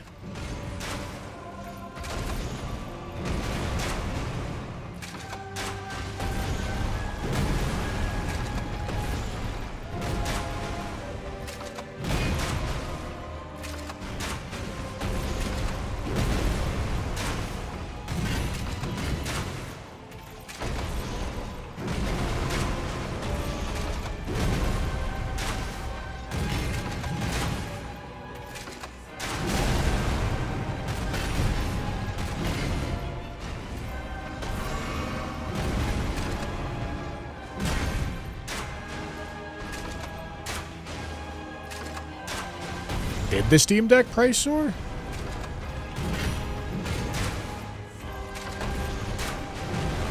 I'm uninformed about this.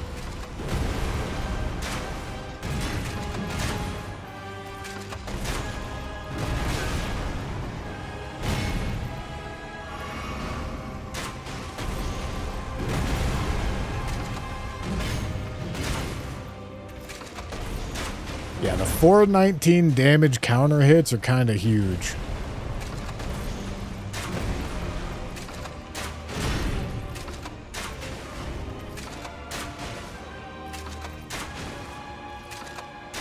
Bro gives up. Fucking edge walks towards me. Less than 50 bolts. Gentlemen, not bad. Not bad.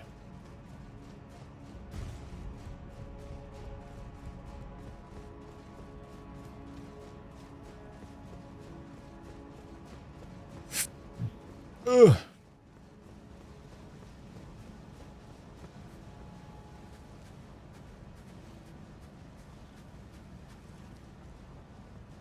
We are running Spear Talisman, yeah. And it's getting good value, too.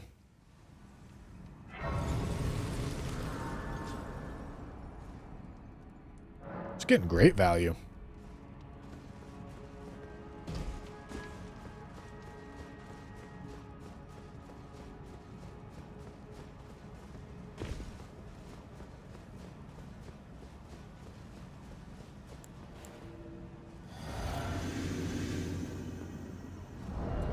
Oh, hold on.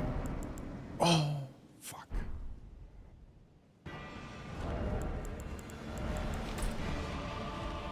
All right. We are back to status effect gaming.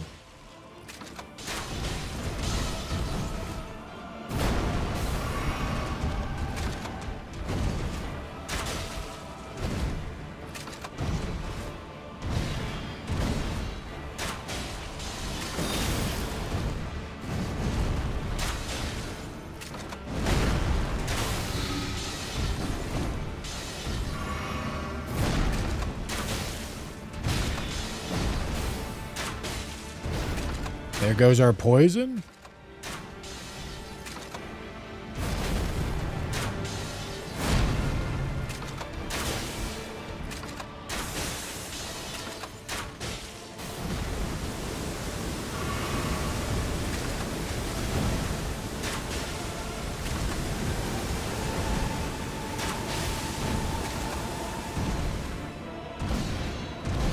One bleed. Let's keep stacking bleed.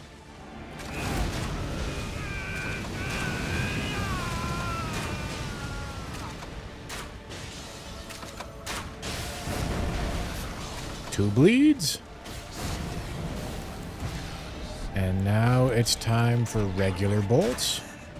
Thy part in this shall not be forgiven.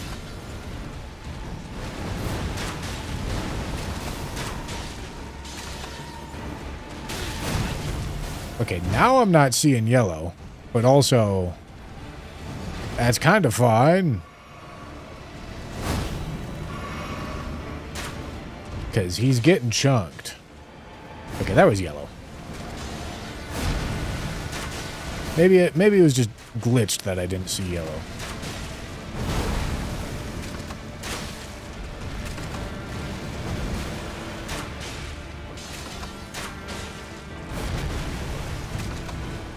Trying to think if I should go for another poison, but I don't think so.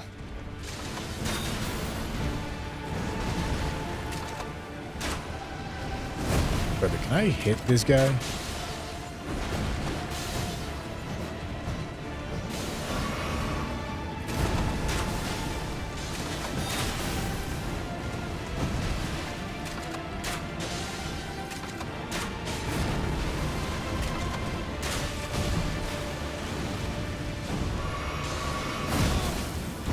Stop.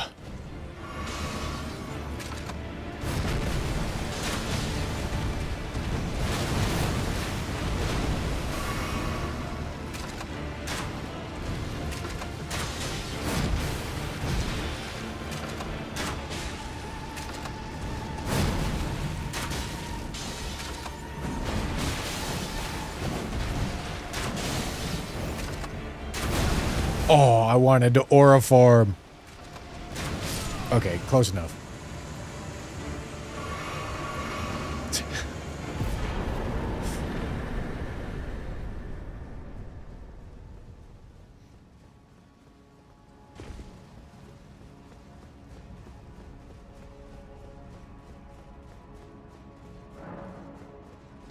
All right. I mean, fucking schmurdered Morgot, dude.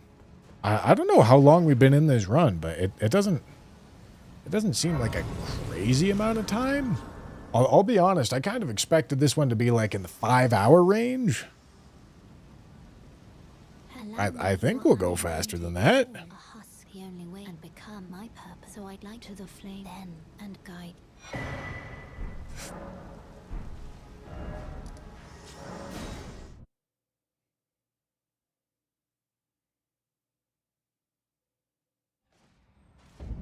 An hour 16. Oh boy.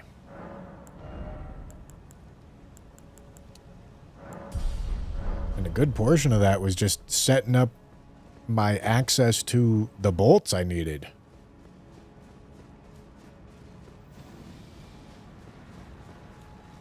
Gonna make the uneditable list public since people keep asking which ones you've done. Yeah, I probably should.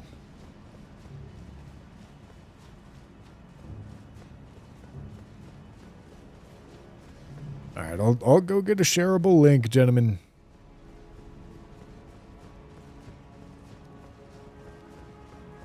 What should I name the command?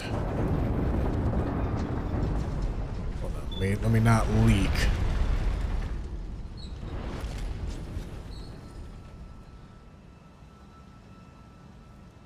Anybody can be a viewer.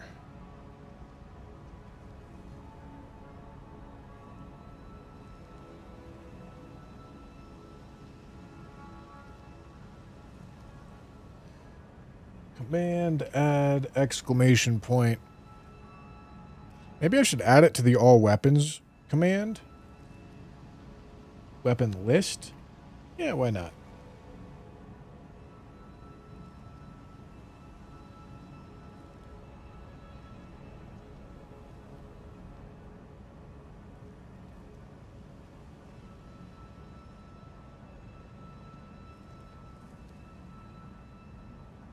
Okay.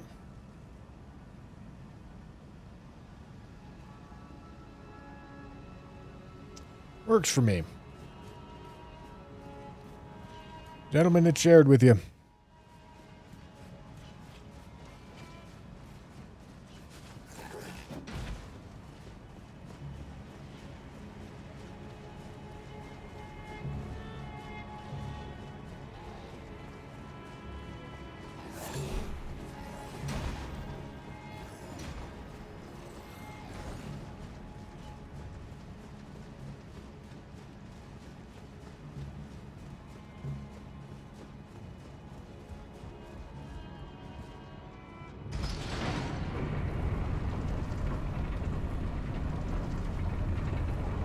You know, that is the tragedy of this run, though.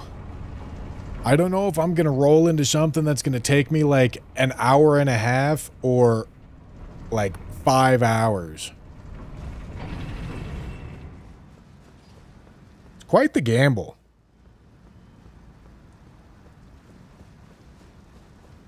As far as crossbows go, though, I gotta imagine this is one of the better ones.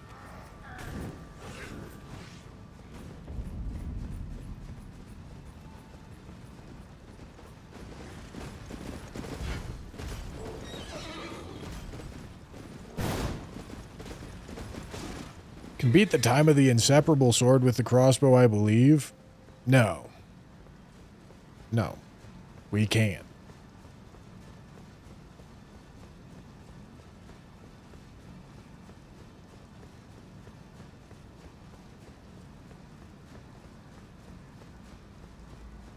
We absolutely cannot.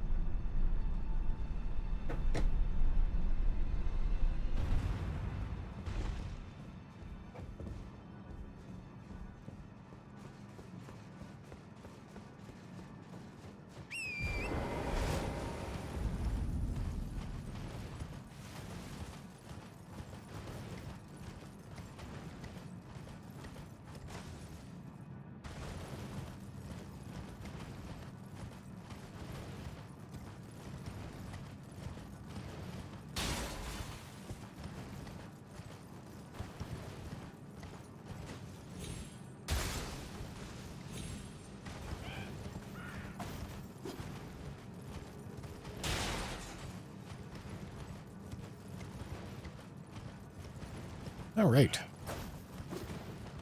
Don't hit me.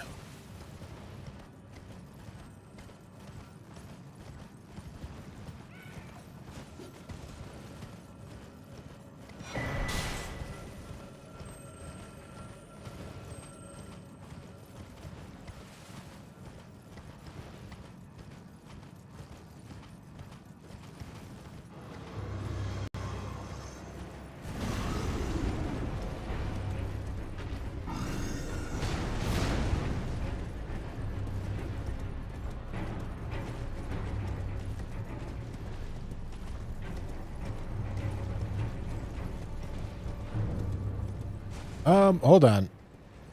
No, never mind. Not hold on. I'll light the grace at the top of this elevator.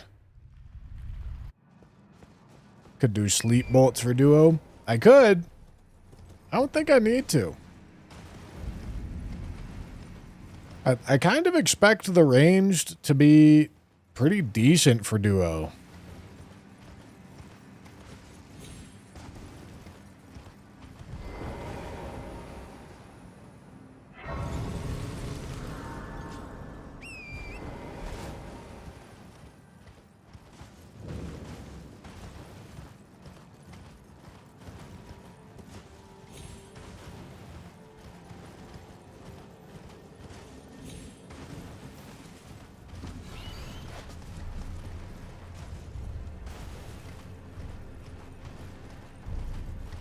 All right.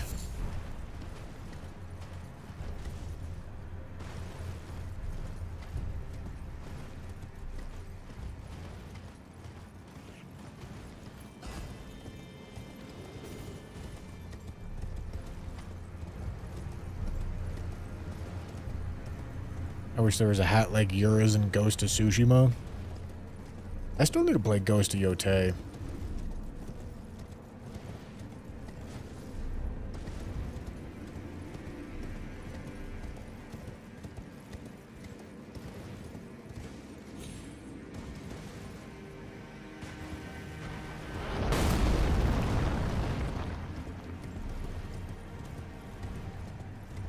AI stream says summary says you smurfed Morgott. What the fuck does that even mean?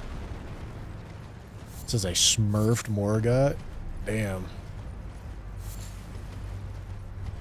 I mean, pretty accurate, chat, if you ask me.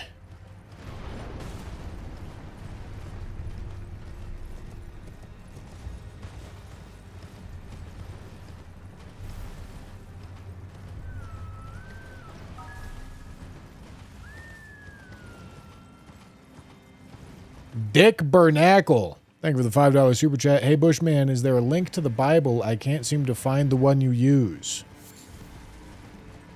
Try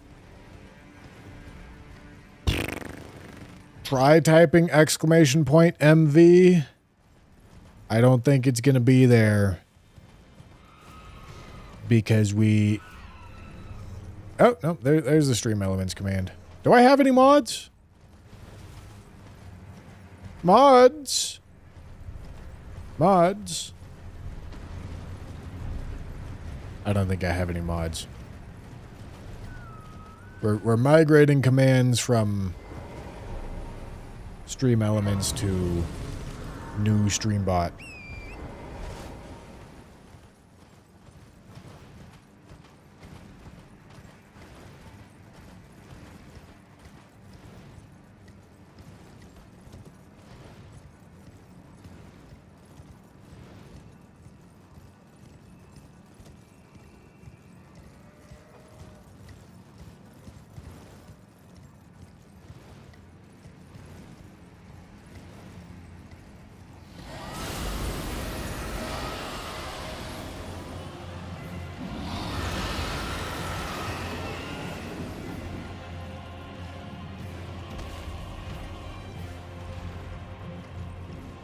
Understandable that I have no mods. This is the wrong time of day for me to be streaming.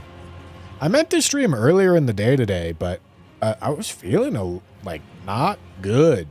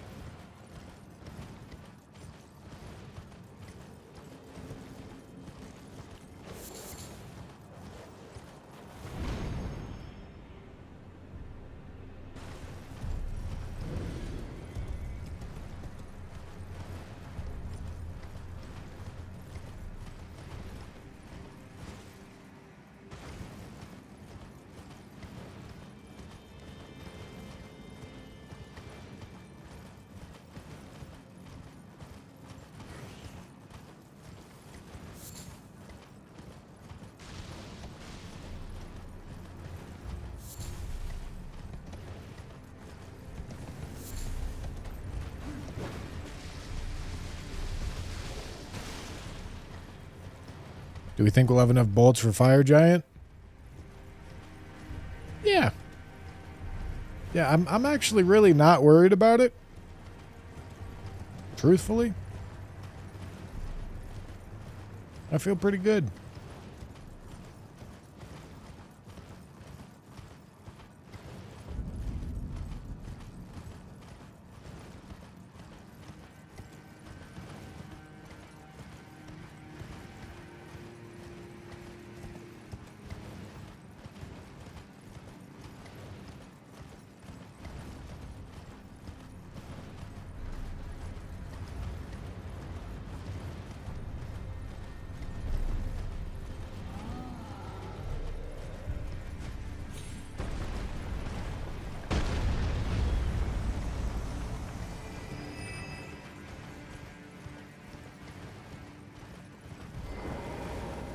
Let's light this grace.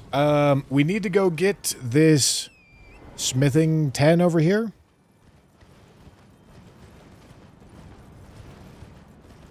I need to make sure to pick up this smithing 10 and one somber 10 every run. Because I need them.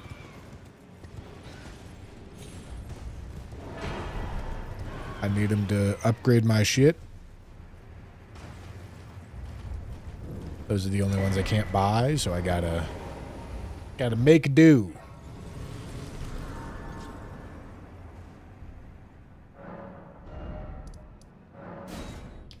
Yeah, I mean, we got 99 regular bolts, 99 poison bolts, 99 bleed bolts.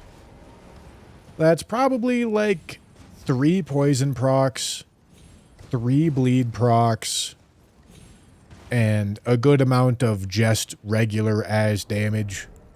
You know, should be plenty.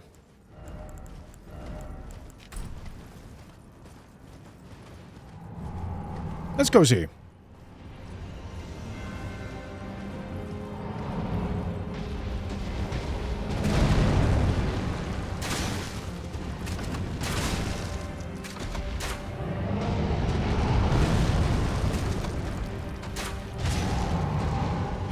Ow.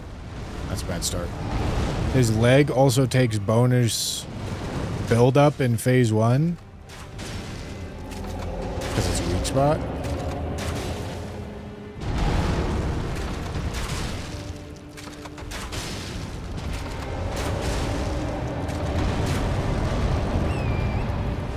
Should probably be full health.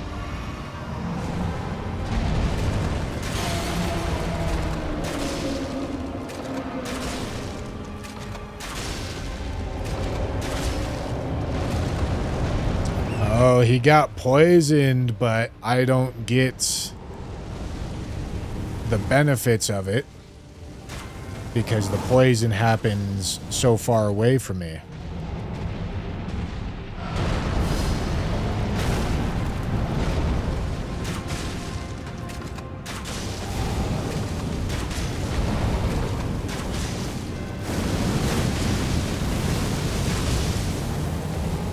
Listen, it's not yellow damage, but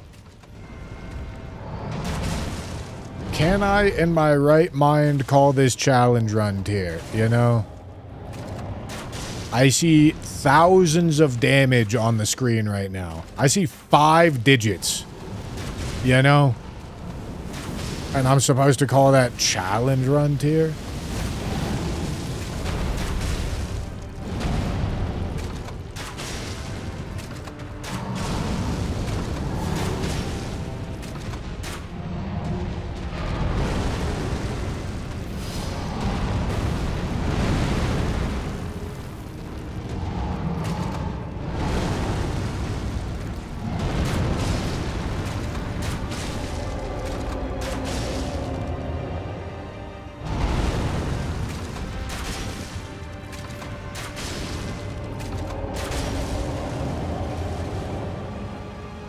There goes the poison proc. But I don't know if it properly, if the poison status carries over. So I kind of want to go phase 2 first.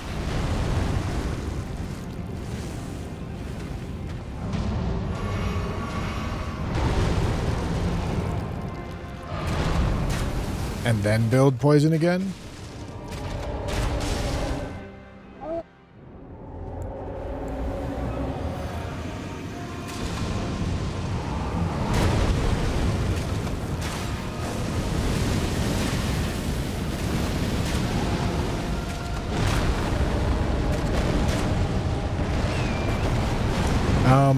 Here's what I'm thinking. I think I should have Arrow's reach on. And I should lock on to his chest.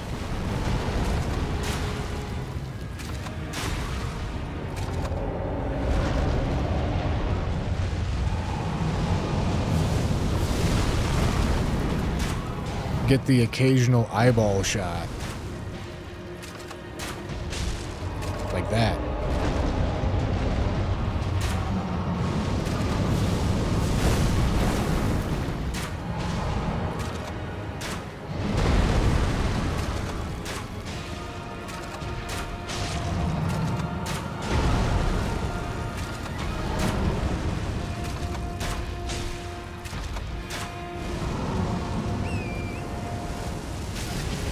I'm dead, dude.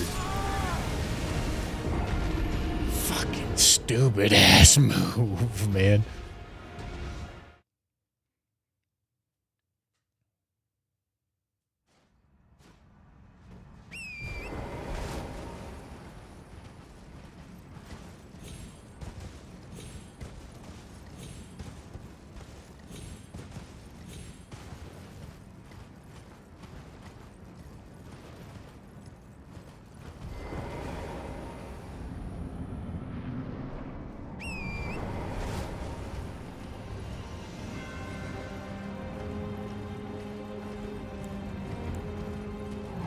I stink, Bussy.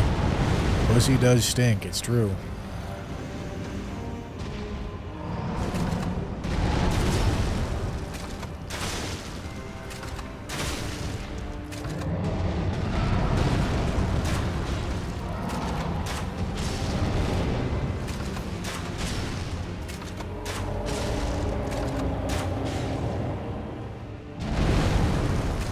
I think,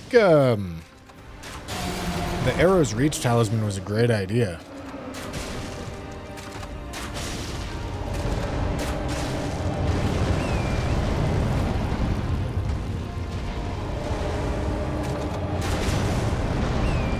Phase 2 Fire Giant is really not great.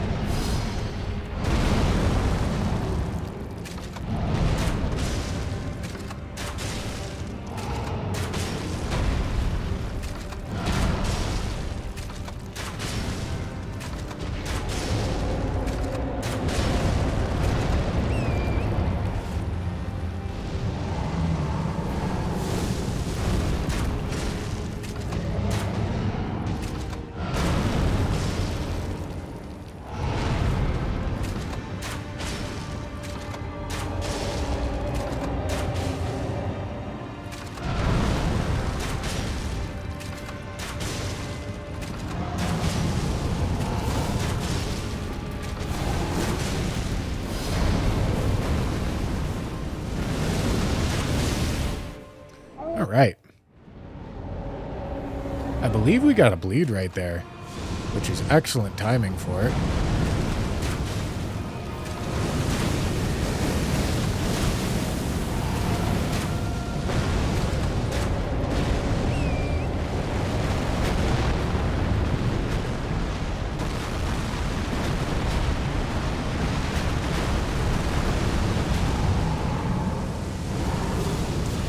Let's get another poison. Then we're chilling.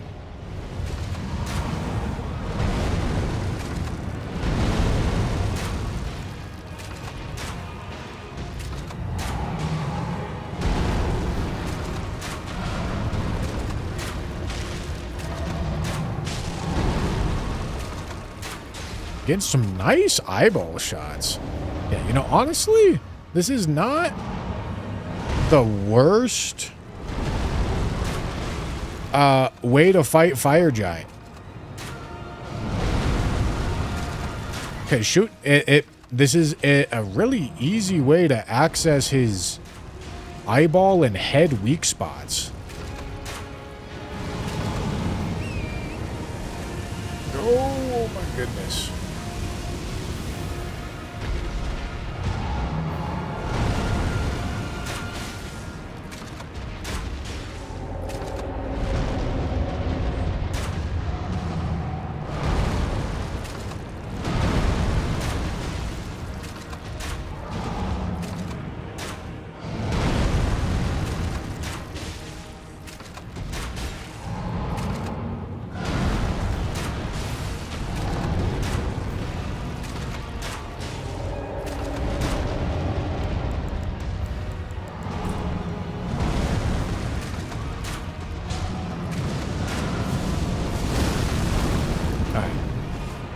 We are done with status now.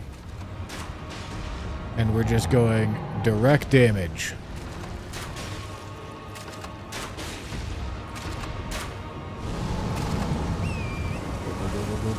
Oh my goodness.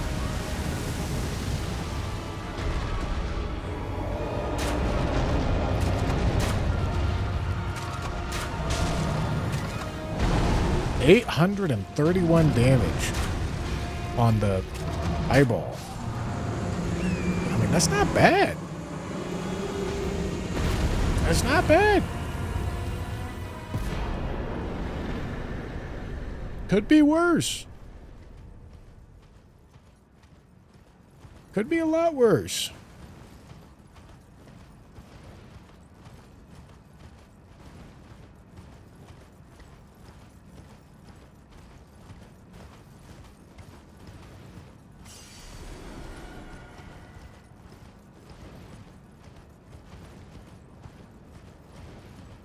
C tier for crossbow? Absolutely not.